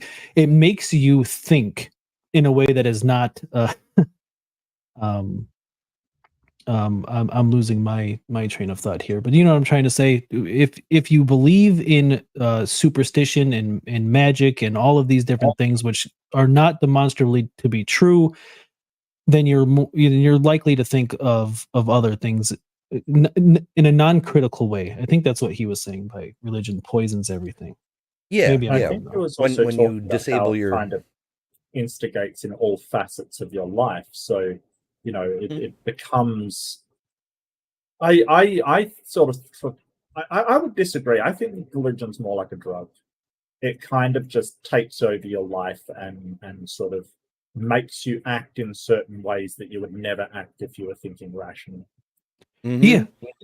You said it much better than I did. I just it makes you do things that you normally wouldn't do if you didn't have that process of thinking. But I don't think Christopher Hitchens was saying that religion is evil in that sense. Not in the sense that Frank Turek is taking it. Not in right. Side point, but yeah. Thing can be good, because if there is no God, everything's just a matter of opinion. So I kept asking him, what do you mean by evil? And he just said, well, religion's evil. By what standard?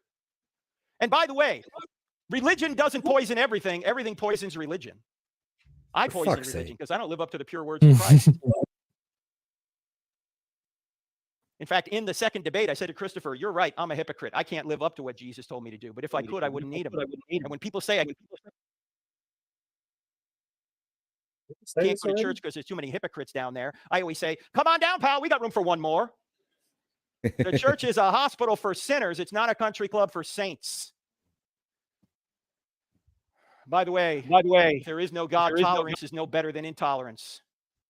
Are Christians commanded to be tolerant? No, Christians are commanded to be loving. You see, tolerance is too weak. Tolerance says hold your nose and put up with them. Love says reach out and help them. And how do you love people? Do you tolerate when they do evil? You how many parents do we have in here? All right, how many former children do we have in here? Okay, good. That's everybody. Let me ask you a question. If your parents tolerated everything you wanted to do when you were 13, would they have been loving parents? No, you need to stand in the way of evil. If you enable your child to do evil, that's not loving. You need to do what's right and direct them toward the truth. See, our culture thinks that love means approval. Oh boy. All right. So he's definitely getting into an anti-trans argument right now, an anti-LGBTQ argument. This is where he's heading. Yep. This was actually a free performance. He needs to sell more books. He needs more content for his channel. Although he does command huge speaking fees when he's summoned by an agent, but this was a free performance. Well, maybe he tried to sell tickets and nobody was buying, so he just opened it up. Yeah, he's whenever he starts off with the you got to stop your children. He specifically used the age 13. He's setting up this anti-LGBTQ argument right now. Approval. Love does not mean approval. Paul, in the famous passage everyone reads at their wedding, but nobody obeys, 1 Corinthians 13, he says, love does not rejoice in wrongdoing. Love rejoices in the truth. He says, love always protects. Love always perseveres. If you want to love somebody, you need to tell them the truth in a tactful as way as possible. That's what we're doing right now, Frank. We're loving Frank better than he loves himself. Really? By telling him his religion is bullshit and he needs to accept the truth. I don't think we're being tactful. I think we're just calling them out. Well, yeah. He might not get into it since he's he's in California. Good. I don't know if it's tactful to say this, but fuckface Frank Turek can go take a giant leap into the Pacific Ocean as far as I'm concerned. Yeah, Turek's really bad, and his like I was saying, maybe since he's in California and B, he's speaking in front of an audience that is not specifically his audience, he might not get into it. But this is his setup for his anti everything argument. Maybe he won't get into it, but this is his argument against it. Yeah. You got to tell people what is true. You don't affirm them in their gender identity. You tell them what is the truth. And yeah, this is you tell them who to be because they don't know. Yeah. It's just like all the rest of it. You're suppressing the truth and unrighteousness. Only a fool doesn't believe. I know who you are better than you are because it's all part of that ultimate cultural paradigm. I'm here to tell you how to live because I have the special knowledge. Yeah. Yeah, that's true, Michael. Some people don't need intellectual. They just need something to shore up their beliefs. Yeah. Yeah. Well said. Soul who said this, when you want to help people, you tell them the truth. When you want to help yourself, you tell them what they want to hear. Too often we tell people what they want to hear rather than what they need to hear. Like Jesus loves you. Finally, if there is no God, you can't complain. Okay, so Like you won't die when you die. You'll keep living forever. You mean stuff like that? Yep. Right. Yeah. He didn't bring it up, but everything he just said was 100% word for word his anti-trans spiel that he's been going on a kick lately about. He just left off the end part there. Welcome to the club, Frank. Yeah. You probably didn't even think trans people were a thing until some other idiot told you we were. Yep, he can go have himself another gender-affirming surgery. Mm-hmm. Yeah. I'm putting together working out for you, by the way, Frank. Just putting together a little video about that. I finally started editing. I just posted my first edited video. I didn't just sit down and ramble on. But yeah, I'm doing a little video about that right now. It's in the works. Complain about the problem of evil. Why can't you complain about the problem of evil? Because there's no such thing as evil unless there's good, and there's no such thing as good unless there's God. In fact, C.S. Lewis, early on in his life, was an atheist because he went through World War I. It was a terrible war, and he said there can't be a good God because there's too much injustice or injustice in the world. Then one day he had an epiphany, and he ultimately wrote it in the book Mere Christianity. After he became a Christian, here's what he said. He basically said evil requires good and good requires God. He said, as an atheist, my argument against God was that the universe seems so cruel and unjust. But how would I got this idea of just and unjust? A man does not call a line crooked unless he has some idea of a straight line. What was I comparing this universe with when I called it unjust? You see, you wouldn't know what a crooked line was. So this came up when Frank talked to Alex O'Connor. He was like, you can't tell what good is, or you can't tell what evil is without some standard for good. And Alex went, well, no, not really. Like, if you're walking through Kansas, super flat land, whatever, and you consider, good to be a higher position and bad to be a lower position, then you're walking through Kansas, super flat, and you see a hole in the ground. You don't need a hill to be able to tell that's a hole.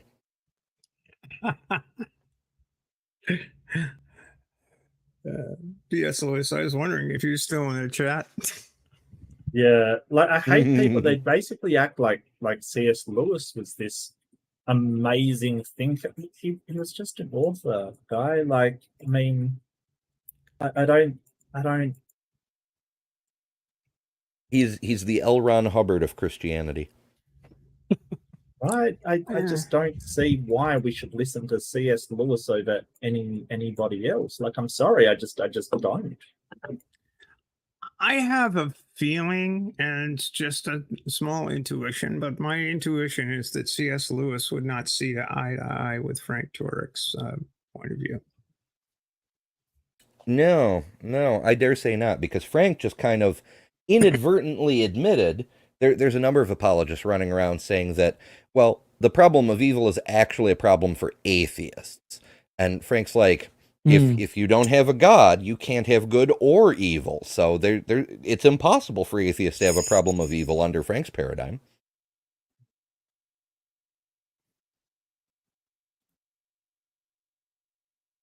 It's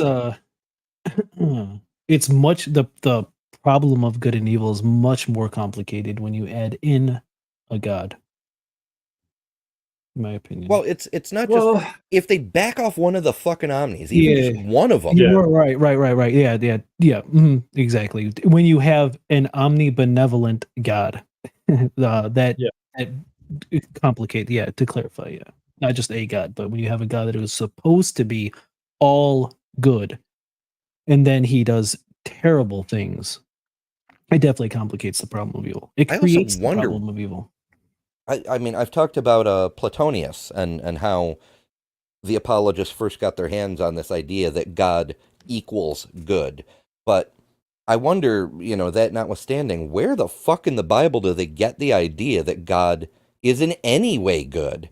Because he sure as hell doesn't say that. And even if he did say it, there's that old adage, mind what people do, not just what they say, because their deeds will betray their lies. The shit that God does is definitely not in keeping with a being who is all good.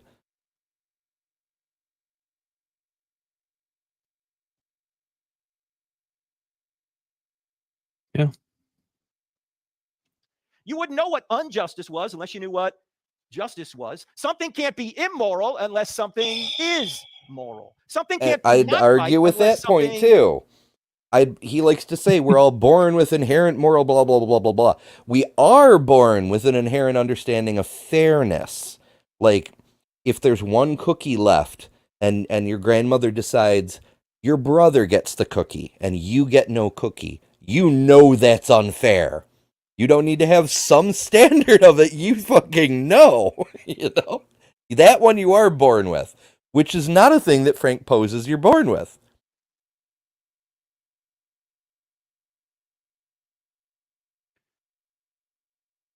Is right. You say, why? Like, can't evil exist on its own? No, evil can only exist as a lack in a good thing or a privation in a good thing. Evil is like cancer. If you take all the cancer out of a good body, you got a better body. What happens if you take all the body out of the cancer? You got nothing. Doesn't exist. Evil is like rust in a car. If you take all the rust out of a car, you got a better car. What happens if you take all the car out of the rust? You got a pinto.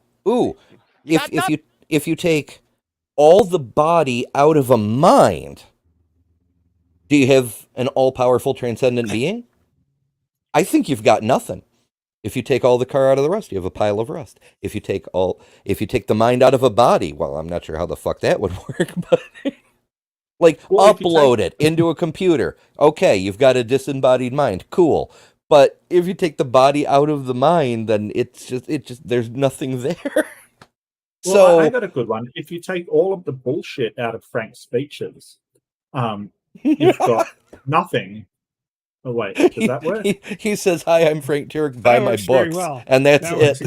That's it. Yeah. No, you've got a sales pitch. That works. It would just be filler words if you took all the bullshit out. It would just be when it would there's Never mind, I won't get into it. There's a cool feature I found on an editing app, but it's a whole side tangent. I do Nothing. enjoy tangents. Yeah. Or you can put it this way: I the don't think we're shadows gonna prove get the into this. sunshine. In order to have shadows, in other words, in order to have evil, you have to have good. You got to have sunshine. Oh, you can have sunshine without shadows. You can have good without evil, but you can't have shadows without sunshine. You can't have evil without good. So if evil exists, and we all know it does. No. Okay, so at nighttime, we're in the shadow of the earth. The sun is still on, but it's on the other side of the planet.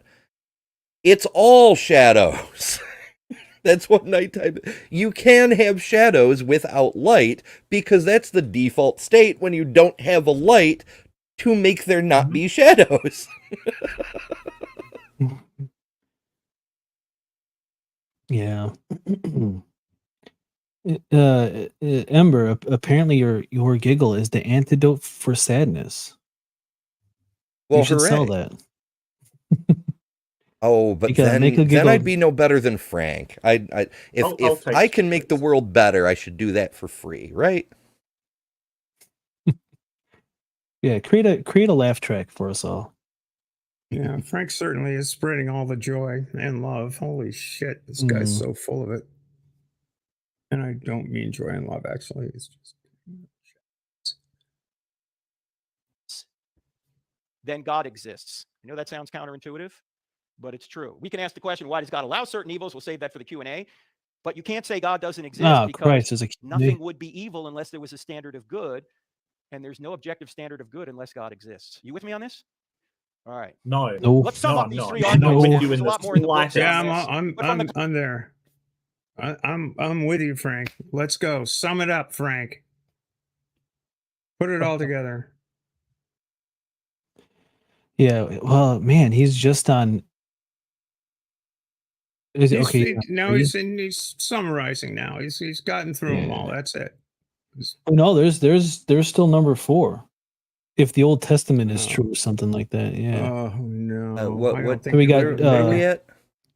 No, we're not. right. We're only on number 2. Does truth exist?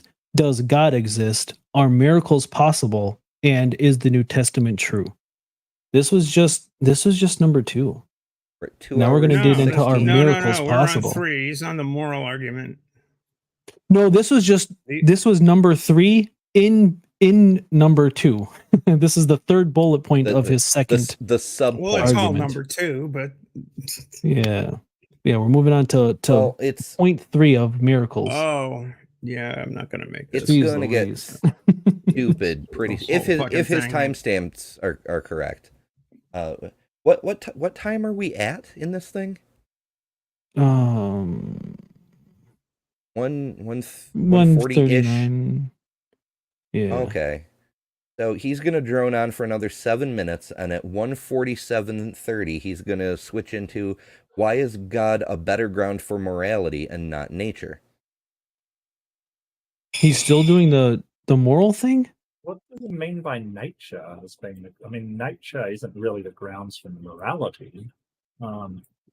It depends what you mean by that. Yeah, man, I thought we just did this is the third time. Rights or something like that. At 1:56, he goes into how to explain that God punished Israel so harshly when they worshipped the golden calf. That could be a fun one because God wanted to fucking wipe them all out. He was so pissed off. And Moses was all like, hold up. Maybe you don't want to do that. And God was like, I'm fucking God. How dare you? And Moses was like, think of what the other gods will think. And Yahweh back, not only laughed at.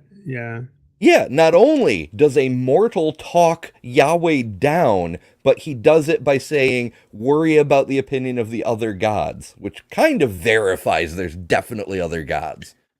Oh, yeah. So I love that part. Logical argument, we can see that the first cause is spaceless, timeless, immaterial, powerful, personal, and intelligent. From the teleological argument, we get more information that he's intelligent, super intelligent, and he also sustains the universe. And then from the moral argument, we can see that this being is also moral. He's righteous. So from these three arguments, you get a spaceless, timeless, immaterial, powerful, personal, intelligent, moral creator who created all things and sustains all things to this very minute. This is the God of the Bible. Nothing but and haven't even assertions. opened the Bible yet. How do you get Nothing that but from the assertions. freaking moral It's called argument? natural theology. Yeah. It's nothing but assertions this guy has. He didn't make a case. He just out and out said, well, God, God. He just keeps repeating it over and over and over again. Lather, rinse, repeat. It's bullshit. He's just Don't need yeah, he gets more and more long-winded the longer he goes on. He's making a meal out of these morsels. the Bible to know. And the Bible even teaches this. Just look at Romans chapter 1, Romans chapter 2. Paul says his invisible qualities are clearly seen so that men are without excuse, because you can see by the things that have been made what God's invisible qualities are. Yes, Next you question can is, you can well, you how can do we clearly know? see the invisible qualities. My fucking favorite. It's cool though that he's familiar with Romans 1 and Romans 2, because that means he's read Romans 2:1, which says, "Do not judge, period, you fuckhead." But never mind that. That's not part of the message. Who the true God is. I mean, this could be Allah at this point. For It that, could we got to be. move on to the third question: are miracles possible? Yeah, now we're moving Mir- on to number 3. Wow. Miracles aren't going to get you past Allah, my guy. Arguably, Yeah. Allah's got more miracles than Yahweh does. Because according to Muslim apologists, if you have a copy of the Quran and it's written on paper, that is a miracle. That counts as one of their miracles. For some reason. Yes. For some reason, yeah. Possible, and this doesn't take long. Yeah, and I just want to reiterate here that 1, 2, and 3 are completely irrelevant to is Christianity true? The only one that matters is number 4. And number 4 is just asking it's basically saying if Christianity is true, then Christianity is true. 1 through 3 are completely irrelevant to this. And number 4 makes no sense. 2 is a little relevant, because if he did manage to prove that there's no God, then Christianity couldn't be true.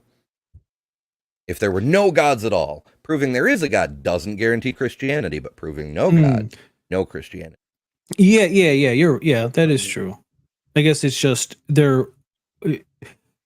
Christianity. Yeah, I guess that makes sense. But if truth exists, Christianity could still be false. If God exists, Christianity could still be false. If miracles are possible, Christianity could still be false. If the New Testament is true, then Christianity is true. I guess is a summarization of that. It's interesting how I see why he put "does truth exist" first, because he's not saying is the New Testament reliable, is the New Testament accurate, is the any number of things. No, is the New Testament true?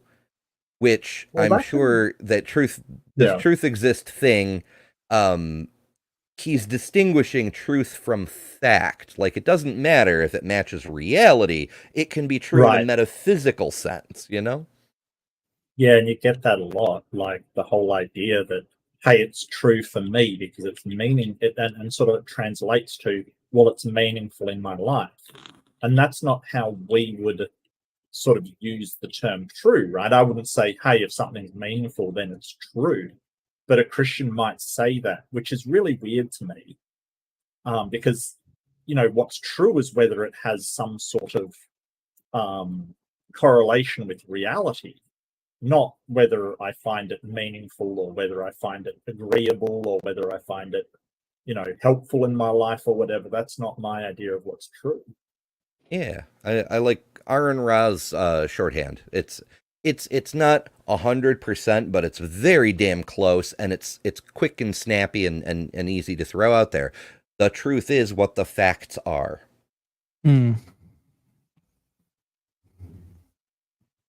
Well, I think the facts are different. I think the facts are sort of agreed upon phenomena that we sort of all acknowledge as being the case, kind of thing. I think that's slightly different from what's true. Like I said, it's not 100%, because there are things that aren't demonstrable fact, but can still be true. Like, well, I'm inclined to go with is there truth, but I think that's demonstrable, so that's not a great example. Well, I kind of see truth as sort of a propositional thing, like you sort of say, you know, so is it true that, you know, X equals X kind of thing, right? Or you know, is it true that this matches up with the proposition? But so, I mean, really, I'm taking it shorthand as what we're talking about. Truth is it true that this thing is real, or is it true that this thing is part of reality? Is kind of what they're saying. So, yeah, it depends how he's using truth. And knowing Frankie here, he's probably using a very, you know, I mean, he really does make language work. You know, I mean, he might do a lot of talks and stuff, but the hardest worker in Frank Turek's thing is the language that makes run up and down for him, really. Yeah, lots of equivocations and shit. Oh my goodness, there is a lot. He crams a lot of unrelated shit into this talk. 2 hours and 15 minutes, how to interpret Jeremiah 3:14. 2 hours and 21 minutes, how to explain contradictions in the Bible. That could be a fun one. 225, so he only spends 4 minutes on that. From the egalitarian perspective, how is it that we see a woman judge in the Bible? How could it be? Yeah. Some of them are broad, like how do you reconcile faith and science? He spends 90 seconds on that, and then he goes directly into what is your opinion on the coexistence of different religions and the belief in being the correct one?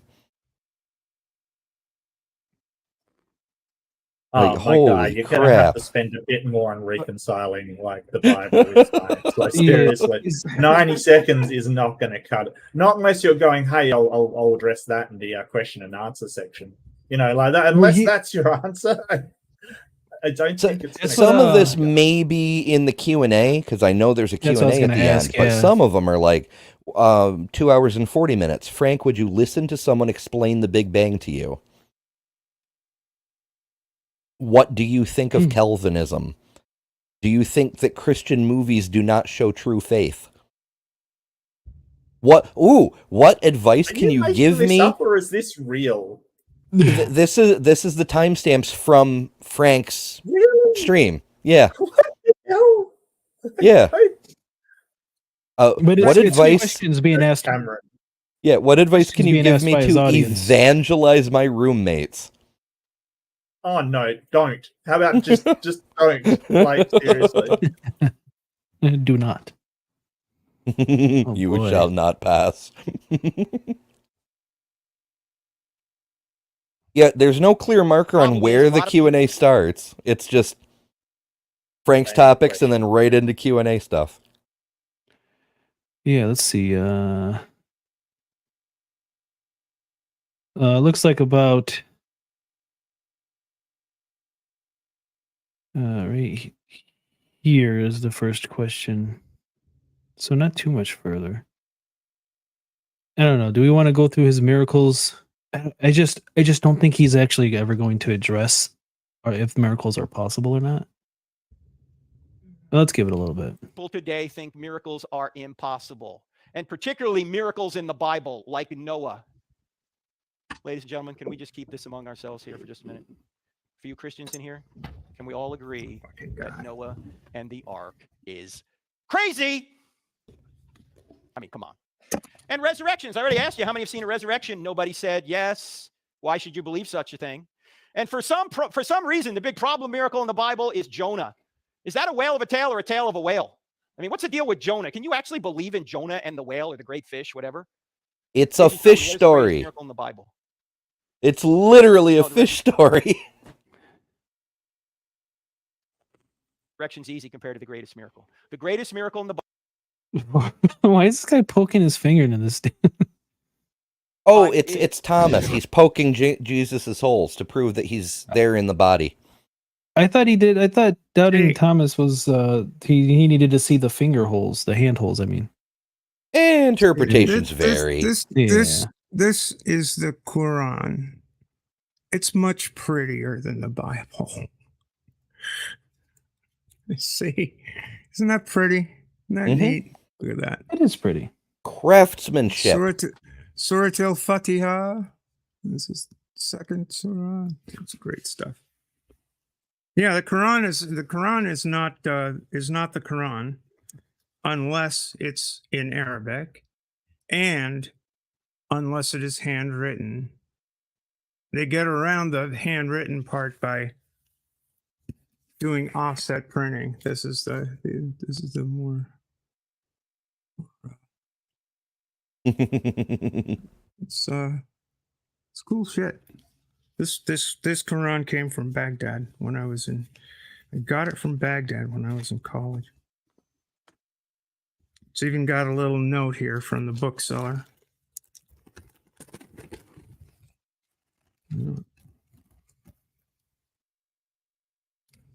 The Al-Mustana Library.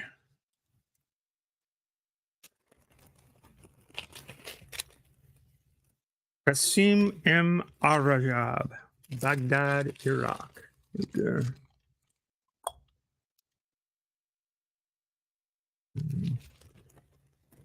Anyway, it's prettier. Yeah, it's from a library. Did you check out a book and never return it? No, it's from the Al-Muhtana Library. It was a bookseller in Baghdad at the time. Yeah, half of my books are from library sales. They have extra copies or old books that aren't getting requested as much anymore, various things. They sell them off to try to raise money because libraries aren't fucking funded. Yay, America. Anyway. Best part is it's a green screen. You can see right through it, except for the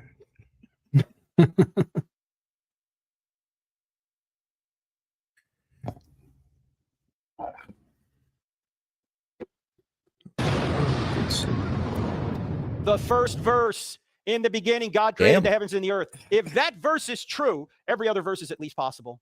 And here's the interesting point. Even atheists are admitting the evidence for the first verse.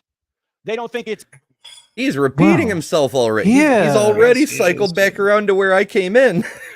Right. He's already... Goodness He's being gracious. repetitively redundant. God, but what else Gotta could it fill be? those 2 hours. It's got to be a spaceless, timeless, immaterial, powerful, personal, intelligent creator. Argument from So incredulity. if Genesis 1:1 is true, is it possible that the rest of these verses could be true? It's possible, right? We're not saying at this point all these miracles occurred. We're simply saying it's possible because if God can create the universe out of nothing, can he raise Jesus from the dead? Can he part the Red Sea? Can he walk on water? Can Sure. he turn water into wine? He can do anything.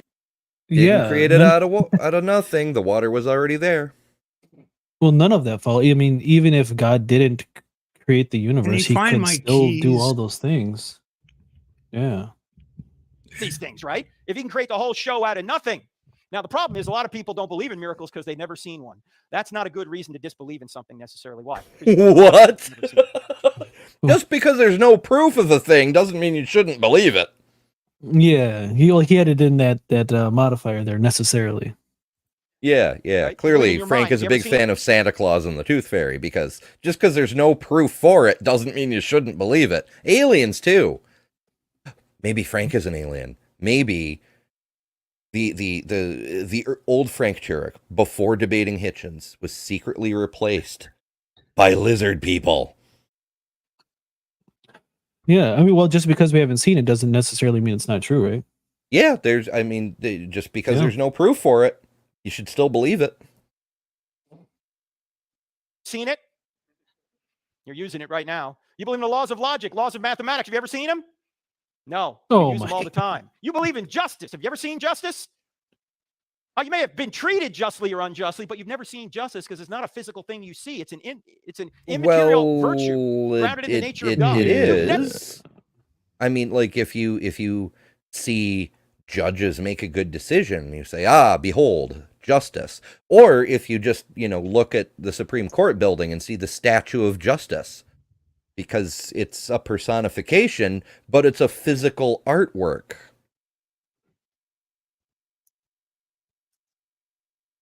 Yeah, this is he's just conflating. He's conflating. If you've never seen a car, that doesn't mean a car doesn't exist. Just as if you've never seen the laws of logic. Well, not exactly the same thing. Yeah. Never seen love, and everyone believes in love. You've never seen it.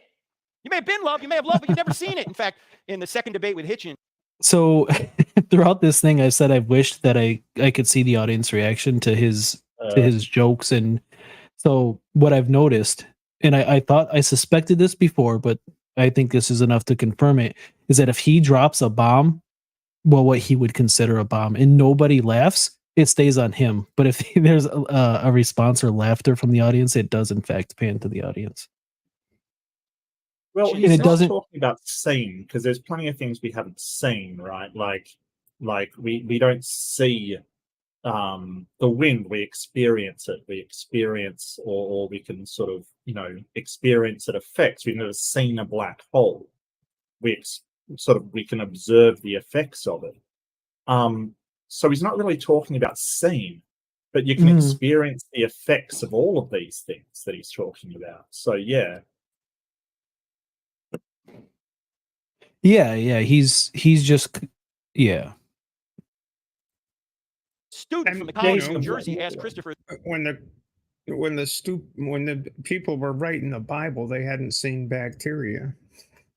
They hadn't seen any number of things. They hadn't seen all sorts of stuff. Now that we can see it, now we have to rationalize all of that. It's like, oh, it's not humors after all that makes you sick, or it's not a matter of the world doesn't have four elements. It has a whole periodic table. It's none of this stuff makes any sense, and he just doesn't want anything to change. He's not as bad as some that say literal 6,000-year-old young Earth creationist people, but gotta hang on to that creationist myth, and this particular creation myth, not any of the other ones, not the one that J.R.R. Tolkien wrote, which is much more fun, really. Mm-hmm. Isn't he a young Earth? I thought Turek was a young Earth creationist. Am I mistaken? I don't believe so. believe If so. he believes in the okay. Big Bang, then you'd have to hurry it up. He just knows who banged it. He knows who okay. banged it. He knows who banged it, and he knows that the Holy Spirit banged Mary, and that's how that whole thing worked. Does Fuckface Turek script ever change? No, it The does answer not. is no. It's 100%. He adds to it. He makes it longer. Right. Puncture Pasture has a really good point. If you watch the mid-90s Atlanta Braves, you can see Justice, Dave Justice. Absolutely true. Uh-huh. Great picture. Nice. Christopher this question. Christopher, what is love? And Christopher, being a materialist, a guy that thinks everything's made of molecules, had to come up with a Baby, don't molecule hurt me, answer. man. So he had Baby, don't hurt thought me. for a little bit, Don't and then he hurt me. said, No more. love is a chemical. And I said to him, don't tell that to your wife. Honey, do you love me? Yeah. Why? Because I got the chemical today. Now, tomorrow I might not have it, but I got it today. No, love is not a chemical. It's an immaterial virtue grounded in the nature of God. And it's Can you prove that? I mean, we can see the chemical reactions, but we can't see a God reaching into your head to make you love somebody. You can say that, but where's the evidence of it? Yeah. Good night, Kat. Thank you so much for stopping by. Whoever stream you're watching on. Thank you, and have a good night. Oh, bye, Cheddar. And it's a decision to seek what's best for the other person, but it's not something you see. You've never seen gravity. Oh, Frank, there it is. Nope, you're not seeing gravity. What are you seeing? But to Mark's seeing point, the effects you see of the gravity. effects. Yeah.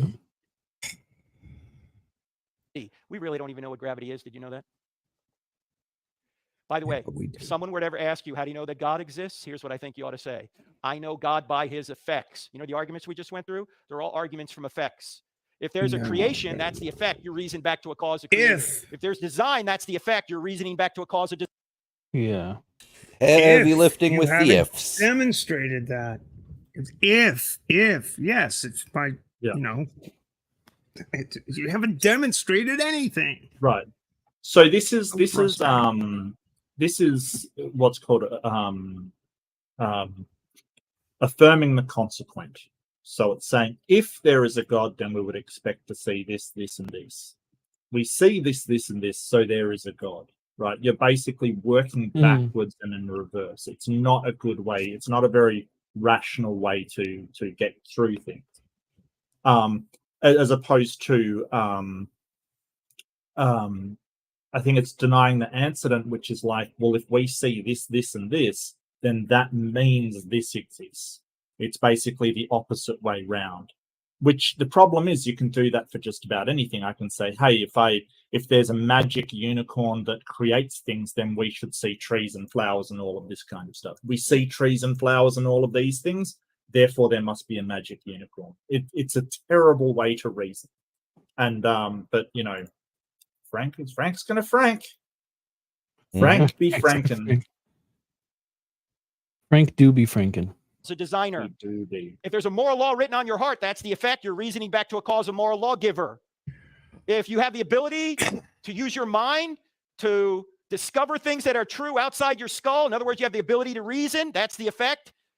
You ought to think back to a cause, a great mind. If there's evidence that a man predicted and accomplished his own resurrection from the dead, that's the effect. You got to reason back. What could have caused that? Only someone like God. And by the way, if you have some sort of personal experience with God, Yeah, you summed that up fantastically, Mark. That's exactly what he's doing. Yep. You're doing the same thing. You're saying the effect, the personal experience is explained by the cause, God. This is what scientists do. You reason from effect back to cause. And if someone says, why don't No, you don't. Not in the way that you are. Well, yeah, the problem is that he's starting with the cause and then Correct. reasoning. Yeah. Yeah, it's Yep. got It's it not- ass backwards entirely. Yeah. Yep. That's not at all what scientists do. why do you know that God exists? You say because every How could scientists? Yeah. Oh my goodness. Yeah, we could go on about that. How could you reason back to the cause? What he's essentially saying is that scientists. Yeah, you summed it up great, Mark. I won't. There's no reason to go on about that. Yeah. How every stupid. effect has a cause, and you see effects all around you, including you yourself, that is best explained by a being like God. You're reasoning from effect to cause. You've never seen George Washington, but you believe he existed. Why? Because he's left effects behind that are best explained by a man who lived from 1732 to 1799. You've never seen him, but you believe he existed. So you believe in a lot of things you've never seen. And by the way, even if miracles were to occur today, and by the way, there doesn't have to be any miracles since the 1st century for Christianity to be true. I think there have been miracles since then, but they don't need to occur for Christianity to be true. For atheism to be true, every single miracle claim and spiritual experience in the history of the world has to be false. No, that's Is that possible? It's possible. Yeah, True. absolutely not. Yeah. Because if one miracle supports Christianity and another miracle supports Islam and another miracle supports Hinduism, then they all kind of prove that none of those things are true and something else is going on. Miracles, we used to think a lot of things were miracles. Childbirth is a miracle. Doctors resuscitating a patient was a miracle. The first heart transplant was a miracle. Orville and Wilbur Wright was a miracle. All these things. Because there was shit we didn't understand yet. That doesn't mean it's supernatural, just that we don't understand things yet. Yeah. Right. You can't. And I've heard this speech pattern before. Like I said, I haven't really paid a lot of attention to Turek, but it sounds like Cliff Neckel, the way that he asks questions and then answers them really quickly before you've got time to think about how dumb the question is. Right? He does a lot of this. He's like, oh, and so God placed this. Why? Because of it. And it's like, dude, you didn't even like. You're asking the question and then giving the answer in real rapid fire, to sort of make it sound like it's almost trying to trick people into thinking they're providing the answer, but they're It's the not. show. Exactly Yeah, right. it's one of the Yeah. techniques they teach in apologist school. That's why a lot of the professional apologists do that. Or in car salesmanship. He's a car salesman. I mean, he's basically overcoming objections. You know, it's like, all right, here's this. What do I need to do to what do I need to do to earn your business? Basically, I mean, it's just salesmanship.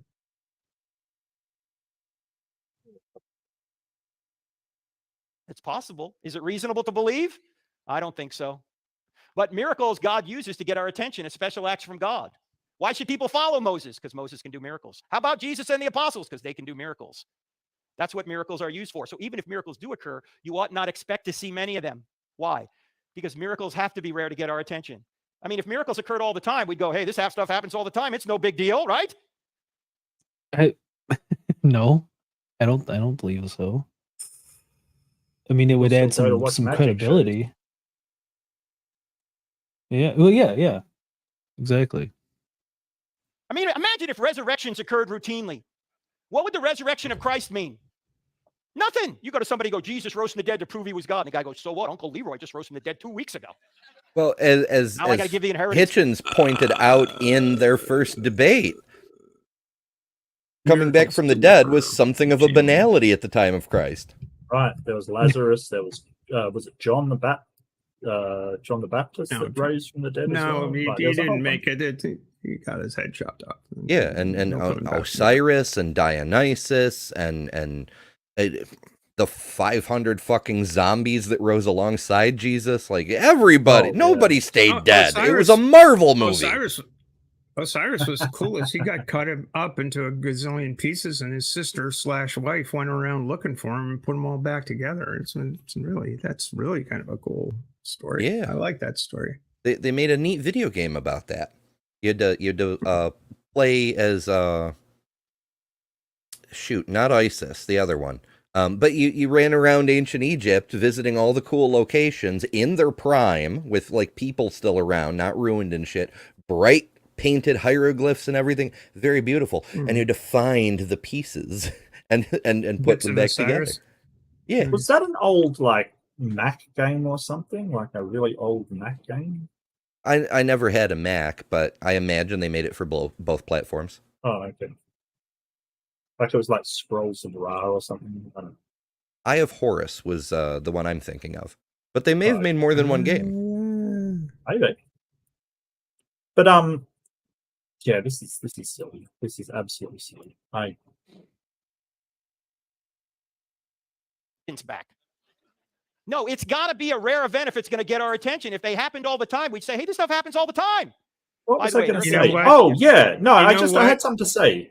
Go. Like heart surgery happens all the time. We still line up for frigging heart surgery. If like there was a miracle that could cure cancer, we wouldn't be going, oh, this happens all the time. What a banality. What a ho hum. Another person cured of cancer by the Lord. So boring. Yeah. All those you're saying amputees regrowing you're saying limbs. Exactly what I was trying to say. What I was just about to say. We have the same thought at the same time. But I take it a little bit. I'd take it a little bit further. If there had been hospitals, actually modern medicine. If modern medicine had been, if there'd been the Jerusalem General Hospital, that instead of the hospital was called the Jerusalem Temple, you'd see people coming back from the dead on a daily basis. I mean, the kind of stuff that modern medicine does. People are literally, open heart surgery. What do? They stop your fucking heart and put you on a heart-lung machine. You're dead, kinda. At least from in the concept of that, and you come back from the dead. I mean, what are you talking about? It's like it's the old Arthur C. Clarke thing. Any technology sufficiently advanced would appear to be magic. Mm-hmm. And that's what Frank is full of shit here. Airplanes, miracles, yeah, the uh, entire argument is dumb because germ science, miracle. yeah, it's irrelevant if they became what do you say, a banality. If they were no longer impressive, they would still be miracles, regardless of how often they happened. I guess his point is it doesn't matter. It's irrelevant whether or not they're happen all the time or happen rarely. Whether or not they become mundane, they're still miracles. Well, you can call them that, but they wouldn't be supernatural anymore. Well, they could be though. They could be. It could be. Yeah, let's just say that there just is no explanation for it. It is a miracle from God. If it happened all the time, the fact that it happens all the time and people stopped being like, "Oh my God, a miracle," would not change the fact that they were still miracles. I guess I don't know what he's getting at. It'd be more miraculous if everybody that showed up at the temple got cured of whatever disease they had. That would be more miraculous than just hearing about it from somebody else down the line. Right. Yeah. I guess. Yeah. You're summing up my points much better than I am. I'm losing my mental capacities here, but he's yeah. So let them be boring. Let them be boring. If everybody was showing up and everybody was getting healed, let them. Then fine. Let them be boring. It'd still be a wonderful thing. But yeah. It's kind of weird that God's worried about his PR, but if I do it too often, it'll ruin the surprise. That's the excuse for Jesus was like, here, let me turn this water into wine. Here, let me turn these fishes into a gazillion fishes, and we'll have sushi, and it'll be fun. No problem then. But today, we can't show off miracles because it'll take away your free will by proving the truth to you or something. Okay. Right. Are so spectacular, but we don't call them miracles because they do happen every day. How many people in this room have seen your own flesh and blood born? Every mother should raise your hand, and some of the fathers, right? Now, when you see another human being related to you come out of either you or your wife, you don't go, evolution, right? How do you know? What? I mean, maybe we do. So I'm reading through the transcript, trying to find that section that you guys talked about where he says humans are evil and deserve hell and suffering and shit. At 33 minutes, he goes on a little tear about what a dimwit he was at 33 years old. He had a master's degree, and he didn't know any of the stuff he's about to present tonight. Why? Because I never had a course in logic. You can say that again, Frank. You can say that again. Yeah. I still don't think he You go, this is amazing. We made Whoopi 9 months ago, and now look at this. How does this happen? There's intelligence behind this. It's designed. It happens every day. We don't call it a miracle. I love the childbirth argument because, there's intelligence, there's design. Clearly, the mother is concentrating. Today, I'm going to form the thumbs. Right. Right. Again, a conflation of terms. What he's describing is not a miracle in a biblical sense, in a magic sense. It's just it's not the same thing, and he knows it. The audience ought to know it. Is it a miracle when it's a stillbirth as well? Is that miraculous? Right. I mean, I get where he's coming from, and once again, it's an elementary school level understanding. I used to consider that to be a miracle, right? Like the fact that we have the spark of the divine within us such that we can create new life, we can cause new life to be. It's fucking impressive. But once you hit 7th grade biology and you discover how conception works, you're like, oh, it's a continuation of life. Yeah, maybe wondrous or awesome would be a descriptor, but definitely not a miracle. Well, you could do it. You could sort of say metaphorically. If you're talking sort of, hyperbolically, sure, Yeah. it's a miracle. Like Yeah. sort of a miracle of medicine kind of thing. A miracle of Sure. modern medicine, the miracle of science. That kind of Sure. stuff. Metaphorically, we kind of- sure. But when you're talking about a literal miracle, you're talking about a suspension of natural laws, and there's nothing in childbirth that is a suspension of natural laws. Nothing. Like, where does this miracle take place? Like, just because you don't understand childbirth? Like, what? Where is the suspension of natural laws? Right. Right. Yeah, that's what I'm saying. He's conflating the two things, which he's done so much in this stream. So Oh. much. He But there's presumes design that behind-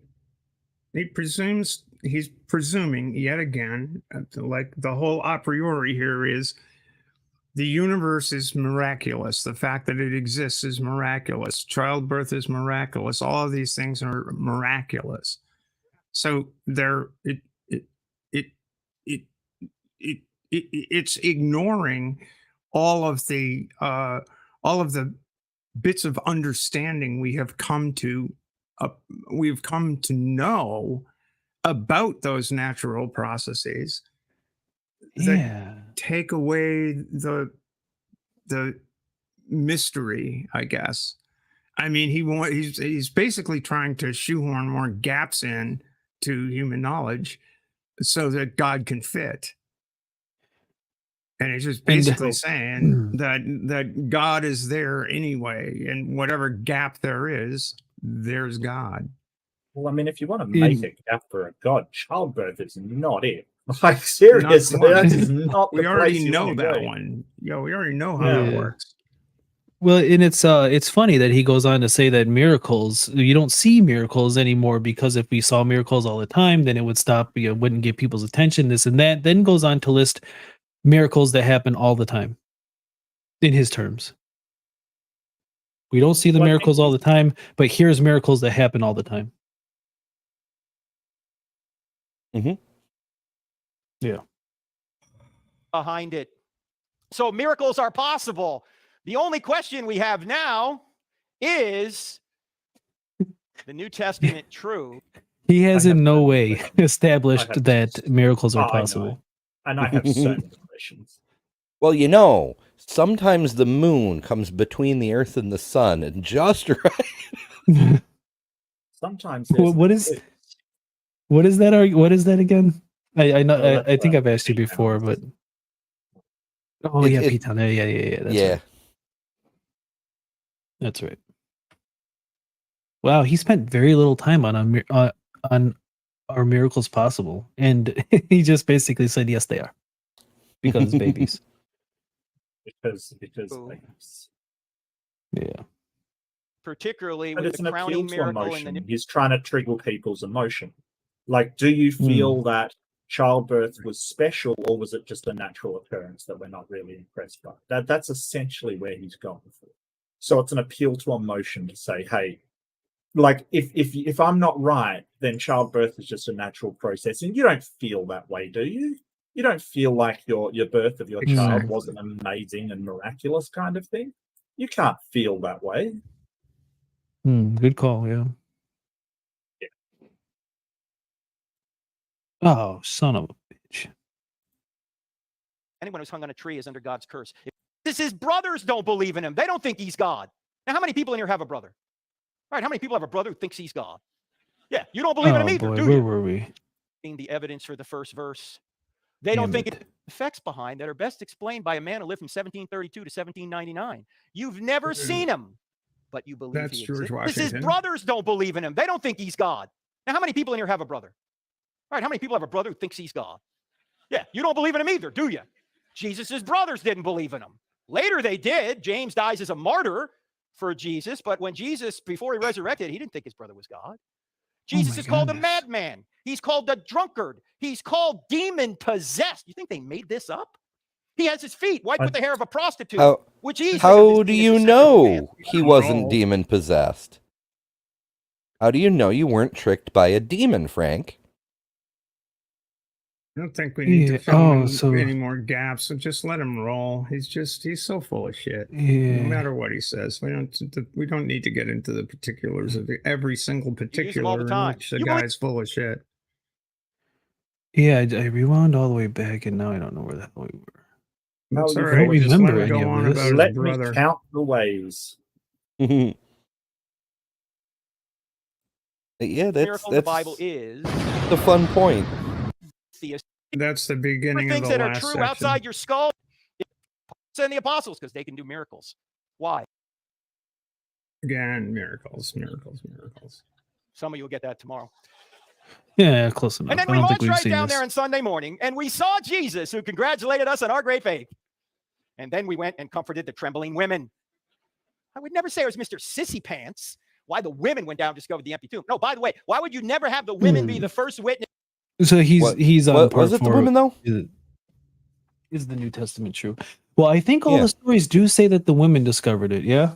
Possibly, Yes. but which So women? How which- many women? Was the how stone many, rolled away before they got there? Did an angel roll it away? Were there angels in the tomb? Were the angels outside the tomb? Were there guards near the tomb? Was there one guard or two?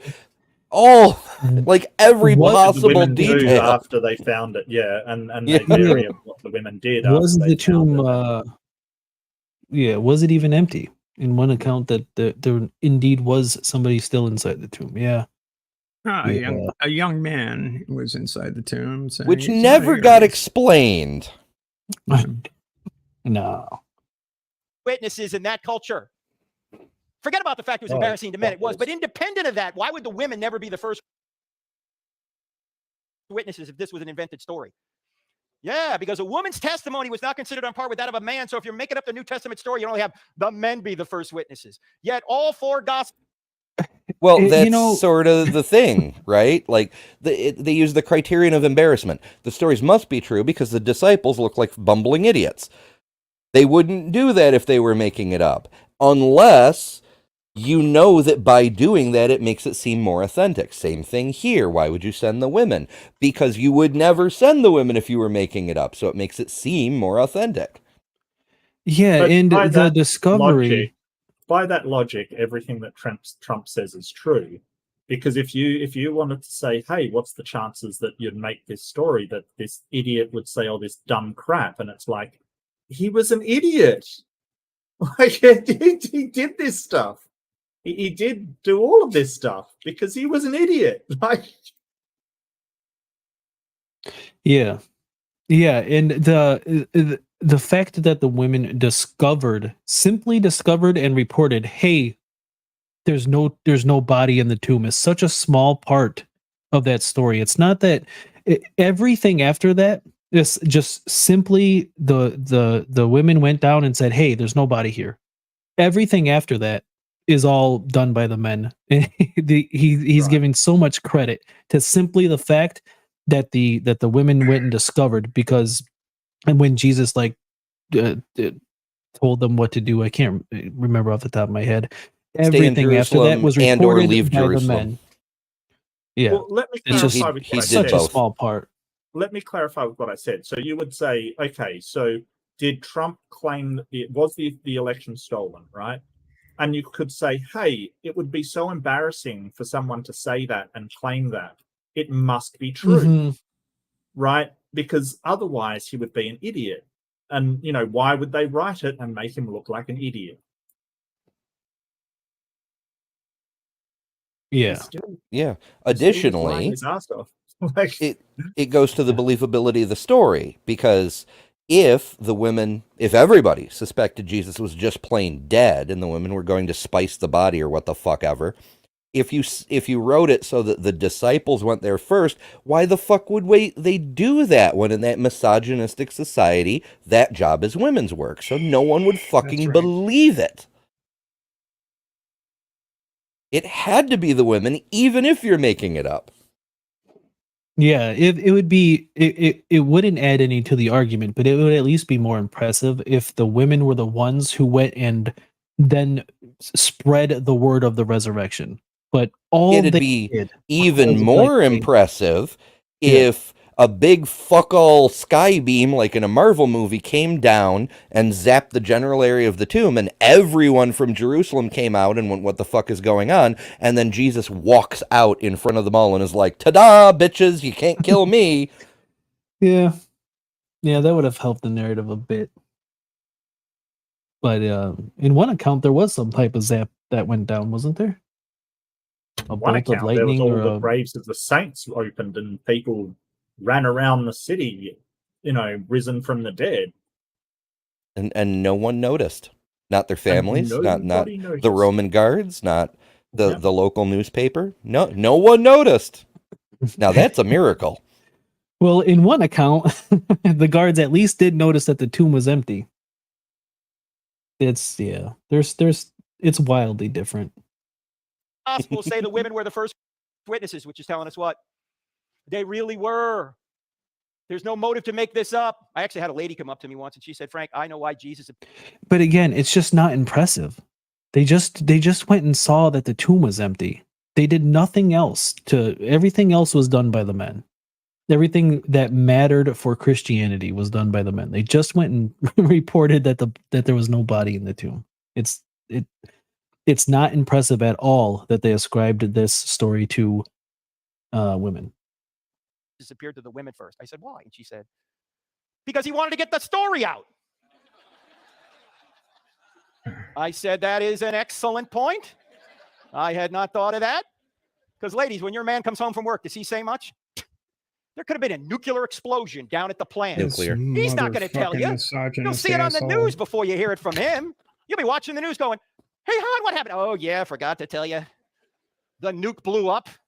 I've been hot for 3 days. What's for dinner? Right? He's not going to tell you.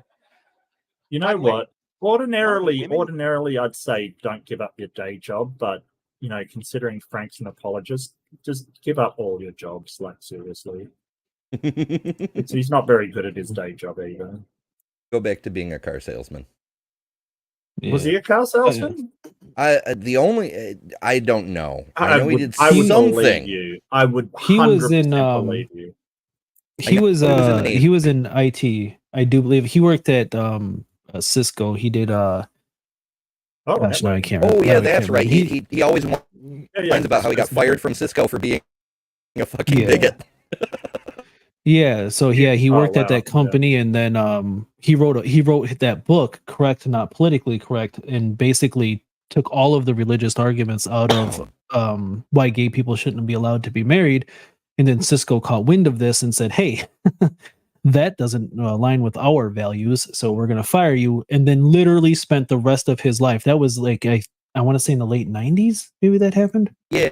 So he was a And then motivational after speaker. he got fired, was he like a court teams? Something to that effect. And he was so mad that he got fired that he spent the rest of his life to this day saying why gay people shouldn't be allowed to be married. Cisco make good product, by the way. There's nothing wrong with Cisco products. They're very, very good. Yeah, and then they fired Frank Turek because he's a massive bigot. Yeah. It was a piece of shit, and they've probably got gay people working for them, and there's no reason why you should have to put up with that shit if you're working. No kidding. Right. You're not advocating to stop Frank Turek getting married. Why the fuck is he doing the same to you? Right. Yeah, Amber, restart your voice meter. It is getting a bit crackly. Yes. Yeah. Restart your audio engine. Primary witnesses of the woman was a formerly demon-possessed woman. Gee, what a credible witness you got there, huh? They're not making this up. I can't even believe this next verse is in the New Testament, but it is. The end of the Gospel of Matthew, And to be fair, in one of the accounts, the women were not the ones who discovered that Jesus appeared to first. I believe they all, in every account, the women discovered the empty tomb. But in one account, Jesus appeared to the other apostles, people first. Yeah. the Great Commission, where Jesus takes his disciples up on the hill there, and he says, "Go, therefore, make disciples of all nations." Notice he doesn't say make believers. There's a difference, right? Anyway, it says right in there in verse 17, while Jesus is giving them the Great Commission, it says of the disciples, Some believed, but some doubted. What? He's standing resurrected right in front of them, and they're doubting. This is embarrassing. It's like they're going, hey, see that guy over there? Yeah, that guy over there is Jesus. Oh, no, it can't be Jesus. He was just killed not long ago. No, I'm telling you, it's him. Look, the Romans killed him. They whipped him. They put him on a cross after whipping him, putting nails in him, spear in his side. He's dead. I'm telling you, it's Jesus. It can't be. It is. How do you know? Who's on first?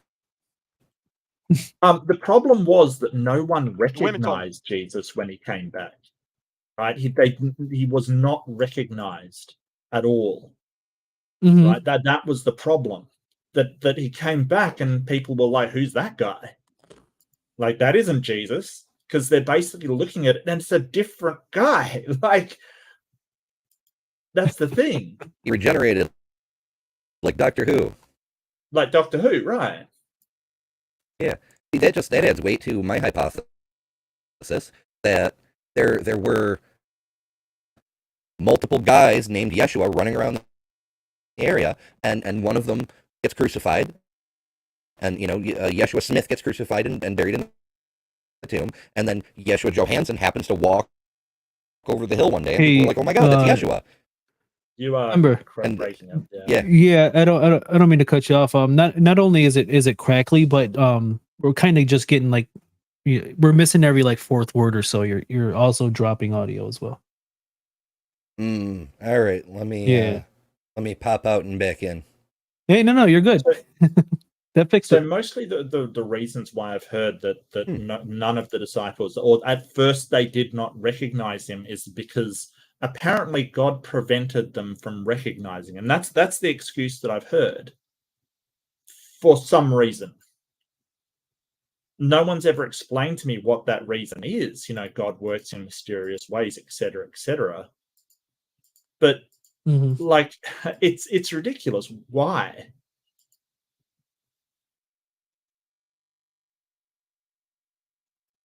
Yeah, it doesn't make any sense to me. No. I mean, does any of it, to be honest? You want to do a quick sound check, Amber? I think you it was fixed at the last part there. Yeah, it might be which window I happen to have open at the moment is like where the CPU is putting energy or some shit. Okay. All right. You sound good now. So. CPU issue? How many things? Time to turn off your torrents, sir. Turn off your torrents.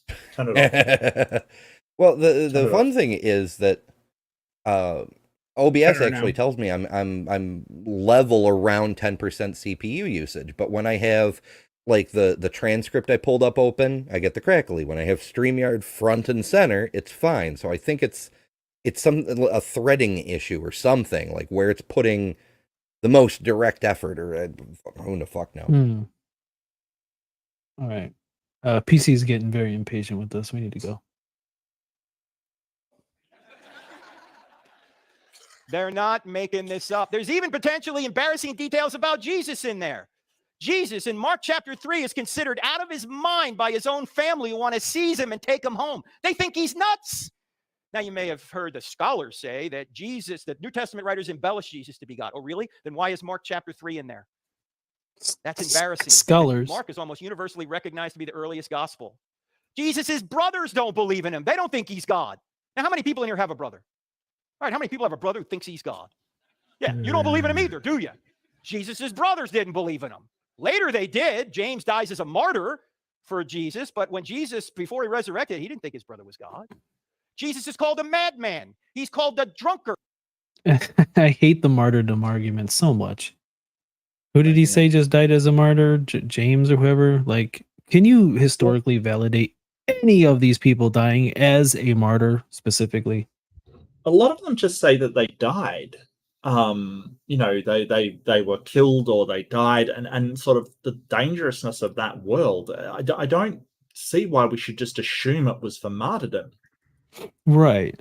Yeah, I think the only one that, according to what they tell, there's only one that made it that just died of old age, and he's the one that went far away. I can't remember exactly which apostle it was, but he's the only one reportedly to have died of old age. Every other one not only was murdered, but specifically murdered for for not renouncing their belief in Jesus. And there's just nothing to back this up.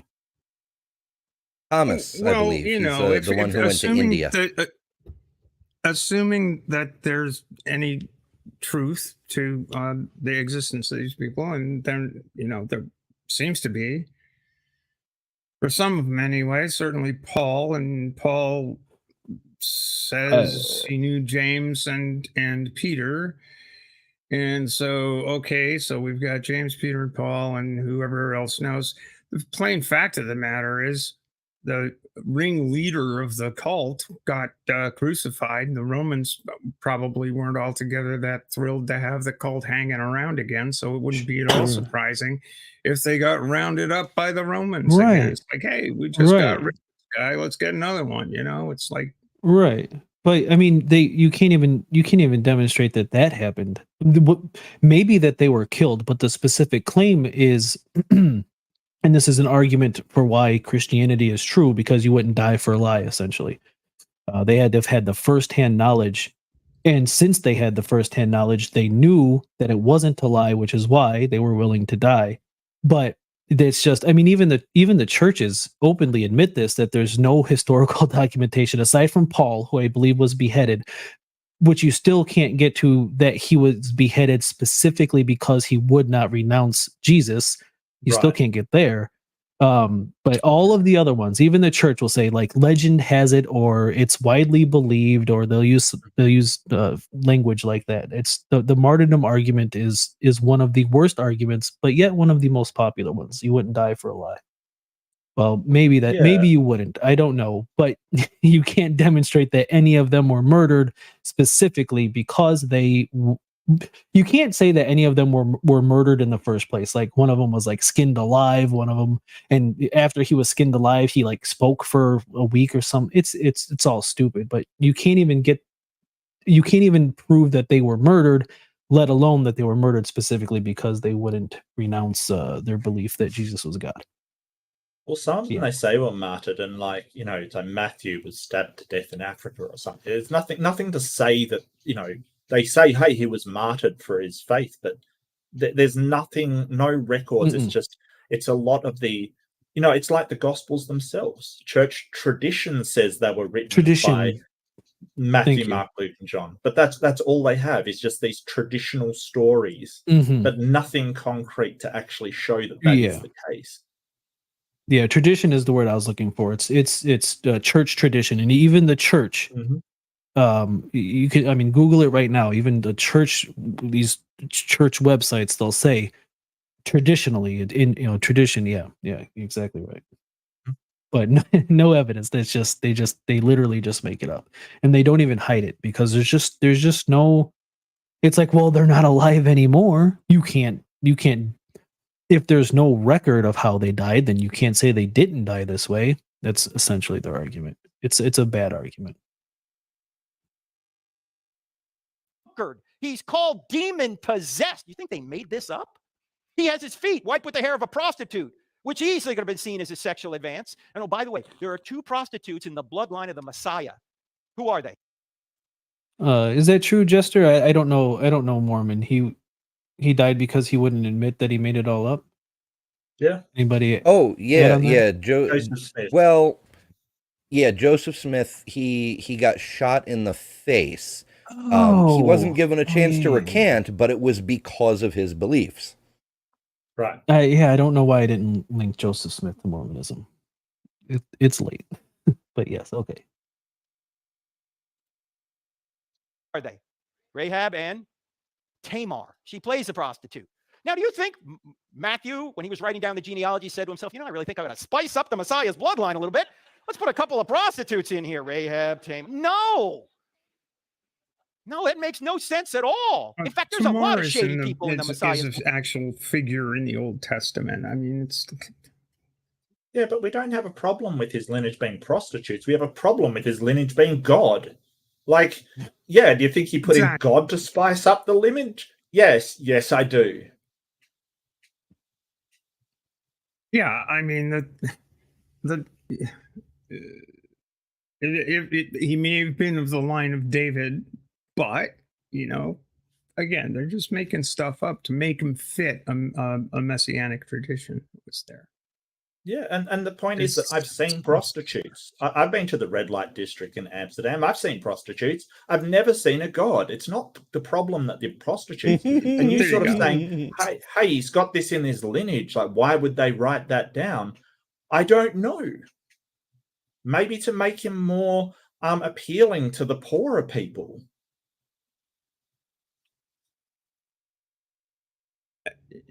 Yeah, and it's selling the narrative of persecution is another thing.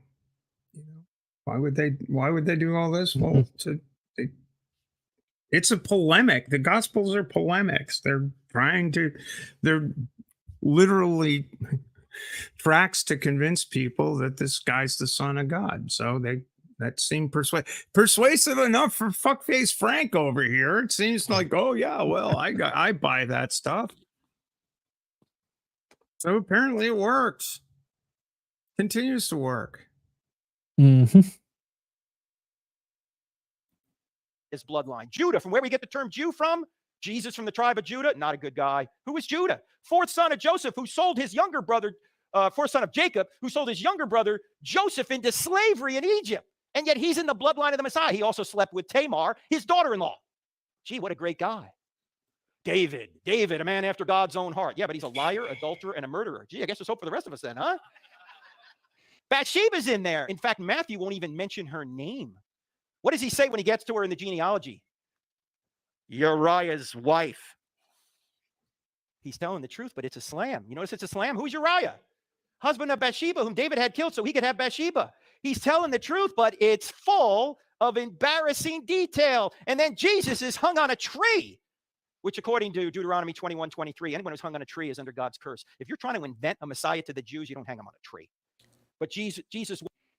No, Frank doesn't touch on slavery is nearly as much as some apologists do, and then when he does get to it, he does the indentured servitude thing. Was under God's curse. What curse? The curse of sin that we all put him under. By the way, no extra charge for this. Think about this. What are the two trees in Genesis? What are they?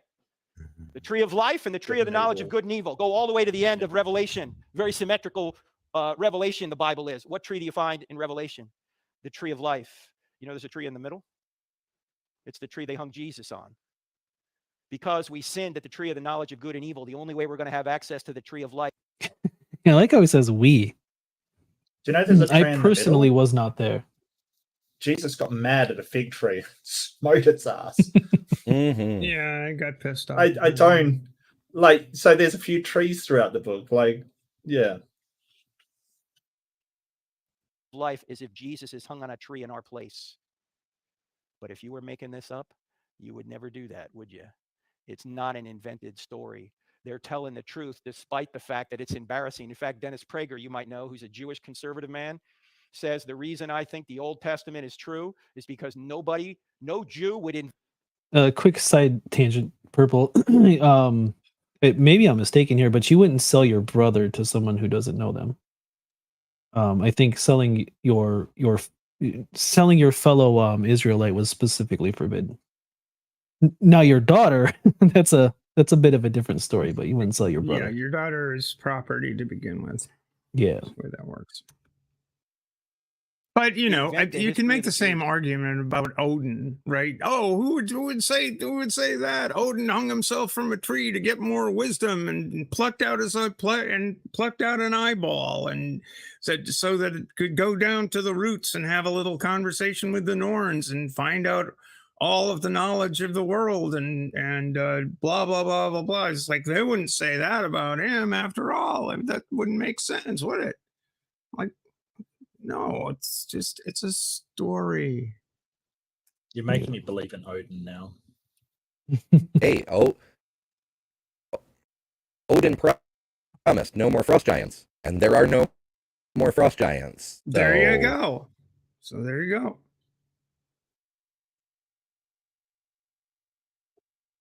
Jews. I might ask Dennis if embarrassing testimony helps you believe the Old Testament's true.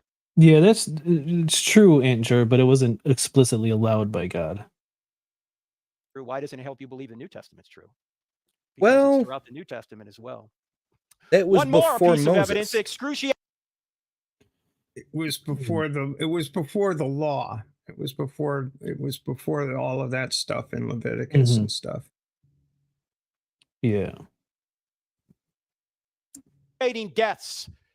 And this is the argument that says that these men who were in a position to know whether Jesus had resurrected from the dead died excruciating deaths when they could have saved themselves by saying, look, it never happened. Now, it's very important to realize that all the writers of the New Testament, with the exception of Luke, all the writers of the New Testament were all Jews. They already thought they were God's chosen people. They had no motive to invent a resurrected Jesus. There's two things they didn't believe. They didn't believe a man could claim to be God. That would be blasphemy. And they didn't believe someone would rise from the dead in the middle of time. They knew everyone would rise from the dead at the end of time, according to Daniel 12. But they didn't think one guy would rise from the dead in the middle of time. For them to say a man claimed to be God and rose from the dead and then go die for it, a man must have really claimed to be God and rose from the dead. These are Jews. Oh, the only God, Gentile this is writer. terrible. It's like he thinks that every single Jew in the time had exactly the same beliefs. Like that, there was no disagreement between people on what was the true nature of Judaism. Get out of here, man! Seriously. And you had the Yeah. Essenes and the Zealots and the Pharisees and subdivisions within all of those. And no, it doesn't And it's look anywhere outside the Bible, whether it's to archaeology or other texts, to inform his opinions. Yeah, and it's At all. interesting that he he's making the argument that Jesus fulfilled prophecy while simultaneously saying that the Jews did not have Jesus as a prophecy. Unless I'm mistaken. I think his thing is like a the little Jews bit were of both. surprised. Yeah, they were shocked and surprised. And nobody was shocked more than the Jews. Who were prophesying that this was going to happen. Yeah. Yeah. Yeah. In fact, you might want to There ask you go. yourself this question. What did the New Testament writers have to gain by making up a new religion? What did they have to gain by saying Jesus had A risen from lot. the dead? Well, they got kicked out of the synagogue. A lot. A lot, as it turns out. And then they got beaten, tortured, and killed. Last time I checked, that was not a list of perks. We're going to start a new religion. We are? Yeah. What's it going to get us? First, we'll get kicked out of the synagogue. Then we'll get beaten, tortured, and killed. Well, sign me up. What a great idea. Why haven't we thought of this before? No. Because In fact, they had every they motive to were say the all resurrection prophets who knew exactly what would happen. No, they're doing the same thing Frank does. They're like, we have new special knowledge. People are going to fucking love this. Like Paul, right? He goes to Rome. He's like, you know what? You too can be one of God's chosen people. You don't have to be born into the tribe. You don't even have to get cut. All you have to do is suck God's dick, and he'll let you into paradise. Perfect. Excellent sales pitch. did not happen. Yeah, Not and, every and motive if, to if say that's it. the case, then Mormonism is true. Mm-hmm. Because what's the reason for Joseph Smith to make up what does he gain apart from being shot by somebody? Well, he didn't think he would be shot. Like, this is the thing. Yeah. It did. I get this question a lot. Maybe you do if you're a Christian. Are there any non-Christian writers that talk about Jesus and the apostles? Yes, they're all in chapter 9 of I Don't Have Enough Faith to Be an Atheist. They're not eyewitnesses, but they do give corroborating data regarding what happened. But you know what that question actually And is isn't asked that for? weird? People think you can't trust the New Testament. Like, Jerusalem, capital of a Roman province, crawling with non-Jews, including the Roman soldiers, governors, administrators, etc., traders from all the surrounding lands and far distant reaches, and not one non-Jewish person saw any of this happen. Kind of weird. Coincidence. Testament writers. You can only trust the secular writers. If you think about that for more than 10 seconds, you realize how stupid that is. What did these people have to gain by saying it was true? Nothing. They had everything to lose, including their lives. In fact, some of you may know my friend Jay Warner Wallace, the cold case homicide detective. Oh my Who has god. been on Jay Warner Wallace. He's the worst. I don't. He's not on the same. At least that I've seen. He's not on the same level as Frank. As far as how dangerous his language might be, but and maybe he is. So I retract this if I'm wrong. But Warner Wallace is he's funny. He's so bad. He's so bad at what he does. Not in a different way than Frank. He's so bad. Yep, and he's one of the best. He's been called one of the 4 horsemen of the modern evangelist movement. No, dear. I just don't see it. He's bad in a silly kind of way.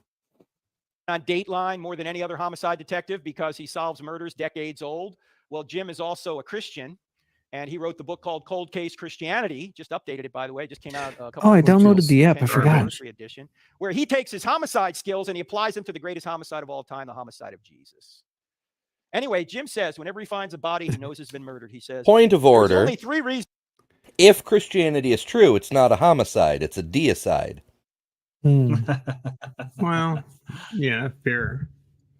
Yeah, It's yeah, no, that mostly is fair. It's mostly the Romans getting sick and tired of somebody, threatening the established order. I mean, it I know, wouldn't be I'd the love to first see time the the- Romans killed one of their gods. Well, I'd love to see the forensics come back on that one, quite frankly, because Right? Yeah. Really. I have trouble believing that without any witnesses to interrogate, any physical evidence whatsoever, you're going to get a conviction off that one, champ. So I'm not sure what he thinks he's going to prove by this. His his best argument is that the fact that there was eyewitnesses is what did he call it? Direct evidence. Direct evidence. Yeah, this was the best evidence. Is because there was eyewitness testimony. It's silly on so many levels. I get a kick out of Jay Warner Wallace. DNA, fingerprints, murder weapon, scene of the crime, all that crap. Secondary That's eyewitness. nothing if you have eyewitnesses. Yes, But he quite the literally main says reason this. the main reason it's silly is because if you're talking about how you conduct a forensic case, you're talking about motive, means, and opportunity, right? That's essentially what you're talking about in order to establish a case. Where the motive you don't know because God's motives are unknowable, right? The means can be literally anything because God can do literally anything, and the opportunity can be literally any opportunity. So I don't know how you would get there. Like, how would you get there? Eyewitness testimony, i.e., the 4 Gospels. Yeah, well, you don't have it. That's the problem. No, of course you don't. It's exactly. Of course you don't. Yeah. He's on a whole nother level. Yeah. Okay. No, you don't have any eyewitness testimony, and you can't interrogate the. Oh yeah, you could go on. He's so bad, but he's not. As far as I know, he's not like Frank Turek. Don't let the gay people exist. Bad. Okay. So I take him a little bit more lightheartedly, but That's a low maybe I'm bar wrong. to pass. That's a low bar to hurdle right there. That is true. I forgot I downloaded. He has an app, Cold Case Christianity. I completely forgot that I downloaded it. I really wanted to take a look at this, which we're not doing right now. Reasons why that guy's dead. I don't need to track down 1,000 motivations. That guy's dead Chat for one or rooms. more of these 3 reasons. There was either a sex issue, a money issue, or a power issue. Sex, money, or power. Those are the 3 things that can cause any of us to murder. In fact, those are the same 3 things that cause any of us to sin. Why? Sex, money, and power are good things. In fact, they're so good, we'll often take shortcuts to get them. And so Jim says, if you're going to say that these New Testament writers invented this whole story, you got to find one or more of those 3 motivators. So let's see if any of those motivators apply. Ladies and gentlemen, did the New Testament writers suddenly get real popular with the ladies for saying Jesus had Possibly. risen from the dead? Yeah, No, they very didn't much get sex. possible. Did they get money? No, they weren't 21st Possibly. century prosperity gospel preachers. Very much so. Did they get power? No, they got the opposite of power. They were persecuted. Paul had power when he was a Jew, and as soon as he became a Yes, Christian, but you're he not lost his looking power at and was whether they persecuted. had power. You're not looking at whether they were successful. You're looking at whether they could have, if the way that they wanted things to occur actually occurred. So if they wanted Christianity to be spread around the world and become the dominant religion in the area, would they have gotten women, money, and power? Quite feasibly, yes. Like you can't say, oh, well, that person, they killed their father and inherited all this money. But, they were caught, and so they didn't, they weren't in the inheritance. The question you should be asking is, did they have the means to do that? Right? Not whether they were successful. That doesn't enter into it. So he's a bad detective. It was the attempt to try. Correct. I am curious, though, how exactly, like, say the resurrection happened today, and we all saw it, and we're like, okay, Mark, you're gonna convert Australia, and I'm gonna take, this area of North America, and Stephanie will take, Are you asking me to make Maine up a and New religion? England. I thought you'd never ask. I'm on board. Yeah. Let's invent a religion. I'm all for it. Let's Yeah, go. for sure. But like, what then? Right? Like, I go to Syracuse, and I'm like, hey, I saw this dude come back from the dead. He must be the son of God. Like, what the fuck do you say to total strangers in a city where you're not known that all of a sudden a bunch of them are like, yeah, let's build a church based on what you just told me happened? How the fuck does that work?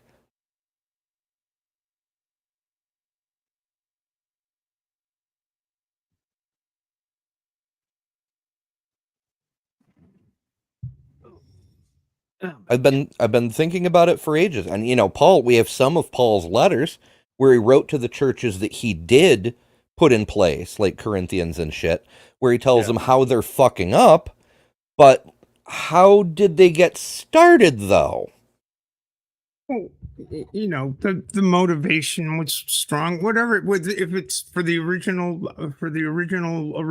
the OGs, they clearly believed in this stuff. Otherwise, they wouldn't have been doing it. But people can believe in all kinds of ridiculous shit, and be terribly devoted to it. Look at the mega idiots. And Sure. There's always whether I don't know if they expect to actually gain power out of it. They just simply believe this nonsense. I mean, people are on a crusade to make sure that trans people don't have any rights whatsoever. Do they gain anything by it? No, they don't gain a goddamn thing by it. That's true. They honestly do not gain anything, but they are proselytizing against against people's existence. Sure, but like what's because they believe it, because they are convinced, for whatever reasons, whether secular or religious, they're convinced that that somehow or another it's the end of the human race. And you can't maybe turn that's around. You just, but some of them are on the grift train, but not all of them. Some of them are just simply there. They're not going to gain anything by it. What they're going to gain is a sense of self-satisfaction that they're holding to a cause. And sometimes that belonging is enough. That it's not all sex, money, and power. Sometimes it's that sense of belonging, of simply belonging to a cult and spreading the word. Yeah, I guess it is sort of the same as like modern cults, right? Like Heaven's Gate, we still have the recordings of some of them because they left that one cultist behind to maintain their website. And it's the way they did it was sort of like that. Big old story, no miracles, just take my word for it, bro. But they pose that apocalyptic thing, like, hey, is your life a wreck? Good news, the end is coming soon. Hang out with us, and you'll get, the express train to paradise or whatever. So yeah, maybe it was something along those lines. I think that's the more likely thing. It's not simply sex, money, and power. It's a sense of being devoted to a cause. Some causes are better than others, I suppose. And I don't, that Yeah, I can see I wonder. I can see the benefit in being devoted to the cause of compassion, and some of them might have felt that way. This guy doesn't seem to care about that very much. Yeah, I wonder what the apologetic answer to it is, because like Frank's not going to say, oh, they set up cults so that they could all pretend together and feel like they had the special knowledge. Like, I don't know, Like he like does. they have to talk really fast, Yeah. They didn't get sex. They didn't get money. They didn't get power. There's no motivation to make this up. And every They motivation got to say it wasn't true. belonging. And then why would they go die for a known lie? You say, wait a minute, Frank, if you're going to say that martyrdom somehow for the gives lie. evidence for Christianity, don't you have to say that Because martyrdom they gives evidence for didn't Islam? believe it was a lie. right? Yeah. Well, I mean, you have to demonstrate that they died for a lie. Nobody can do this. Exactly. Nobody can do this. It has not been done. The churches can't do it. There's just no documentation on how these apostles died. Why Well, would I they wanna die hear for something why that they knew was a lie? martyring for Christian makes it true, but martyring for Islam doesn't necessarily. I want to hear this justification because holy shit. Well, Right, because exactly. it's because the apostles would have had firsthand knowledge on whether or not Jesus rose from the dead, not secondhand knowledge like Islam. You could believe it's true and you don't think it's a lie, but the apostles would have known whether or not it was actually a lie, because they would have known whether they did see the risen Jesus or whether they did not see the risen Jesus. And the fact that they were willing to die for it means that they must have seen the risen Jesus because they had the firsthand experience. But the problem is you can't demonstrate that any of them actually were martyred. Had experienced that these firsthand. I mean, they thought they had an experience, but how do we know that they were correct, that what they thought was actually true? Yeah, they had enough reason to believe that Jesus actually rose from the dead, that they were willing to die for it because they saw him. It wasn't secondhand experience like Islam or even Christians today. A Christian today could die because they believe it's true, but it's different than the apostles because the apostles were there and saw the risen Jesus. So if they didn't see the risen Jesus, why would they still die for it? Because they had the firsthand knowledge on whether or not this was actually true or not. Whereas Islam and other people don't. But it's just none of them actually died. Well, I mean, there's no evidence to support that any of them actually died. Well, I mean, if Christianity's true and they truly believe because they knew, then they couldn't have died, because that's the whole point, is if you truly believe in Jesus, you will never taste death. And that was a major part of the whole messianic ideal at the time, that they literally believe. I mean, Paul says, and Jesus said, this generation will not pass before you see the coming of the kingdom of heaven. And these people really believed, they were very committed to the notion that as many are still today, that the end of the world is here. And you get devoted to that sort of thing. You mentioned Heaven's Gate. That's the kind of thing these people were into in so many ways. They make reference after reference after reference at it, but the ball keeps getting pushed down the road when wait, still alive? What time is it now? Oh yeah. That's another thing we still see today. Jehovah's Witnesses with the stay alive until 75 thing, because that's when the end is coming. Here we are, nearly 50 years later. And the Church of Jesus Christ of Latter-day Saints. What do you think the Latter-day Saints part means? These are the latter days. I mean, and it just, some of these things just sort of grab on. The Seventh-day Adventists. What do you think the Adventist means? They came out of the Millerite tradition in the middle of the 1900s. So... Yeah. And these people are people with apocalyptic, change the world is going to change. The changing of the world is within this generation, and you'll live to see it. Yeah, People have been Mm. making excuses for it for lot of ages and ages branches. and ages. A lot of branches of Christianity were failed apocalypse predictions, just like the original flavor. Not all of them, though. Martin Luther had a bitch with Catholicism, and it was legitimate. Henry VIII really wanted to get laid. So not all of them were apocalypses. Why? Because there's a huge difference between the Muslim martyrs of today and the New Testament martyrs in New Testament times. Many differences. I'm just going to give you one. The Muslim martyrs of today haven't witnessed anything that tells them that Islam is true. They just have faith. But the New Testament martyrs of New Testament times witnessed Jesus rise from the dead. They saw Jesus. They touched Jesus. They ate with Jesus. They verified the risen Jesus with their own senses. You see, many people will die for a lie they think is the truth. Nobody will die for a lie they know is a lie. And the New Also not true. But Yep.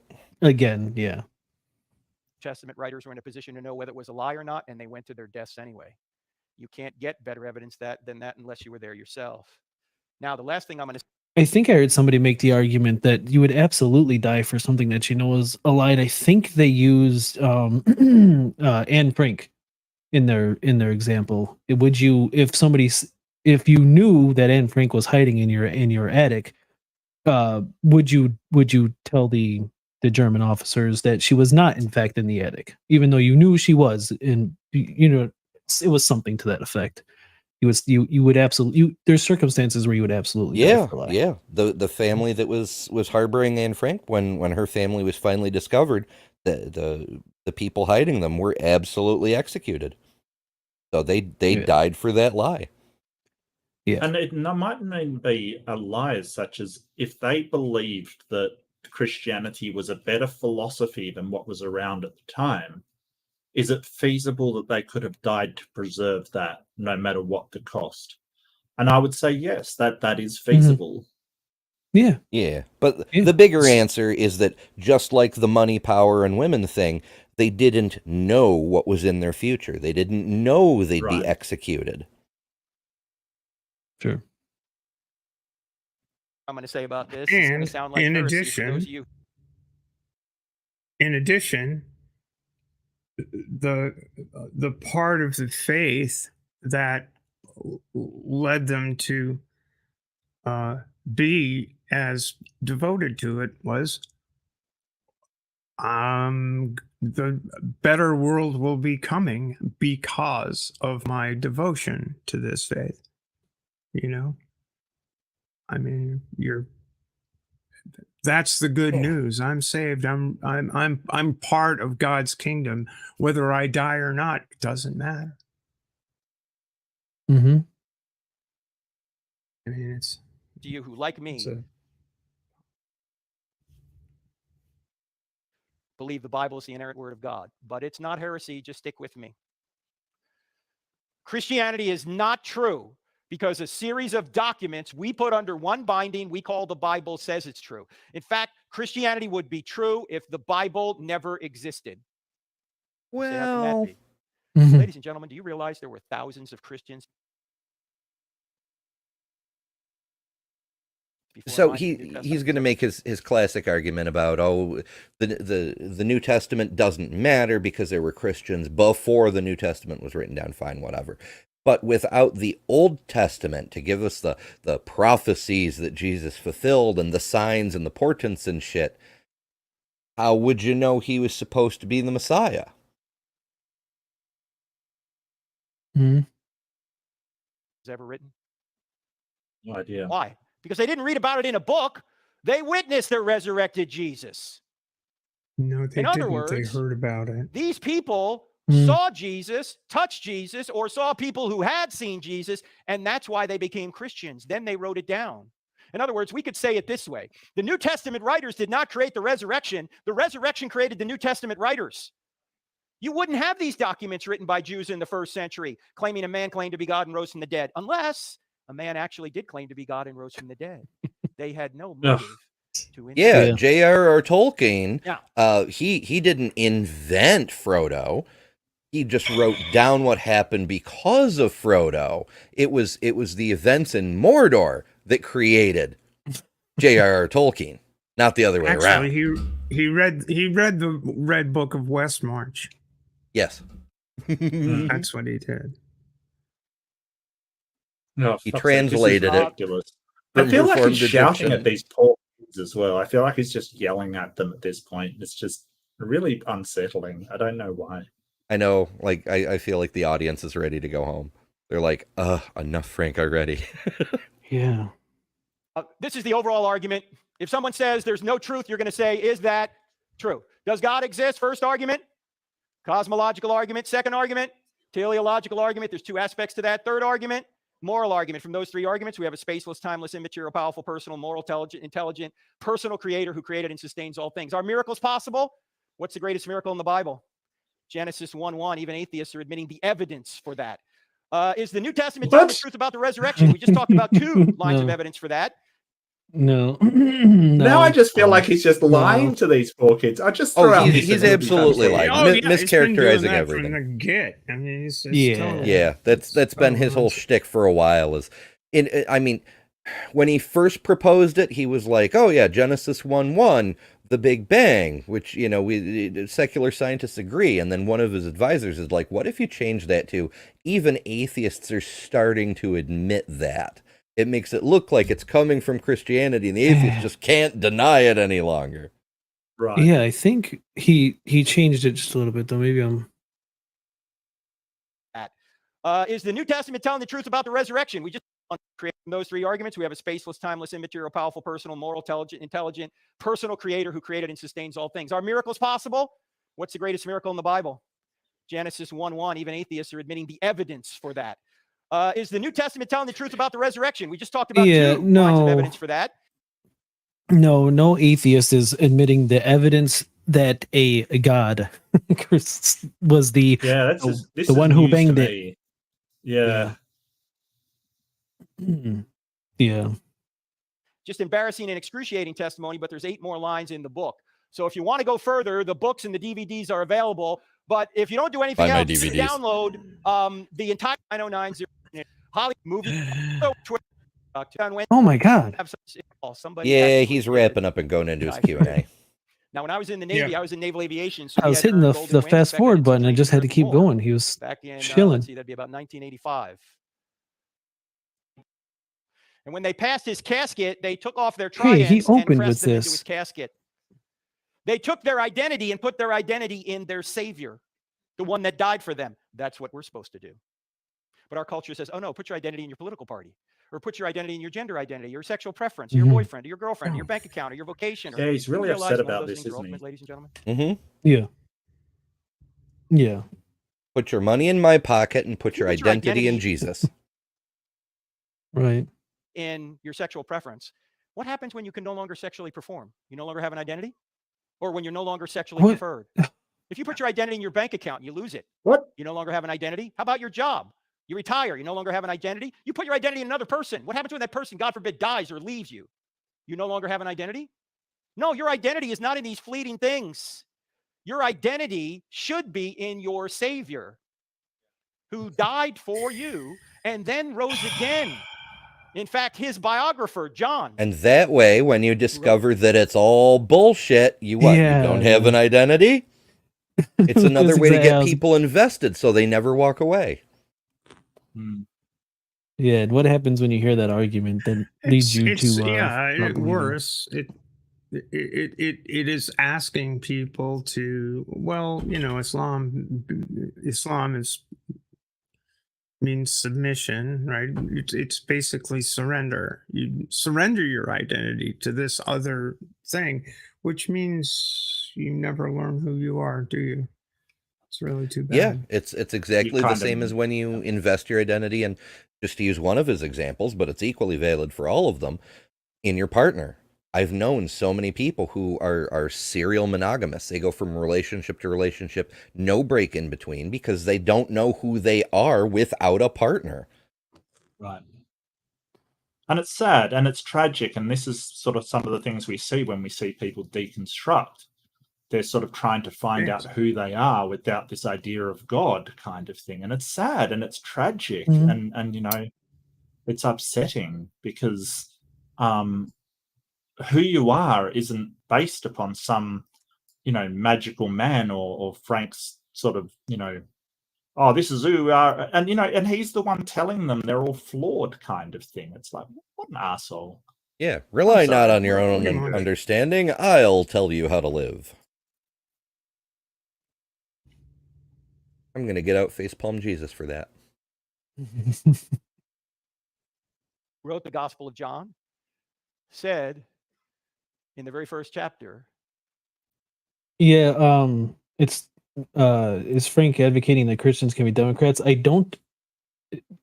mean, it logically follows from what he is saying, but I don't think he thinks that. I did a post, community post a while back where Frank cross-examined was hiring essentially, and one of the requirements to be hired by cross-examined, which is Frank Turek's organization, is that you are a conservative Christian, not just a Christian, but you must be a conservative Christian. Oh, that's gross. That's gross. Mhm. Yeah. that he gives I'm you the sorry, right that- to that's become just a child gross. of God Yeah, Frank Turek's gross. by simply accepting what he's done, repenting of your sins, and taking the new identity that you can't lose. You know, you can lose your job, you can lose your spouse, you can lose your health, you're ultimately going to lose your life. You know, the only thing you can't lose Jesus. I He's bet you forever. can. Anyone in here struggling with your identity, You bet you can. Jesus is the one Yeah. who turns Two you of the into good. fastest growing channels on YouTube are all about that. Christy Burke, Brandon from Mindshift. Whoops, where'd I put that Jesus? Well, I mean, He sort of got away losing from me. losing Jesus assumes you had him in the first place. That's the thing. Like, that's the whole point that we're making. Yeah. You don't know that you have any Jesus. And let alone the one that Frank made up in his head. Well, yeah. Frank's own personal Jesus.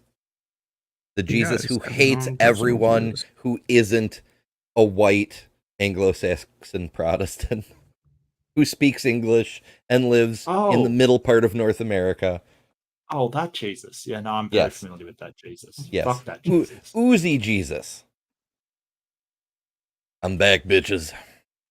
Guns and God. Mark. All the pressure's on you, and there's always somebody that can do it better. It's exhausting.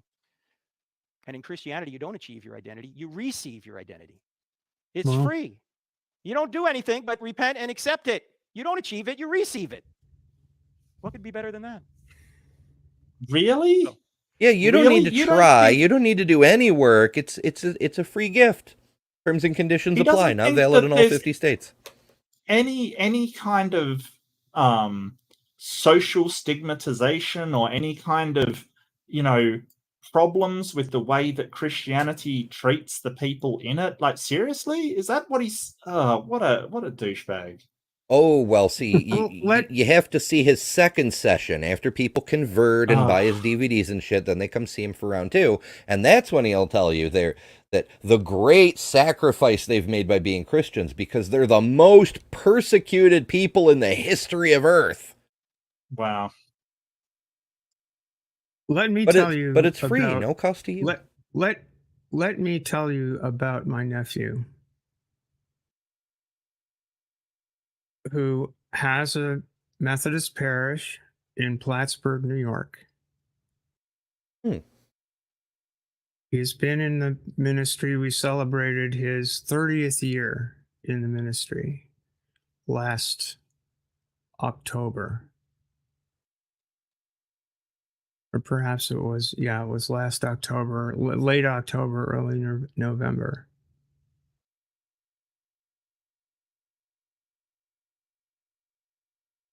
His Jesus, the gospel he preaches, is not Frank Turek's. Mhm. He does not tell his congregation that his aunt isn't worthy of life. He doesn't tell his congregation that they are worthy of death without accepting the risen Christ.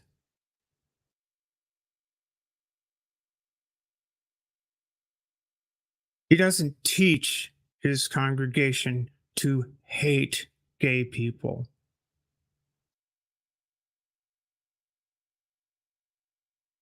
He doesn't teach his congregation to despise people of a different race or color.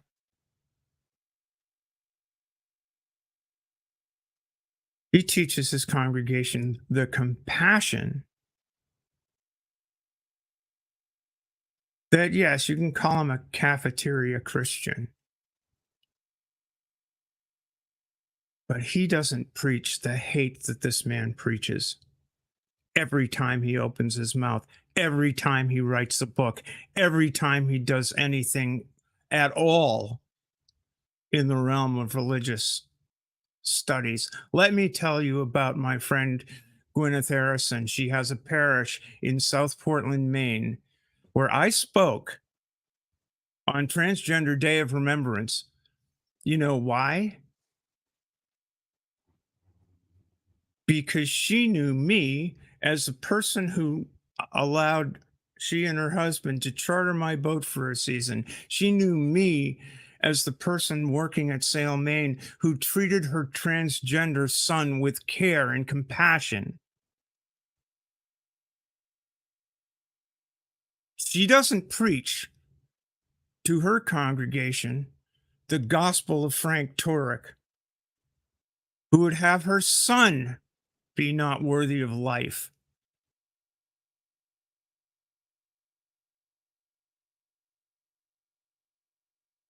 So this fuckface, this man right here, that guy over here on the screen that you're all looking at, is saying to accept a Jesus Christ who hates people, who views the world as thick and irredeemable while being the so-called redeemer. His Christianity is irredeemably bad. It is not a good thing for the world. And you may argue with me that no form of Christianity is good for the world, but I would say that if you're not going to eradicate the faith, I'd rather have people preaching the gospel according to the lines of compassion, reading the compassion in before you criticize your brother's speck in the eye. You take out the log in your own and see that brother as another human being and find love and compassion for that person. Turek doesn't preach that.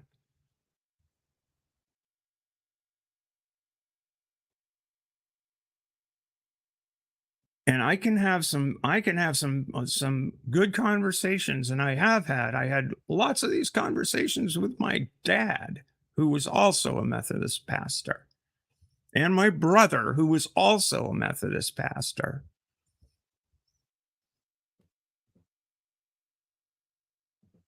And it's revolting that these preachers of hate are out there with huge audiences, mega churches, raking in the money, raking in the grift, in the name of Christ, who would spit in his eye. That Christ would spit in his eye. That Christ would look at him and say, "My friend,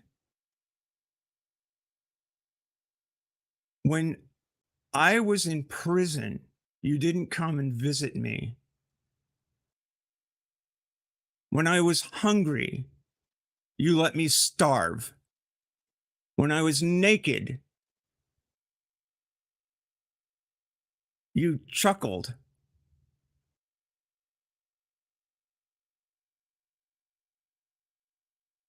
The man is devoid of compassion.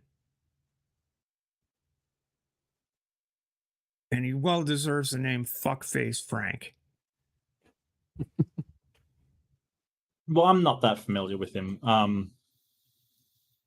Yeah, I really haven't paid a lot of attention, but these guys blur together after a while. I got to admit, like, seriously. It's true. Yeah. Anyway, Fuckface Frank is, by the way, if people aren't subscribed to Uncle Bobby's channel, by God, do it. Because he's a big Frank Turek fan in the like. Okay, Frank Turek. He has a lot to say about the guy, but the man is just he's just horrible. And the worst part is people buy his bullshit. Yeah, they do.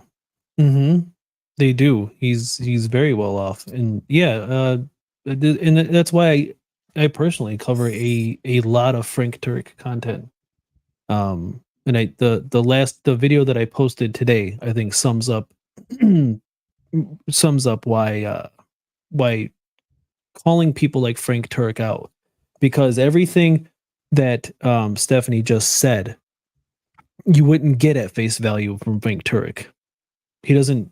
He's one of the ones that know how to say things, which mean everything that Stephanie just said. But he'll never come out. He's good at what he does. And yeah, that's why I focus on Frank Turek so much. But yeah, Mark, Frank Turek's really awful. Really, really awful. No, I'm getting that. Yeah.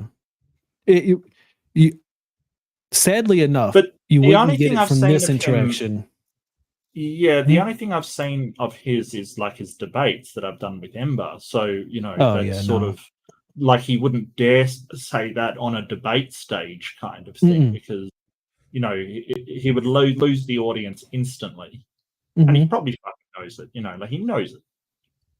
Yeah, that's why he's keeping it incredibly mild here. I mean, and even in his personal channel and his personal videos and stuff, he keeps it pretty mild. But if you go through like the first maybe 5 pages of his book, or if you watch the content that he puts out and just really listen to what he's saying, hear what he says, but know what he means, kind of thing.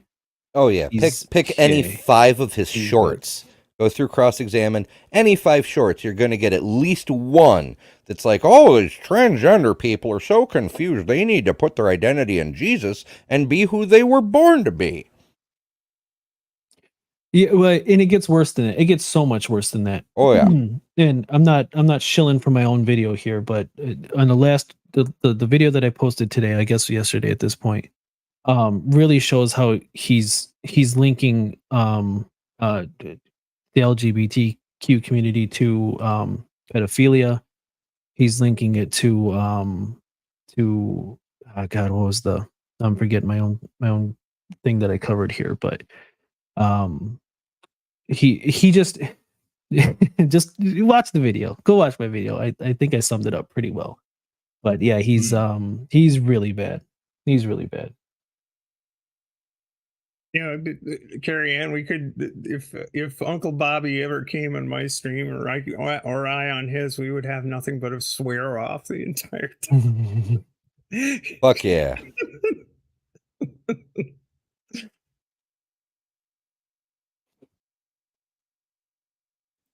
With that said, we're going to go to questions. But before we do, Jeff, would you come up here for just a minute? And maybe Eric is. Here's one thing you need to do before buying. I forgot I'm on my anything Jesus online. account. Don't spend another dime on Amazon. I figured we'd interact with the live stream. So I switched to my Jesus account, but the comments are long. It's long past. Anyway, it's late here. I got to get some sleep.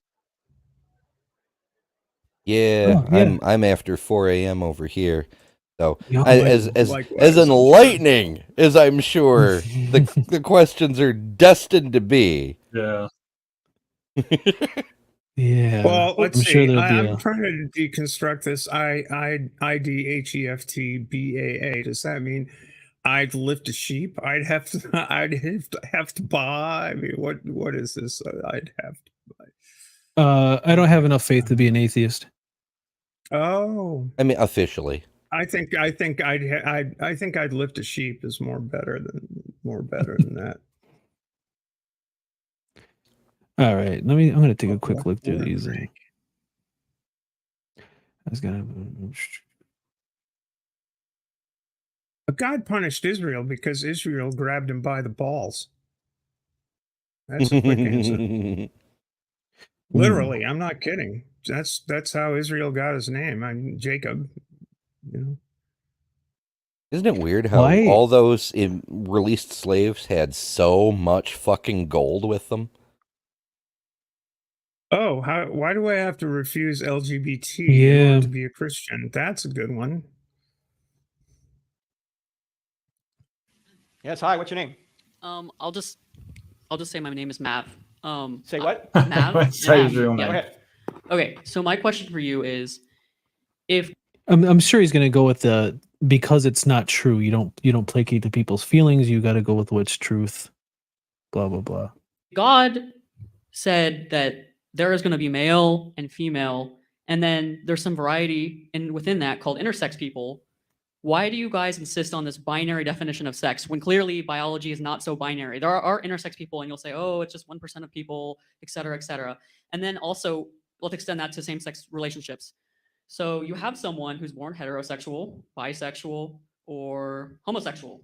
So why is there this thing where God would say, that's fine, but that's not fine. And he creates them knowingly like that.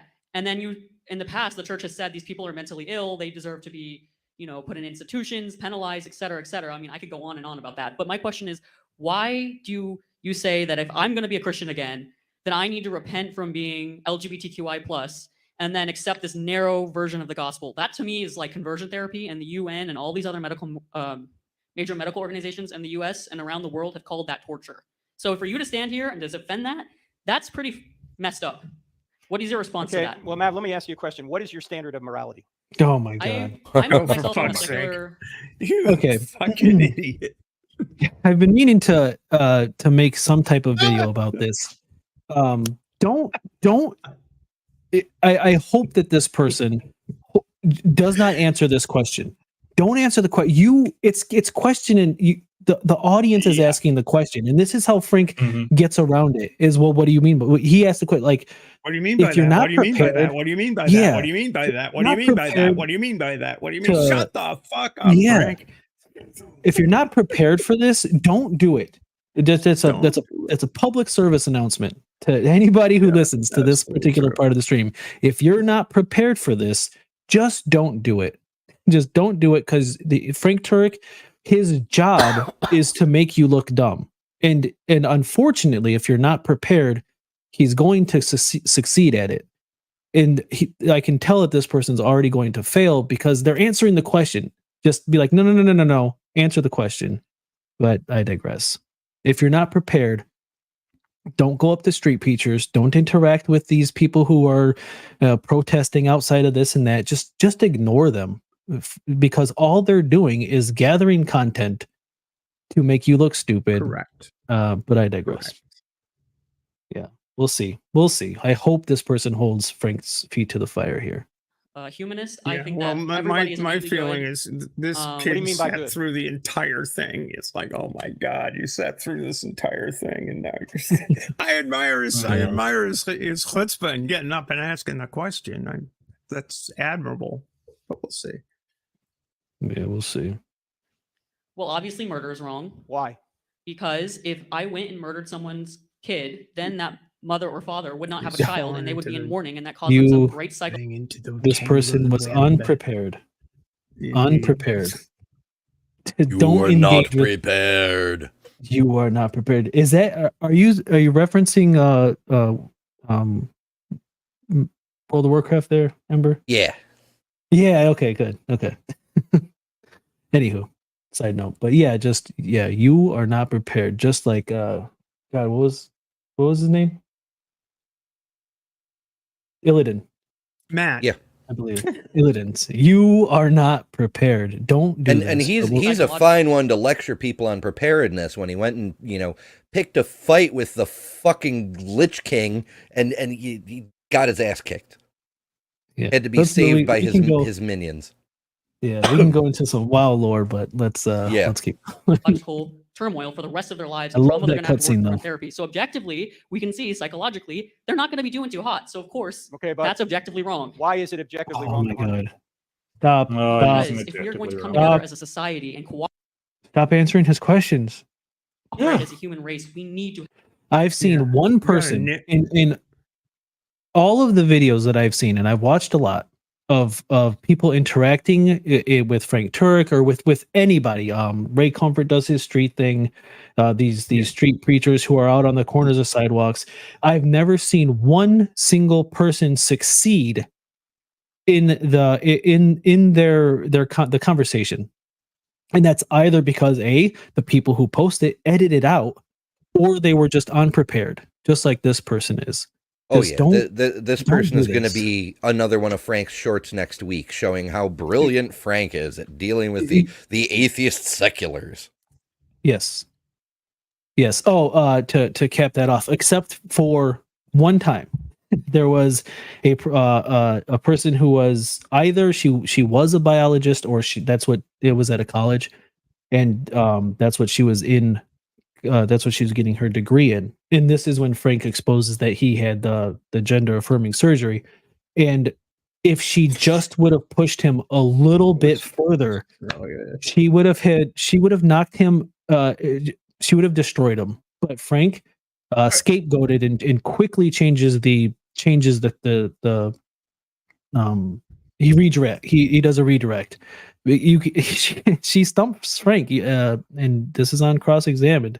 You can see his gears turning, and for the first time, Frank Turek stops talking, and you can see him thinking. He goes, "Well, now I can't even get into it," and just completely dismisses it. It's funny. I've seen it happen one time, where somebody stumps one of these people. But if you want to see a master class on how to handle a precept, and Frank is essentially a precept because it's everything it is. It's like, he's moving this conversation towards, you can't have morality without God. You can't have, there's no, without that, like he said the entire time. And, he presupposes the truthfulness of the gospel and the gospel accounts and all of that other happy worship. But you want to see a master class on how to handle a precept, watch Shannon Q have a little chat with Darth Dawkins. It is hysterical. It's just so good. She is so good. Need to have some sort of moral standard to bind us together, regardless if there's a God or not. But whose moral standard? I mean, Hitler had a pretty tight moral standard within Germany. Why was he wrong? Well, obviously he was wrong on many levels. I mean, the fact that he murdered millions of people. But by what standard? Why is it wrong to murder? I would immediately concede the argument. I would say I have no moral standard. Now answer the question. Yes. People. Something along those lines. Yeah, we're not I'm talking just about gonna my say- moral standard. We're talking about yours. Right. Exactly. So just I don't have one. You're Don't care. You're claiming it is moral to treat people like this. Why is it moral to treat people like this? Exactly. Within my own experience, if I witness the murder of someone, which I gratefully have not, I would be painful. Obviously, there would be a sinking feeling inside of me, like, wow, I just witnessed the loss of someone's life. That's a terrible thing to see. Like if someone got ran over by a car and it was so quick and you just didn't see it coming, of course that would screw someone up for life. So to me, it's like, you don't have to attribute it to whether there's a God or not. Like psychologically, the way that my brain is going to see that is like, wow, I just saw harm conflicted onto an. Wait a second. Real quick, whether or not this person answers this question perfectly or terribly, it's all just a redirect. What is it, a red herring? Is that the fallacy? Yeah, red herring. Yeah, that's all this is. Well, it's worse than that. They are going to moral intuition. It's a basically. scarlet herring. they are really going to moral intuition, and that's fine. But and sort of moral intuition can do a lot of things for you. And hey, if you want to base it on moral intuition, go for it. That's fine. It explains where morality comes from. If you want to presuppose that as a determining factor, sure. It's just Frank's going to say, well, that comes from God, and that's basically it. No, it's worse than that. I've heard this exact argument before, almost word for word. I think this person's an audience plant. I think Frank's handing out scripts to people and saying, ask me this, when I say this, you say that kind of shit.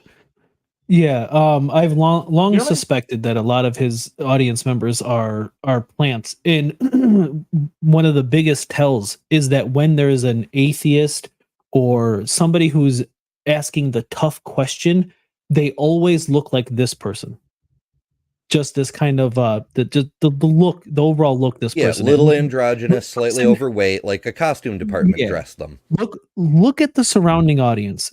Nobody else looks like this person, but this person does look like this person, and that is a very common theme. They just so happen to have a certain look about them. So yeah, I've long suspected that he has plants in his audience. Yeah, it just trips me because like the specific things, like if you see somebody die, if just like that, you didn't see it coming, their life is gone, it scars you for like it's almost word for word what another person said in another one of these events. I'm like, nope, there's no way. Interesting. Yeah. Onto another, or inflicted onto another. Yes, you're describing how you know something's wrong. The Yeah, question it's a is psychological feeling. the The question is reaction. the question is why is it wrong if there's no God? So wait, can you repeat that last thing? Yeah, you're explaining one of the ways you might know that something's wrong. The question is why is it wrong if there's no God? That's not the question. Society, Frank. we wouldn't be able to just say like, oh, we should allow murder, we should allow this and stuff to happen because obviously slavery was wrong. We abolished that. Obviously. Okay, you're bringing up. They used the same moral argument wrong. too. Like, When Frank redirected them, they went with, oh well, obviously slavery is wrong. Like they're not even modifying the fucking script. It's the same thing. I will do a deep dive, and I'll try to find that. If you can come across it, that would be wonderful. I haven't heard. I've watched a lot of Frank Turek content. I haven't heard this, but yeah. It's one of his college talks where he's on the stage and the stairs go up, and it's a person all the way on the side who looks a lot like this person. In fact, until I switched the window back over, I thought it was the same person. Wow. I'm like, I mean, maybe he's got minions. He just brings from show to show to show. It could very well be, yeah. As a human race, Yeah, regardless of whether there's a God or not, because evolution has incentivized cooperation. If I share my fruit with my person, they're going to survive. If I take care of the elderly person in my clan, they're going to survive. No. If I take care of the children in my Don't do village, this. they're going to survive. Evolution. The human race will survive and reproduce, and therefore everyone else is benefited from it. Mav, evolution is survival of the fittest.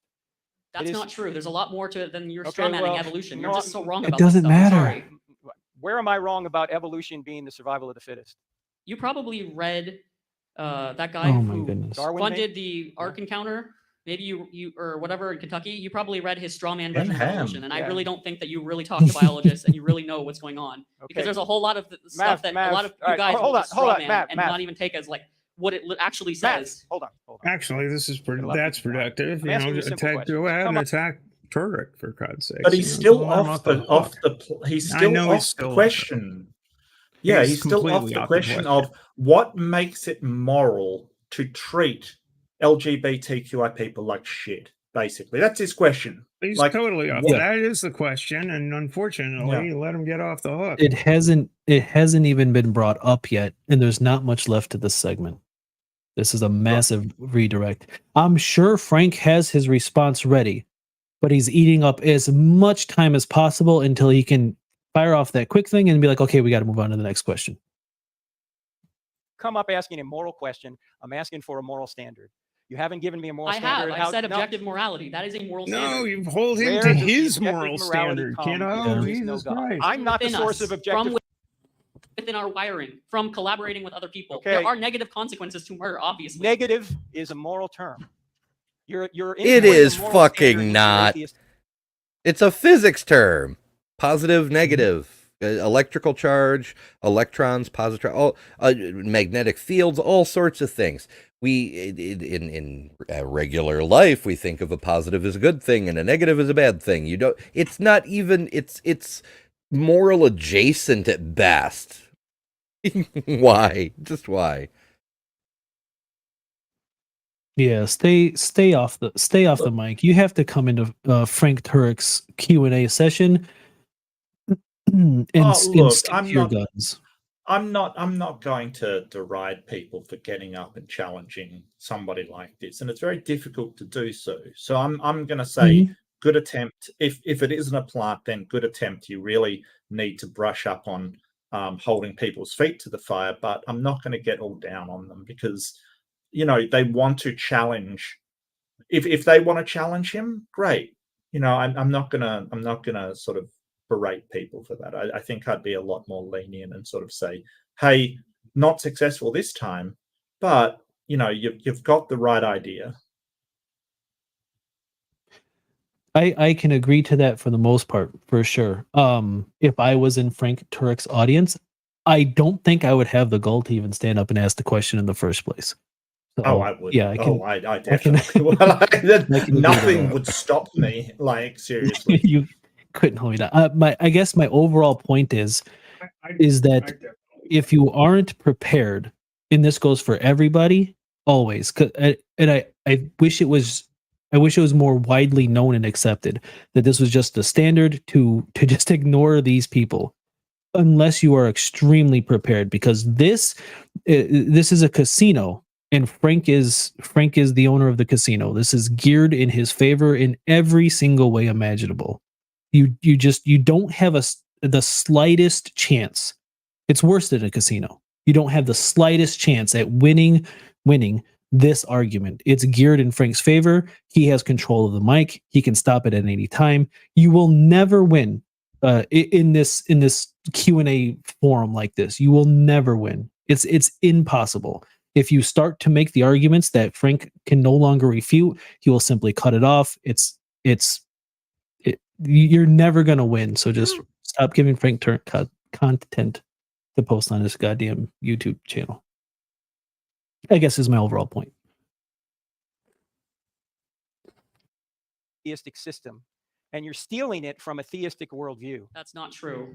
Well, I'm sorry. You There are don't so get many moral morality. standards besides Christianity. Mav, There's Buddhism. This is where there's it All right, stop, cuts it Mav, off Shintoism, right here. Mav, there's stop. all these You're different moral stealing stuff it from all over the from world that I've read theistic about that I've view. imported. So Mav, that's not true. Mav, Yeah. I'm gonna have to ask you. Buddhism steals from Christianity too. Morality was known to the ancient Greeks, Sonny Jim, before Christianity even came along. Mm-hmm. Away from the microphone. They unless you were give me a chance to debating it in respond. the Fair enough. pantheon Okay. way before Christianity. Mhm. Yeah. There it was, by the way. Step away from the microphone. In other words, get the fuck out of my face. As soon as he was getting challenged at all, it was get a step away from the microphone. Get out of my face. Yeah, that's exactly what happens. He's in complete and total control of his Q&A. Never be fooled. So there is no objective moral standard unless some kind of God exists. Everything is just a matter of human opinion. And so when you hold up a sign that says that certain people have treated LGBTQ people wrongly, Well, you're they have, and there's so much evidence for it. So Mav, you might be exactly right about that. But I you know need- I am. I have experiences and data to back it okay, up. okay. Well, I'm sorry that people have treated you poorly, but You there don't have to go on and spread these bigoted viewpoints on YouTube and Facebook like you do. It's just a bunch of misinformation. You have no idea. You're Mav, blood I would strongly argue that this is not a plant. You don't. Frank Turek would never allow somebody to call Maybe. him a bigot. Maybe. on your hands. Okay, Mav. Do you want to have a conversation, or you just Remember wanna- his I own really just criterion of would like you to embarrassment, just though. apologize and turn around and see that Okay. what you're doing is harmful. Mav, there's only harm if God exists. Harm is only evil if God exists. So what? And so No, you're that is stealing- not true. That is not true. there could be no God. I could cut off Ember's head. It would still be causing him harm, irrelevant of whether there's a God or not. Mm-hmm. I don't know why I went there, Ember. It must be something. I'd prefer you cut off Turek's head, but that's okay. No, that's a better one. Yes, all right. I'll cut off Turek's fat-faced fucking head, and yeah, that would be causing harm, whether or not there is a God. Like I don't know. I mean, it would objectively make the world a better place. You could, you know, turn the skull into a really nifty cup. Still be harm. It would still be harm to Frank You'd still Turek. be harming someone, right? You'd still be causing harm to someone, regardless of what the other associated consequences are. Like you may argue that cutting off his head would be beneficial to society in some way. Yeah, there is net no gain. doubt you would, right, net gain, right, exactly. There is no doubt you'd be causing harm to that individual. There is no situation where you could say, hey, you'd be helping that individual, unless maybe they were dying of something and they needed to be, you know, put out of their misery or some shit like that. Who knows? But you know, this is ridiculous. You can't say that only if there's a God are you harming that person. Bullshit. Yeah, and I still just want to like scream, so fucking what? Like, okay, cool, your God exists. Now why are you doing evil? You know? Yeah. Yeah, I mean, you got to hold Turek's feet to the fire. You can't let him change the subject and all of that kind of thing. And it's in a short format like this. You're exactly right. He has control of the microphone, so it's his shindig. Yeah, And he's been doing this shit for decades. Yeah, that goes for anybody. Anybody who's out there doing what Frank Turek does, or the street preachers, or the people who are doing the protests, or anybody. If it's their show, it's always going to end in their favor. It can't happen any other way, because as soon as it starts to go out of their favor, they'll just cut you off and move on. So yeah. No, I've had my time in Pine Creek's channel. We've had some fun over there actually, but it's like, oh my God. You know, the probably one of the more memorable moments was when Doug brought up a study that said the exact opposite of what he thought the study said. Now, when I brought up, he brought it up earlier in the show, and I brought it up. He said, "Oh, you can't find a single study that shows that suicidality is reduced with gender affirming care." I was like, "Well, I don't know. What about this one?" And it's like, what? Yeah, and you know, but that's not about suicide. And it's like, well, it's in the title. Okay. So he's like, oh, we referred to this one earlier in the show. He goes, yeah, you did? He says, yeah, read the conclusions. Then, so I read the conclusions. It's like, suicidality is reduced in this cohort, blah, blah, blah. And all of a sudden it was like, well, yeah, I've got a tea time in about half an hour, so I guess we better go now. That was hysterically funny. Alrighty, folks. I gotta punch out. Yeah. It's been a trip. I will catch y'all another time. Yeah, thank you so man, much you take for care. joining in. I appreciate it. I'm gonna finish up the rest of this segment here, and then I'm gonna call it as well. All right. Thanks, folks. Yeah, I want to see the end of this. Night, Thank Ember. you. Yeah, I'm just gonna go to the end of this question here, and then I'm gonna call it. I want to see where Frank's going with this. I mean, we all already know where Frank's going with this, but it is getting late. Regardless of God All exists right, or not. thank you, Mav. You're not interested. Thank you for coming. Hey, Mav, if I gave you a book, would you read it? Is it on Audible? I have severe ADHD. I don't have an Audible with me, but Is I it can. on any type of like written like? I'll tell you what. If you go voice back, to text to speech. if you go back there and you give Evan at the table your email address, I will email you personally. Okay. All right. Thank you. What a nice fellow. Yeah. And by the way, before we go to the next question, now that I have a chance to speak here, I appreciate people coming here who have a different point of view, but it's got to be a dialogue. It can't be a monologue. And Go I think fuck that yourself. yes, people who identify as LGBTQ have been treated poorly. But I also think now that Christians are being treated poorly. Oh my And both of fucking them come are on. wrong. it's the oh my god.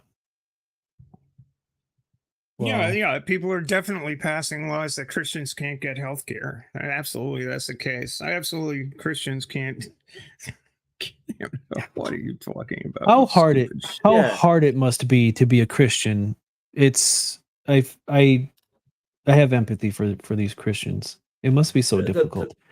The goddamn secularists they stop these Christians from persecuting people. They're picking on them. I swear, like, why can't we just leave them alone to be bigoted, nasty, and persecute whoever they want to persecute? Like, seriously, dude. Look, you can make an argument that in some countries Christians are being persecuted, like some countries in West Africa and things like that. You can make that argument, but not in the Bible Belt US. Like, come on now. No. Like, it's just what Frank is feeling is that Christians used to be the special people, and their morality was held up over everybody else's, and what they said was taken to be the standard in which people behaved in society. And they thought everything was great. They were never the ones being picked on, and they're not the special people anymore. They're just not. Their opinions are perfectly valid, but they're no more valid than anybody else's. So if you've got a disagreement, we look at how it benefits or harms society and people. And they're just so unhappy with that. They're like, well, why can't my special opinions and my God opinions be held up over everybody else's? Because no one gives a shit. That's why, mate, because no one cares that you think that your opinions come from some magic man that handed them on down high. No one cares. Oof, Yeah, yeah. it's Well garbage. said. Well said. This is Alright. something I've been Respect noticing people. lately. Sorry. What's that? Something you've been noticing lately? Just the outrage that their opinions aren't being held in higher esteem than everybody else's. You know, that's just something, and I don't get it. I just do not understand it. I will listen to your opinion. I will vehemently disagree with it if I disagree with it. But you don't get to go, well, my opinion should be held in a higher esteem because it's coming from God. Prove it. Well, even if we disagree with them. But that's a moral category. And respect only makes sense as a moral category if there's a moral standard beyond us. Otherwise, everything's just a matter of opinion. If somebody says gay is good, that's a matter of opinion. If somebody says gay is bad, that's a matter of opinion. You have to have a standard. But why is your standard gay is bad? Yeah. That was the question. That Yes. was the question, and he's not going to answer it. No. Of course. My not. question to anybody who disagrees is, what is your moral standard? If there is no God, there's no rights to anything. There's no Christian rights. There's no gay rights. There's There's no the transgender precept. rights. There's no human rights. Mhm. It's just Bullshit. one person's opinion against another. And No, when no, we it's say we're society's atheists, collective agreement on what is good and what is bad for society. We all get together and we say, hey, what do we want out of this society? Like, I can say, do you want a society in which people are murdered? No? Then let's prevent that. And if you don't want to adhere to that society, that morality, then get the fuck out of society. Go seasteading or something. I don't know. The answer that he would give is that if that's the case, then society can impose any standard, and my society would impose the objective standard of God that says gay's bad.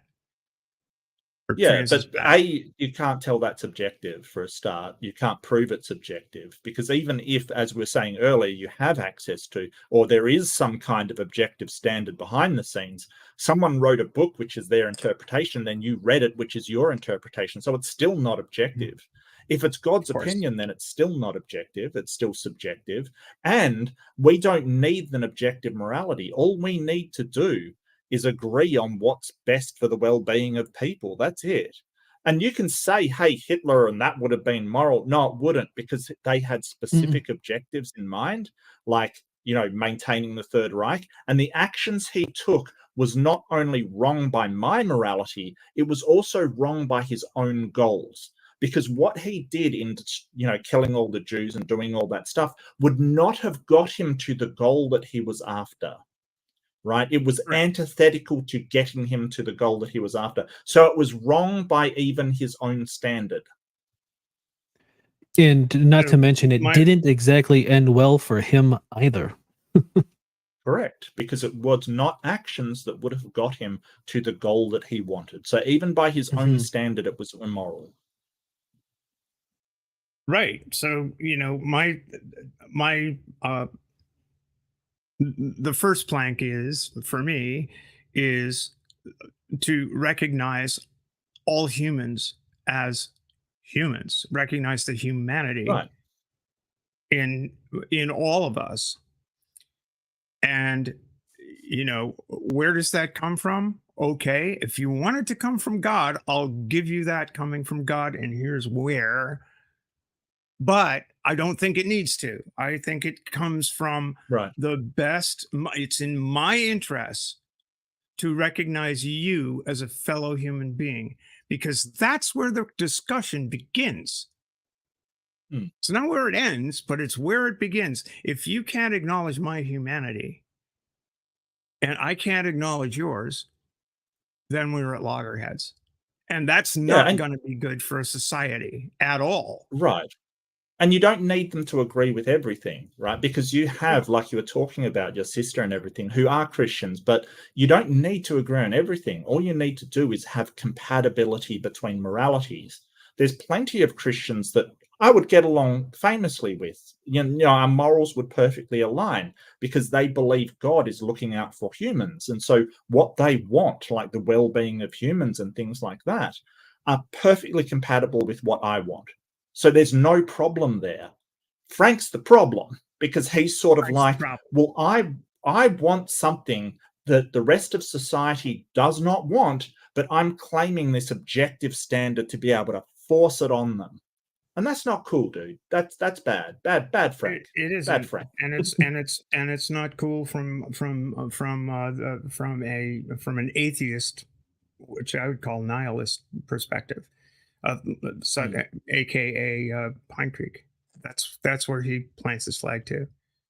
Yeah, I mean, there are moral nihilists. They're out there. Godless Girl is another moral nihilist. They don't believe that morals are even important or relevant or what have you. It's I find it baffling, quite frankly, because how can you want to live in a world where you get what you want if you're not prepared to help others and assist with the society? So I don't find it very compelling, moral nihilism. I think it's you can argue that morality is simply a social construct, sure, but the law's a social construct, and we know that's a social construct. Try breaking the law and see if it doesn't mean anything. Of course it will. It will have significant impacts on what happens to you. Anyway, this was fun. It was fun talking with you guys. I am also checking out at this point, so I can okay. Logo as well. I'm sorry. It's still early for me, so yeah, I'm up. But it was so good to catch you on a stream, Nara. I usually miss these, so I this has been fantastic. I'm really happy I managed to make it. Yeah, thank you so much, Stephanie, for coming on again. I really appreciate it. Oh, thank you so much for having me. It was really wonderful, and I appreciate the opportunity. Yeah. I don't do a live stream very often, Mark. So you're probably not missing as many as many as it may seem. I just assume I am. Let's face it. I just assume that I am, to be honest with you. So, I'm just gonna finish up this last little bit here, and then I also have to call it a night. It's pushing 4 a.m. here. And we start bringing moral categories into the conversation, I'm going to ask, what's the standard you're using? It turns out the standard stolen from God himself. And that's what I cover in the book, Stealing from God, Why Atheists Need God to Make Their Case. We might agree with a lot of stuff Mav said, that people have been treated immorally, But unless you have a moral standard outside of yourself that we're all obligated to obey, it wasn't really immoral. Do you see the point? Yes, sir. What's your But name? it's also not immoral by Frank Turek's standard. That's the point. That's the problem. That is the point. That is the problem. Yeah, well.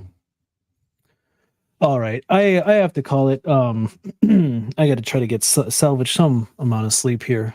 Thank you so much for joining the stream, Stephanie, Mark, and everybody else. Thank you so much for stopping in and watching, everybody in chat. I don't know when I'll go live again, but it'll be sometime.